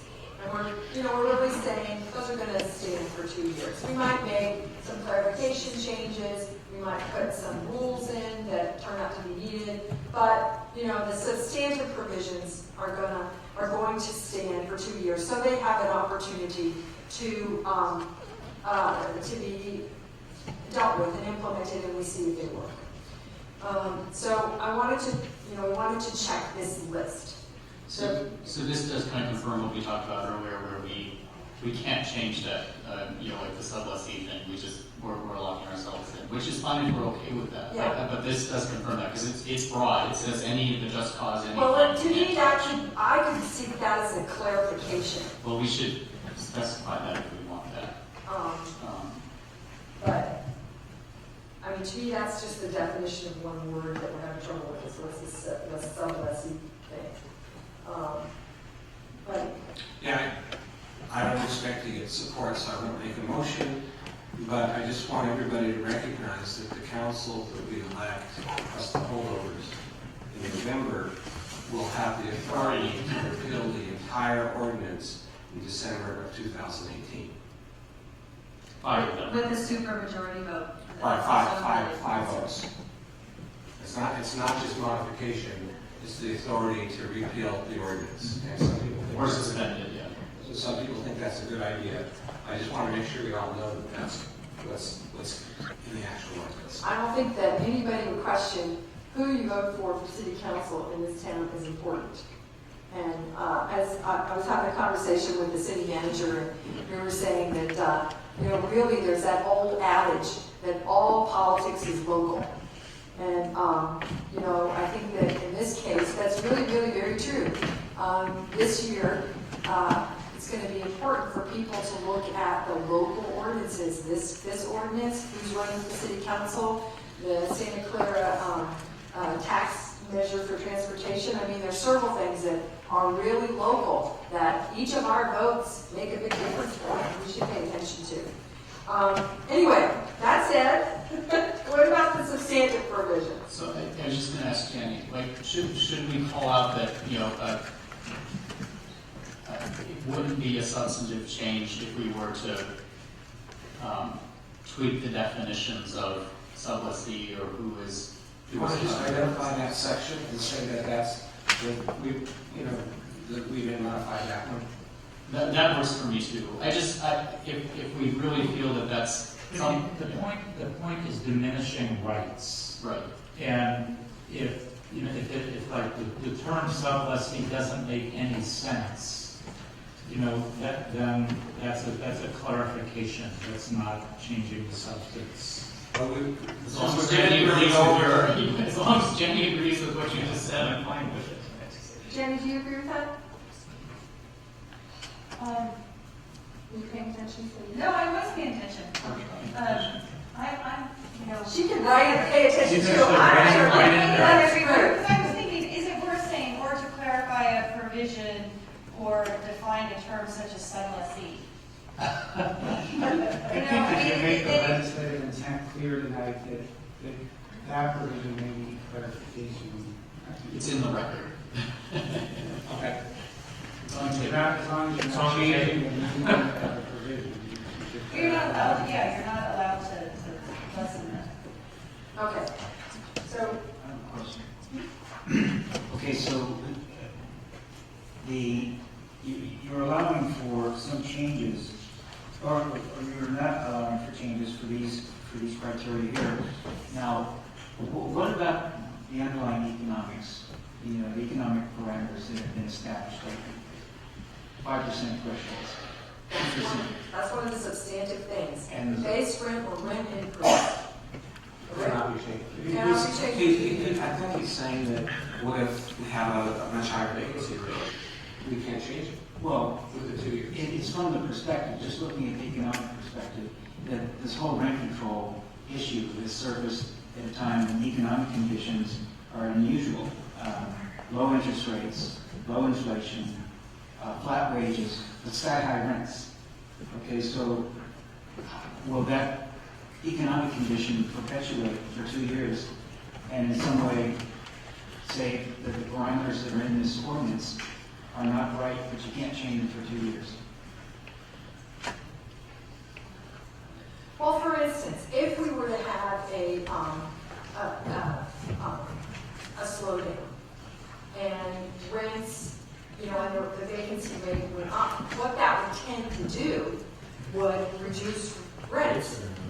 Rates are going to go down. So I don't really think that it would be a problem. Okay, so to leave the underlying economic criteria, the way this ordinance is structured, to leave it in place for 2 years. Yeah. Okay. You could do, they did in the staff report put together kind of the vacancy rates from like the last 9 years. I mean, if you really wanted to, you could say, you could take 10, you could say a rolling 10-year average, and if the vacancy rate exceeds that, sort of like the charter amendment does, then maybe these provisions are suspended for a year. But it is self-correcting in the sense that if the demand for apartments somehow goes down because Google lays off 10,000 people, then no one's going to want to raise the rent by $100 a month anyhow. Yeah. So again, I agree. this is the But question. why is it in the charter amendment?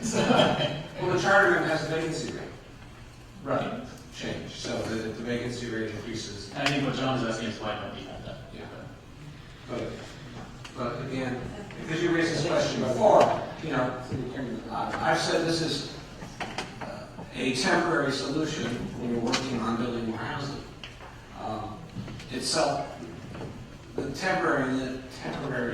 temporariness of it is somehow self-correcting. If indeed we build a lot of housing and there's less pressure for rent increases, then it doesn't matter whether we have a cap on rent increases.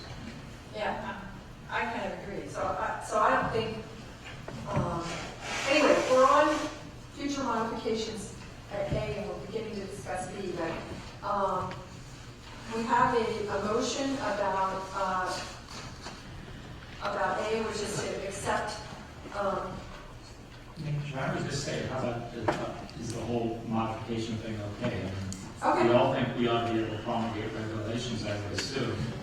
And we all agree, because this is the direction, that after 2 years, it takes a supermajority to change anything. okay, is that your motion? Sure. That's excellent. All right. Are you going to second it? You look like you need to wake up and second it. I'm listening. All right. This is all 43.33. Yes, would you like to second it? I would second it. Okay, so we have a motion and a second, and is there any deliberation?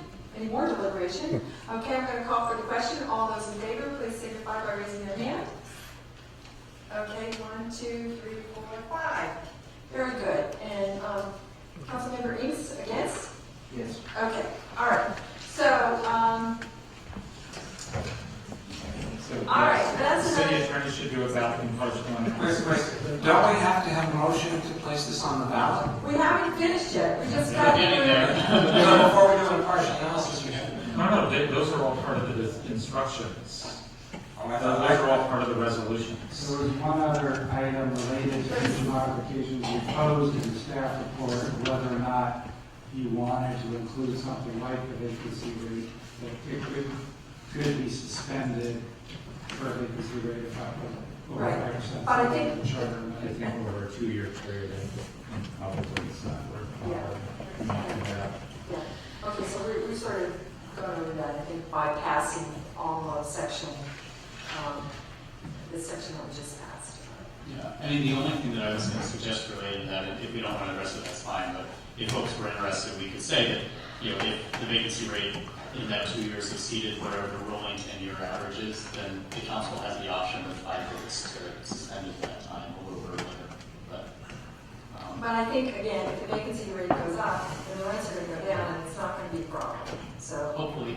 Hopefully that's the way the market works. Yeah, hopefully that's the way it works. All right, so then we go on to the idea of the impartial analysis. Should the city attorney prepare an impartial analysis? Yes. Yes, it seems like a good practice. We should Everybody. do what we did with the other one. Okay, so yes. And will the council submit an argument in favor of this measure? So, Yeah, I think that. Let me just comment on that. And I've been deliberating myself whether to support this measure, even though I feel it's inferior to the charter amendment. And I'm prepared to join in a ballot argument that supports this as well as the other measure. And my challenge is, I think Ms. McDonald asked the question before, are the people who are voting to put this on the ballot, yet historically have been against rent control, really going to be supporting this ordinance? I feel very uncomfortable if people vote to put it on the ballot, yet are not really willing to support it. You know,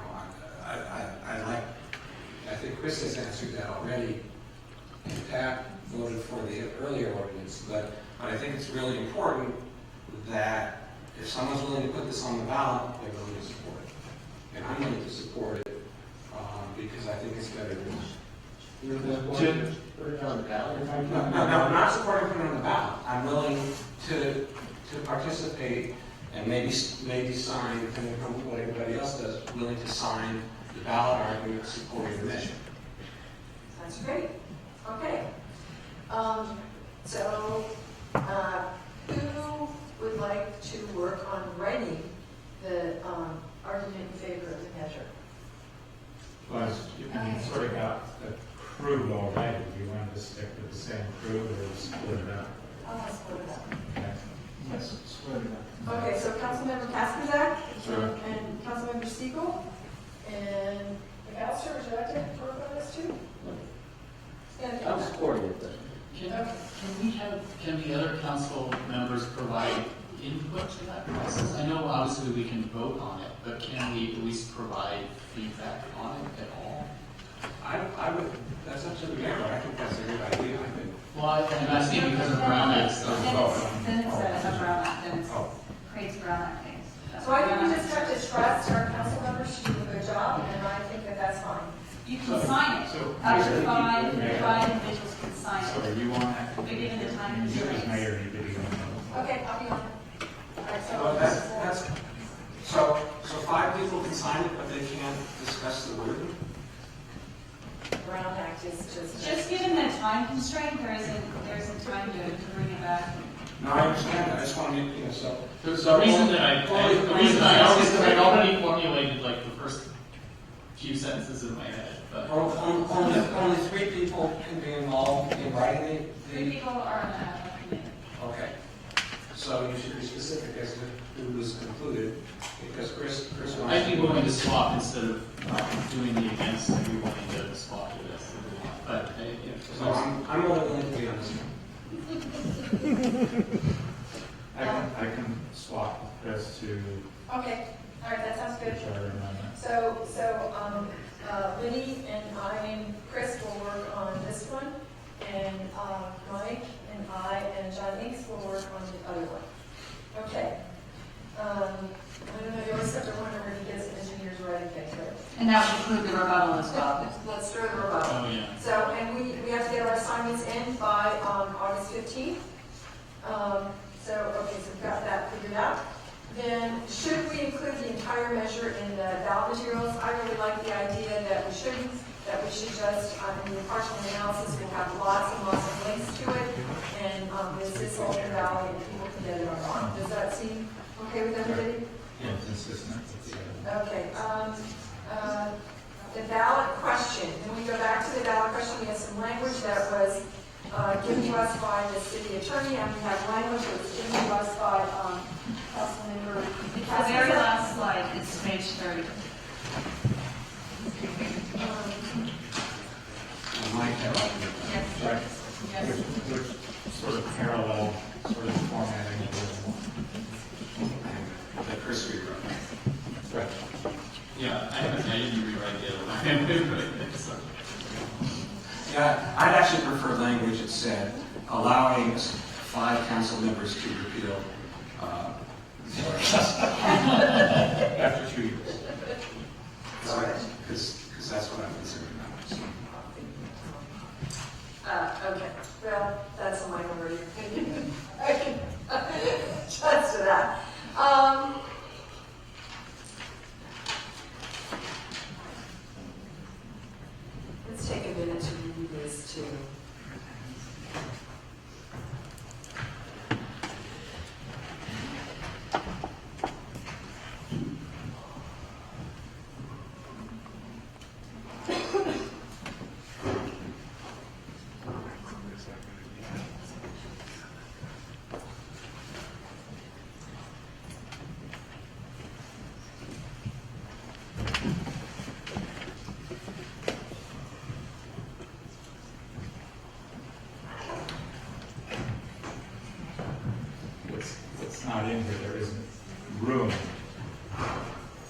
is that the non-binding arbitration still applies to everything.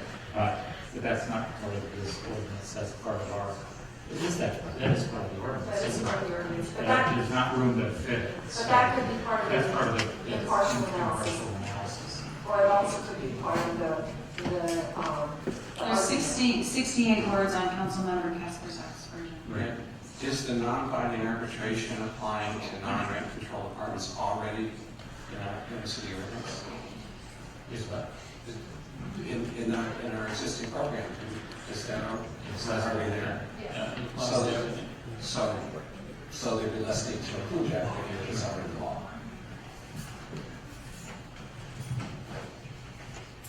So, people had a chance to look at these to have opinions on which is better or like to change the wording slightly. I like the idea that it says ordinance, really.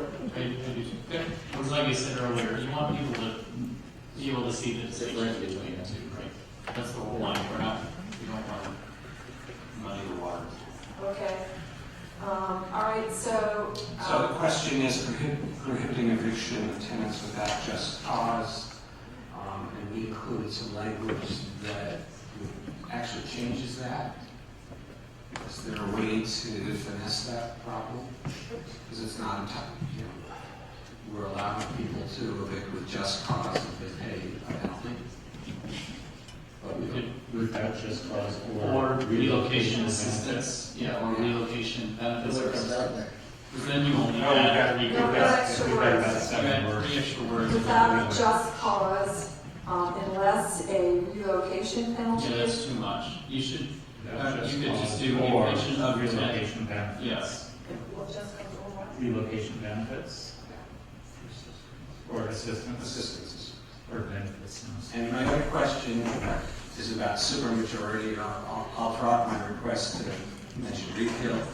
I would rather say 5 votes of the city council if there's room rather than supermajority. I don't think most people know what a supermajority is. It kind of sounds like a superdelegate.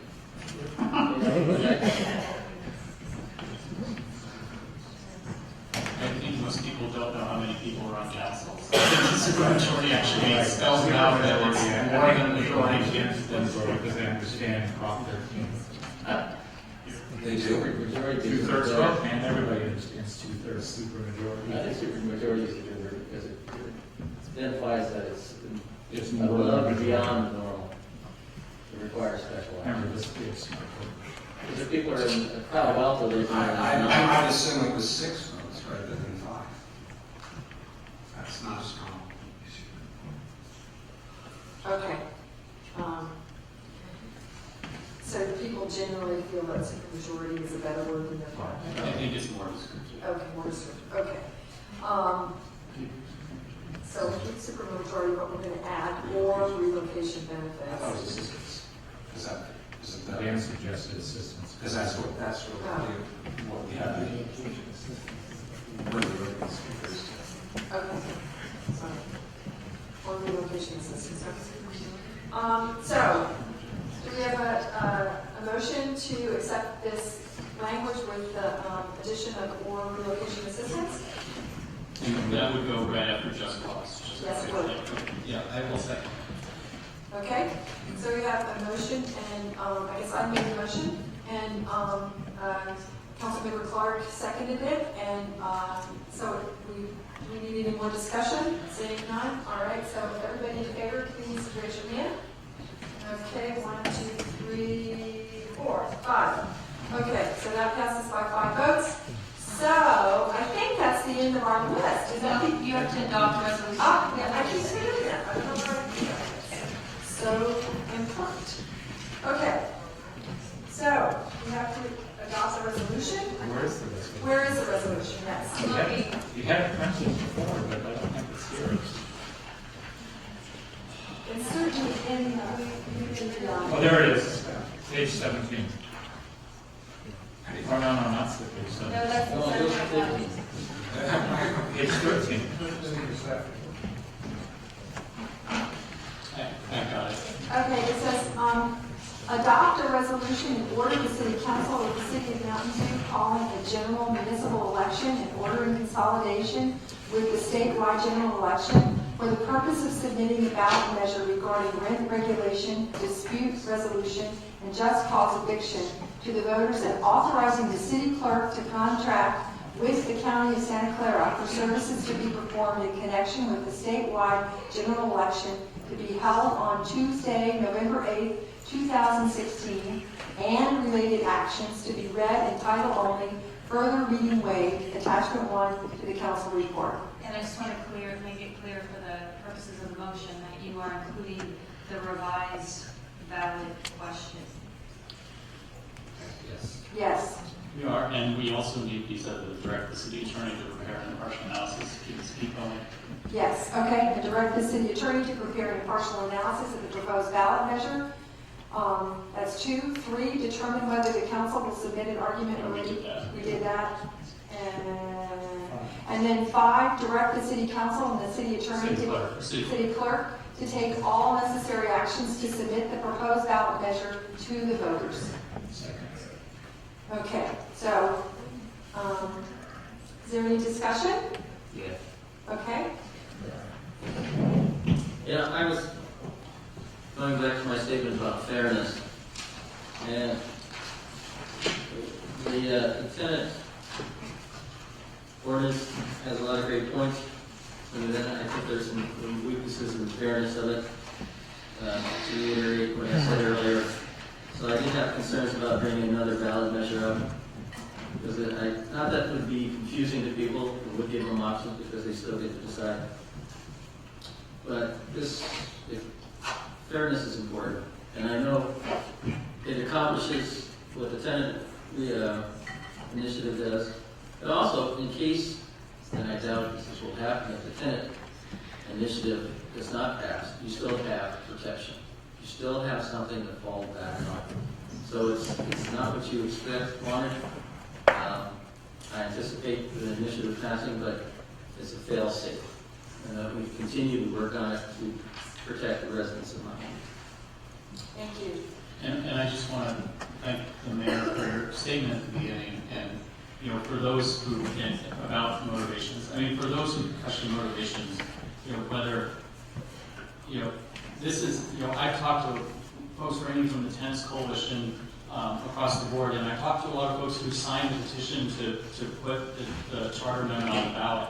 And we heard some of them speak, and I've heard this elsewhere, is they didn't realize that, they believe that something needs to be done, but they didn't necessarily realize the extent to which the charter amendment took it. And some did, and they think that's great. But I think overall that those folks that I talk to want to do something, but they want a middle ground. They want to be able to help people, at least on a temporary basis, if it ends up being, and I think those folks deserve a middle ground as opposed to a black and white do nothing or go with something that swings the pendulum way in the other direction. And some will choose that, and some will choose nothing. But hopefully we've provided folks an option here that I think we can, at least those of us who voted for it, can support publicly and say that this is a good solution if you want to do more than nothing, and if you're uncomfortable with a charter amendment. And so that was my motivation. If my motivation was simply to put something on the ballot to tank the charter amendment, we could put some nice sounding title, something or other, on the ballot and try and confuse people. And I hope what we've shown tonight is that the last thing we want to do is confuse people. What we're really trying to do is give folks who want a middle ground the option to choose a middle ground. The folks who want the most tenant protections for the long term can choose that option, and those who believe that that we shouldn't go beyond what we've done today have the option of going beyond. They have the option of doing that. And I think that as we have a smart electorate, we're at least giving them the options to vote their preference. And folks can believe my motivations or not, but that's the true motivation there. I can't, if folks think that, I don't think any of us can be bought by a $500 or $1,000 check or whatever. And if you choose to believe that is the motivation behind all this, then so be it. But it isn't. And you know, I hope folks understand that. Yeah, I do too. Anyway, I think that we've done good work here tonight, and I think we've done good work here tonight, and I think that this does give people an alternative, and I also think that for the long pull, this is really superior because it does allow for the ordinance to grow and change as the circumstances in our city do.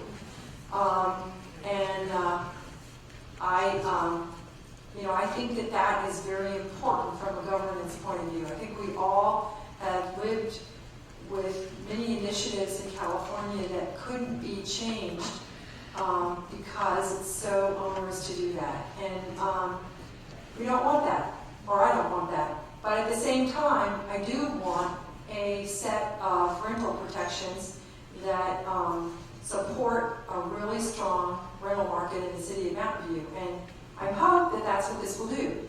So you never know, though, with these things until they're implemented for a while, whether they really do what you intended them to do.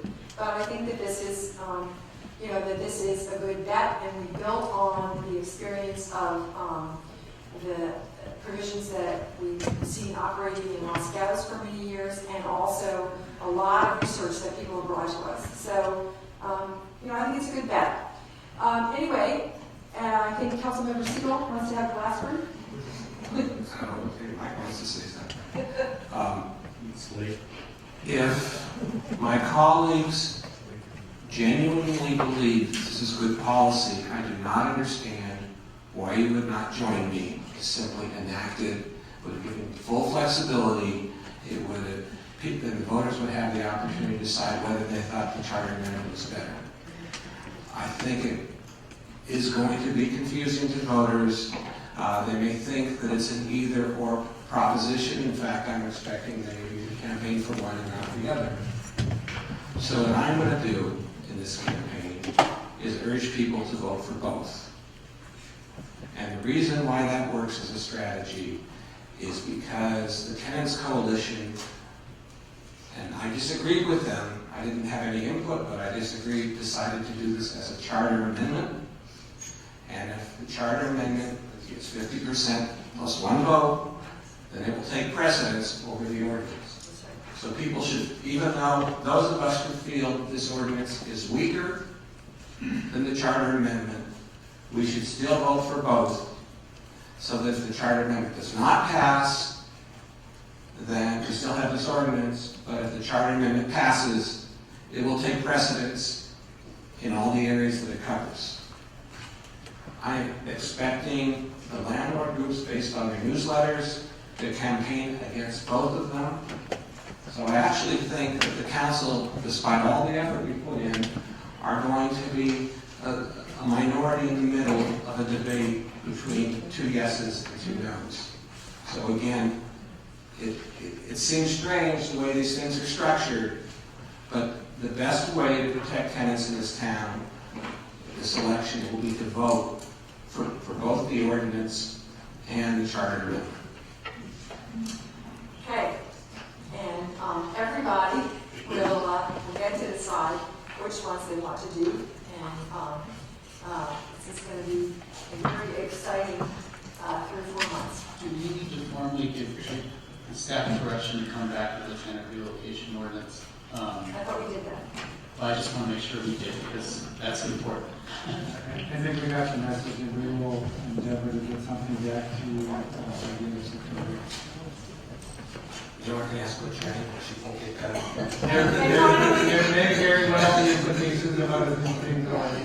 Finally, I just would like to, I would like to really thank, I would really like to thank our city staff. We have, they have been working very, very hard to meet these real and very short deadlines. You didn't vote? I wasn't convinced. I'm sorry. Oh my gosh, this is terrible. So it's like, okay, well, we all have to vote. I thought we did. Everybody for it? Replacing it on the ballot, yeah. 1, 2, 3, 4. Okay. Yeah, and the reason, well, just a comment, and the reason is because I didn't think this would turn out this way, but it turns out because you have both on the ballot now, it will be very easy for me to take a principled position, very reasoned position, to show how rent control actually doesn't solve the problem that you want. The economics of it are such that it's going to discourage housing, whether it's ordinance, whether it's a charter amendment, and you're going to find higher income people gradually filling the vacancies over time. Okay, so we go on to item 9, which is staff and council reports. So I won't get into detail with Mike and I, just start with And I attended this Kings Creek Trail meeting this afternoon, and then we really like to thank staff for the lessons. Okay, good night, everybody. Thanks for coming. See you soon.